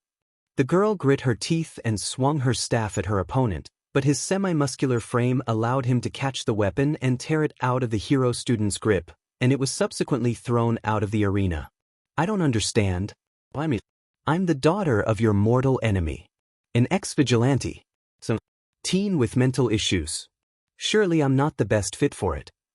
That's what other people told me too. Toshinori grinned as he sent a jab at the girl, who tried to fall into pace as she deflected it. I don't care though. One for all doesn't care about statistics. I can't find a successor from a bunch of numbers on a piece of paper. All I wanted to look for was someone with the spirit of a true hero. Someone who went out and helped people because why wouldn't they? The girl in a breath of air as the words hit true. You help people. I don't judge progeny by parent. I would never dare to call someone a villain just because their parent was a villain. Izumi felt the tears beginning to leak from her eyes, but did her best to ignore them. Still, I'm not. There's so many better people out there that could get this. I don't know, some hero who already has some brilliant quirk that could be combined better with it, someone tested Dash. All Might chuckled. Perhaps. But I don't want them, young Midoriya. Someone who grew up with a strong, flashy quirk, someone who's always been told they can be a hero, they get used to it. Customed even. They start to lose respect for their own power, because they've never been without it. But, for someone who has never been told that they can be a hero, for someone who believes that they themselves cannot be a hero, and yet still try to help others anyways. They know what it feels like to be on the bottom of society. And they know that nobody should ever be there. The teen growled and threw a punch. You don't know me. How do you know I don't help people for my own reasons? Maybe I want popularity Dash. Then you would be more public Dash. Or appreciation Dash. Then you would stick around longer than to comfort them Dash. Or maybe I just feel good for saving people. Why would you feel good about saving people unless you thought it was the right thing to do? Izumi was silent. Finally, she sent an annoyed glare at All Might, as well as a spinning kick which he blocked with both arms, gritting his teeth. If you try hard enough, anyone can find a justification for anything. If you're trying to see me as a perfect little hero, you'll try and fit any narrative in Dash. Except I'm not the one who's fitting narratives in, young Midoriya. The girl froze. You made up those arguments because you don't see yourself as worthy. Toshinori feinted to the left, but finally swept the girl's legs out from under her, sending her to the mat. I'm not giving you one for all because you're the perfect hero already. There was something you told me on Dagoba Beach. Something that I think applies here. It was something like, they don't understand that they're not expected to come to a hero school already prepared to be a full-fledged hero, if I remember correctly. Izumi panted from her place on the mat, out of breath from the fight. Don't use my own words against me. Why not? All Might challenged. If you truly believe in those words that you said, there's no reason why they shouldn't apply to you here. The green-haired teen pulled herself up into a sitting position. Just because they apply to others doesn't mean they apply to me, she huffed, looking towards the wall. Young Midoriya. She turned her head towards her teacher to see him hold out a hand to her, ready to pick her up off of the ground. I don't care what other people have told you. I don't care what you've told yourself. You can become a hero, Izumi. You can become a hero. Tears began to stream openly down the girl's face. She grit her teeth and shook her head, trying to keep in her urge to scream. I won't steal your quirk from you. She finally whispered. She pushed herself up off the ground, the same way she always had, refusing the man's hand. She slipped out of the arena, retrieving her staff and collapsing it in a smooth motion. I don't need you to say yes now, young Midoriya, All Might called out to her from his place in the ring. But I believe you are the one fit to be the next holder of One for All. And unless you tell me no, I will not stop trying. You can become a hero. And if I'm being honest, I think you already are one. Izumi left the gym without replying, but the number one hero, with his enhanced senses, could hear her sobs far after the door closed. The young holder of All for One wasn't going to let some diamond hero tell her that she could be a hero 8 years too late. She would face her problems the same way she always had. Alone. Thank you for seeing me on such short notice, Tsukachi spoke hurriedly as he sank into a chair. This is a matter of great importance. Sir Night Eye looked at his old acquaintance with something akin to boredom. Isn't everything? His tone seemed to imply the exact opposite. Yagi is dash. Naomasa checked the office to make sure there weren't any eavesdroppers. This office is secure, Sir Night-Eye waved off his concern. The detective cleared his throat and nodded. Sorry, Yagi is thinking of passing on One for All. The hero's face didn't change. Usually I'd see this as being a good thing. But, considering you're coming to me in a panic. It was an indication to get to the point, which Naomasa did eagerly. He has a girl in mind. Sir Night-Eye's eyes narrowed. He had been intending to present Mirio as a worthy successor, although the boy was powerful in his own right with or without One for All regardless. She's All for One's daughter. Mirai's yellow eyes widened in shock. His daughter? Are you sure? Positive. She has his quirk too. And? The detective's voice trailed off, becoming slightly regretful at the words he was about to say. I have recorded evidence of her engaging in vigilantism. Sir Night-Eye blinked. You're thinking of getting her arrested so that he can't pass on the quirk to her. It wasn't a question. There was a small amount of hatred concealed within the statement too. The alternative is having One for All going to All for One's daughter, Sasaki. Tsukachi hissed. She's unstable at best. At worst, she's in leagues with her father and will be all but handing it over to him. Both men were silent for a few moments after the outburst. Unstable she may be, but I can tell you for sure that she is not working with her father. Naomasa stilled. For sure. Indeed. Mirai leaned forward, his glasses catching the light. When Yagi lost that night, she's the one who called for help. I met her briefly. She was a small slip of a thing. But there's no doubt in my mind that if she hadn't been there, Yagi would be significantly weaker now, or perhaps even dead. Rather than just a collapsed lung, he could have potentially lost his stomach, a kidney, anything really.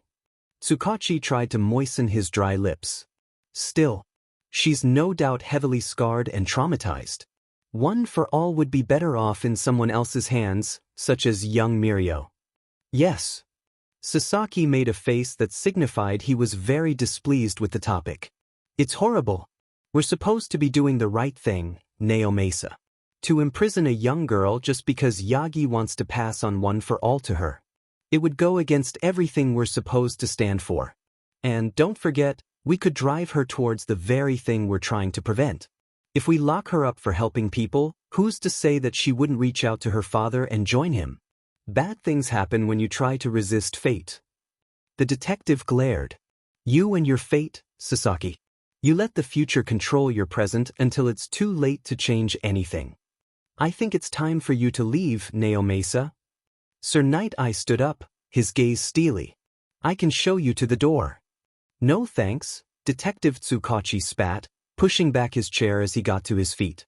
I'd rather show myself out rather than be led by a cowardly fanboy. Mirai Sasaki glared at the cell phone sitting on his desk. The phone hadn't done anything, no, but the pro hero was upset. I should just call him. He thought. He'd be delighted to hear from me, no doubt. All Might had tried to contact him a multitude of times over the past few years, yes, but he had always let the phone ring. It was more a matter of principle at this point. If Yagi wasn't going to listen to his advice, his warnings, was he really about to break his silence for something that wasn't worth it? Tsukachi was right in a sense. The girl wasn't the best fit for One for All, without a doubt. There were dozens, if not hundreds of more viable candidates. Mirio Togata, of course, was among the top ones. Sir Night-Eye had trained the boy himself, had glimpsed the child's spirit and potential. If Tashinori was looking for soul, he needn't look further. He didn't agree with the plan of arresting her to prevent Yagi from giving her One for All, but Yagi was very insistent once he made up his mind. Mirai didn't know if there was any other way to stop this particular exchange from happening. Unless All Might would never force the girl to accept. So, if she didn't want it, it was still dreadful. But it was far better than Tsukachi's plan of arresting her, and it didn't go quite so terribly against his spirit of upholding justice. He just hoped Yagi would forgive him afterward. He dialed the detective's number. Izumi huffed as she gathered her wits. Shudo Todoroki was a hell of an opponent to fight. So far, he hadn't been able to catch her, but that's because his massive ice attacks took time to make, and he was having trouble multitasking. So, the teen glanced to her left and to her right, both sides carrying massive glaciers. She was running out of places to run. That meant it was time to go on the offensive. She dashed forward and hopped off of one of the solid glaciers. Todoroki stumbled back, obviously not expecting her to come at him so fast. Then, Izumi made a mistake. A relatively minor one. She aimed for Todoroki's left side. He had only been using his right side in his ice all fight, so Izumi almost forgot that he could make fire with his right side. A blanket of heat appeared, and it disappeared. Izumi's strike landed, tossing the peppermint-haired boy backwards and out of the ring. There was applause from the class, all dressed in their hero costumes. It was heroics class, after all. Izumi stalked over to Todoroki, glaring as she offered him a hand up. The boy grabbed her hand and pulled himself up. Venomous green eyes stared into apathetic turquoise and gray eyes. "You were going easy on me," Izumi accused. "No." Todoroki's answer was curt. "I do not use my left side in combat." If anything, Izumi's glare worsened. "But think you're that much better than us?" Todoroki scoffed but didn't answer. Some emotion seemed to have snuck into his irises, but the girl couldn't place it. "Whatever." Izumi turned around. "Good fight, I guess." A wonderful display of sportsmanship, All Might applauded, in a different hero costume than the first day of class. That dethrones young Todoroki, and makes young Midoriya the new queen of the hill. And next is... All Might peered down at the list in his hands. Young Bakugo. Finally, some action, the ash-blonde boy scoffed. "Better give me a good warm-up, extra." Izumi re-entered the ring. The glaciers had already melted, courtesy of Todoroki. "I've heard the school infirmary has fluffy blankets." She heard an intake of breath from the sidelines, and turned to see Eijiro and Denki barely holding their laughter in. She rolled her eyes. Bakugo didn't respond to her jest, though. Instead, he just narrowed his eyes and settled into his fighting stance. From what Izumi could tell, his fighting style took inspiration from All Might, but combined it with massive maneuverability. The boy was not to be underestimated. And, for some reason, he knew my parents. The thought threw Izumi back into her bad mood as she prepared to spar, too. "Ready. Go!" The teacher shouted. Immediately, both sides rushed into action. Bakugo was starting out early with his quirk, using explosions to gain speed. Izumi had started off sprinting, but had to slow down due to how fast her opponent was approaching. She dropped low into a spring kick, hoping to launch the boy upwards, but he instead flew around her with an explosion and hit her in the back with his quirk. Izumi was tossed across the ring, but didn't fall out. She righted herself quickly, springing to her feet. The boy was on her in a moment, throwing another attack that she had to roll out of the way of. If she remembered correctly, his quirk was based off of. He was already starting to sweat, although the steam rising off of the ground due to Todoroki melting his glaciers hindered it somewhat. That meant that his quirk would only get stronger as the fight went on. She sprang to the side as Bakugo flew past her, and then pulled him back with all 10 fingers of her quirk. He came flying back towards her, but he was already righting himself in the air in order to face her head-on. Well, can't have that. Izumi thought to herself. She used 4 fingers of repulsion on the blonde's left arm, sending him spinning out of control, and then landed a solid kick to the teen's stomach, halting his momentum. Izumi planted her foot on the boy's chest. "Wanna surrender?" She offered. In response, he only growled. He raised his right arm, but the green-haired teen reacted quickly, forcing it back down using her quirk. Then the left arm. It was repeated. Now, she was using both hands of her quirk to force him down, as well as her foot on his chest. "If I were you, I'd surrender." A sneer passed Bakugo's face. "Good thing I'm not you."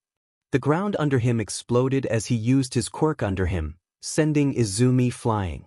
She righted herself in the air, executing a shaky flip and landing in a crouch on the ground. She heard someone say something from the sidelines, but ignored it. She sprinted forward, and Bakugo propelled himself using his explosions. At the last second, Izumi jumped, ending up over the boy. She reached out to use repulsion on him in order to send him to the ground. What happened instead, though, was Bakugo launched himself to the side, instead causing Izumi to use repulsion on the ground, sending herself upwards instead. It was an unfortunate downside to attraction repulsion. If she tried to use it on something too sturdy, the effect was applied to her body instead. Bakugo smirked, holding up one of his arm gauntlets. If they designed this the way I wanted, this should have been storing up my sweat all fight. Which means when I pull this pin. Izumi gaped in shock. That kind of blast could kill her. Young Bakugo. She heard All Might yell. If you use that attack against a defenseless opponent, I will dash. Bakugo pulled the pin. In a burst of desperation, Izumi yanked at his foot while falling, sending him off balance. The shot went wide, exploding into the roof. A few pebbles fell, but the structure held. Izumi landed on the ground harshly, getting the air knocked out of her. DMN, Bakugo spoke, not sounding disappointed at all. Good thing I have a second try. He aimed his gauntlet at Izumi, but she was ready this time. They focused her attention on the small pin that seemed to be the activator for the support item and tore it off with repulsion. It hit Bakugo in the face, giving her time to right herself as he blinked. She was breathing heavy. This was a much harder fight than expected, and she had already had pretty high expectations. The ash blonde growled as he processed what happened. The green-eyed teen dashed in, hoping to end the fight as quickly as possible. Bakugo hopped back, tearing his gauntlet off of his arm and tossing it at his opponent. She dodged out of the way but was thrown off balance by the massive explosion that occurred as the boy detonated it. The tip of her glove was caught in the blast, but protected her hand somewhat. Her hearing was definitely impaired, though, and the naturally gifted boy sensed it like a shark smelling blood. He grinned, showing his teeth, and his eyes narrowed. He came in again, going low as he propelled himself with rapid explosions. Izumi immediately saw him preparing to do what he had done at the start of the fight, but a sudden thought occurred to her. He's far too smart to do that again, she told herself.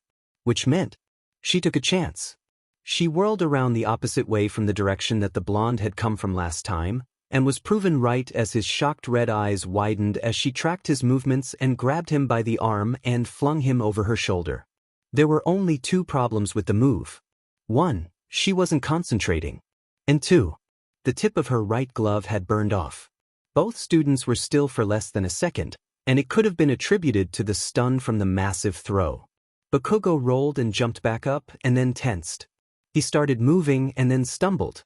Izumi took advantage of the mistake, pulling him towards her and then pushing him out of bounds. She felt terrible as she saw the shock and confusion in the boy's eyes. Brilliant! All Might clapped, but the rest of the class stared, shocked beyond belief. Finally, one person started clapping, and it was quickly followed by more and more people. Izumi rushed over, pulling Bakugo up quickly. They hardly paused at all, but the boy still seemed shocked. He pulled his hand free from Izumi's, his breathing shallow and his eyes wide as he stared at his hands. He held his breath for a moment, and a few small sparks fluttered out of his hands as Izumi stepped backwards. The teen breathed a sigh of relief, the cockiness coming back to his eyes, although his breathing was still uneven. Got lucky. Extra. He huffed out, then made his way back over to the sidelines slowly. Izumi much preferred the egocentrism to how scared the boy had looked. Next up, young Midoriya versus Dash. Izumi held her hand up, stopping the pro hero. Actually, I'm pretty tired. Would it be okay if I step down? All Might nodded. Of course, of course. In that case, it will be young Ishido against young Yaoyorozu. The two girls took to the stage, one more energetic than the other. Let's give the others a good fight, Momo smiled. Mina giggled. After what we just witnessed, let's just hope we don't bore them to tears. Both girls laughed, smiling at each other. What followed was a much slower-paced match, and definitely not as destructive. It ended in a win for Mina after she cornered the older girl and then forced her out of the playing field. Izumi allowed herself to rest a little as Kirishima and Kaminari constantly tried to get her to talk. Your fights were crazy, Kirishima exclaimed. I can't believe how strong you are. Denki nodded, laughing. Yeah. You went up against two of the strongest guys in the class and absolutely demolished them. He agreed easily. Izumi laughed tiredly. I wouldn't say absolutely demolished them. I'm barely able to stand at this point, and if I hadn't gotten lucky with Bakugo losing his footing, he probably would have beat me, she admitted. If I hadn't accidentally taken his quirk, I would have most definitely lost, and that's not acceptable. The green-haired girl grit her teeth.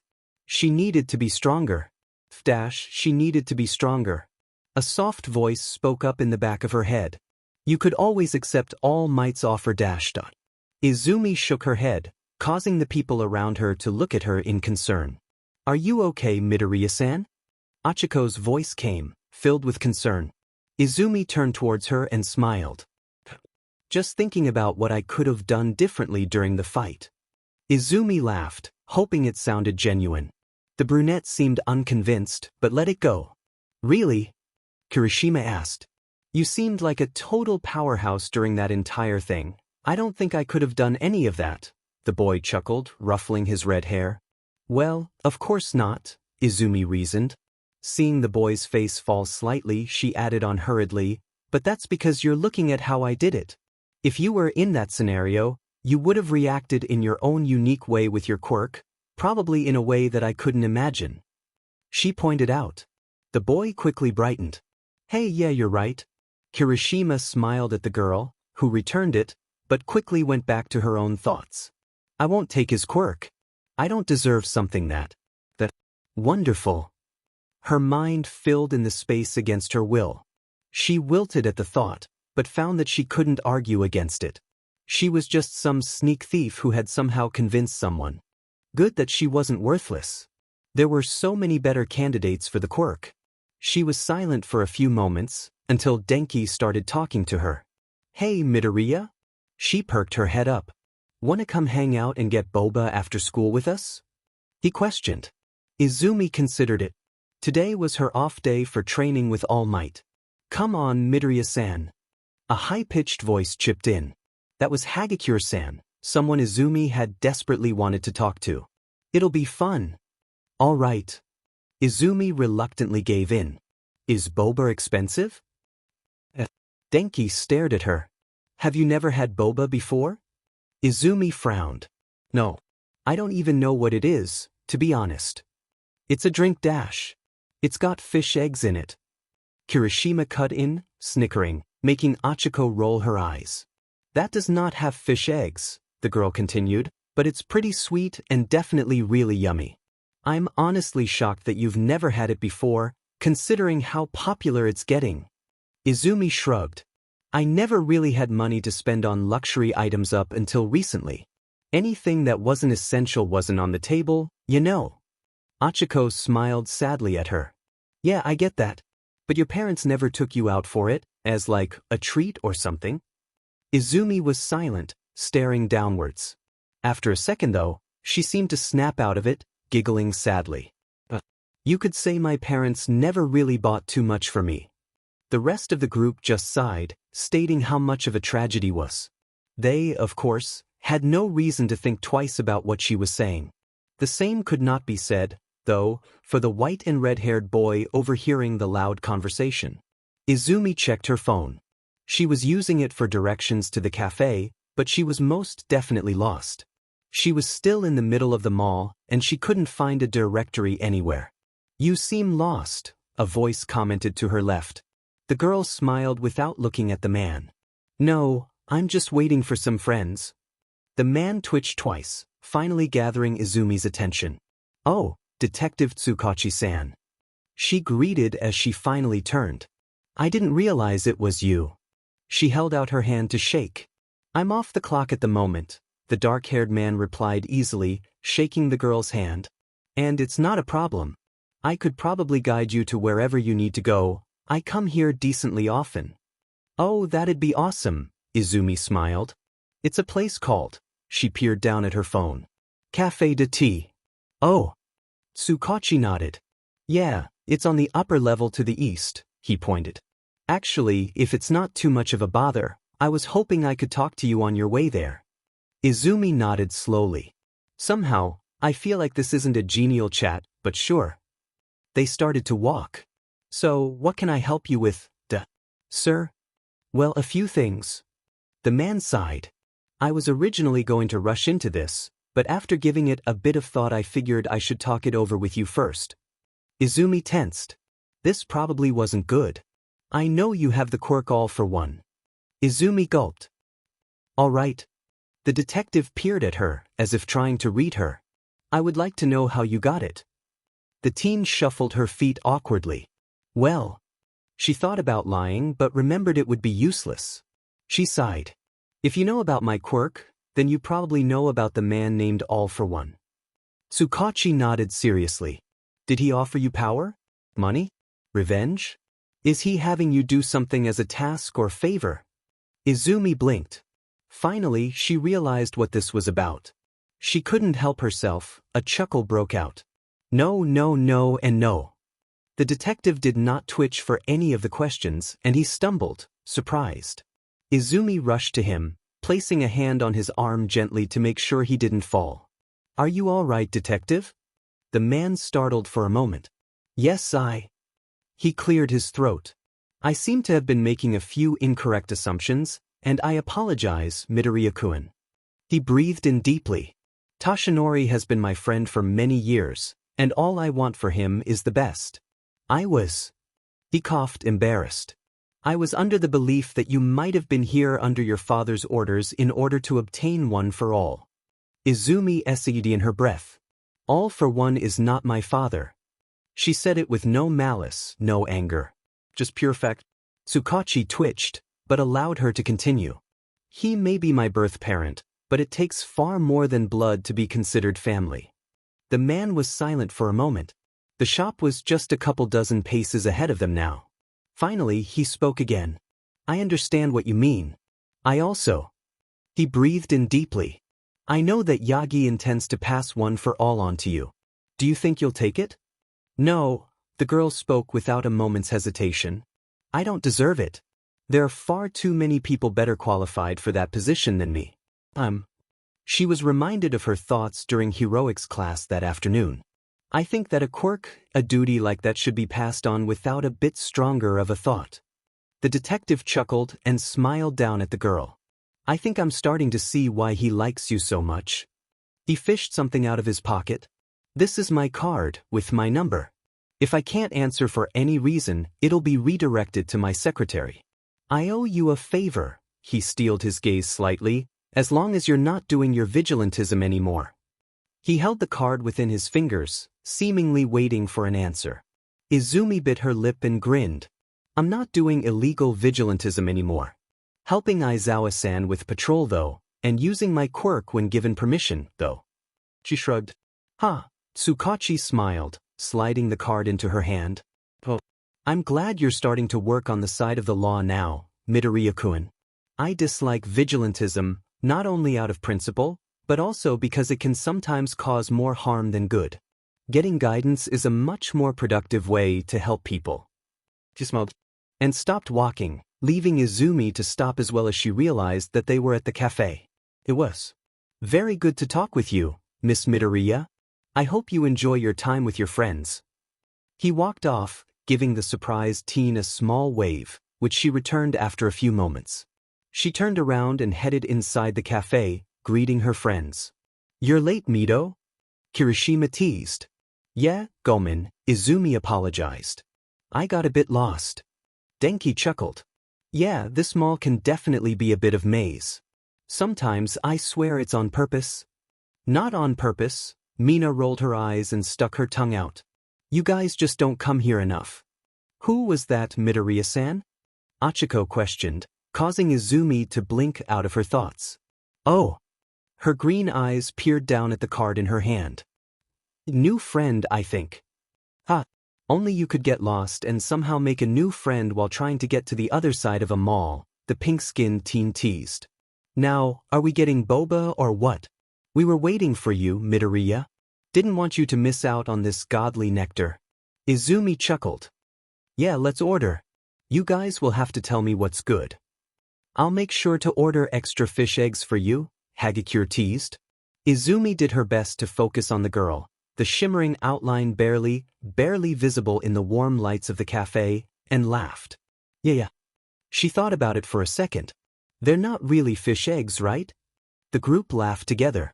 Izumi enjoyed the afternoon. For the first time in a while, she could genuinely say that she felt like a normal teen. It would be the last time in a while too.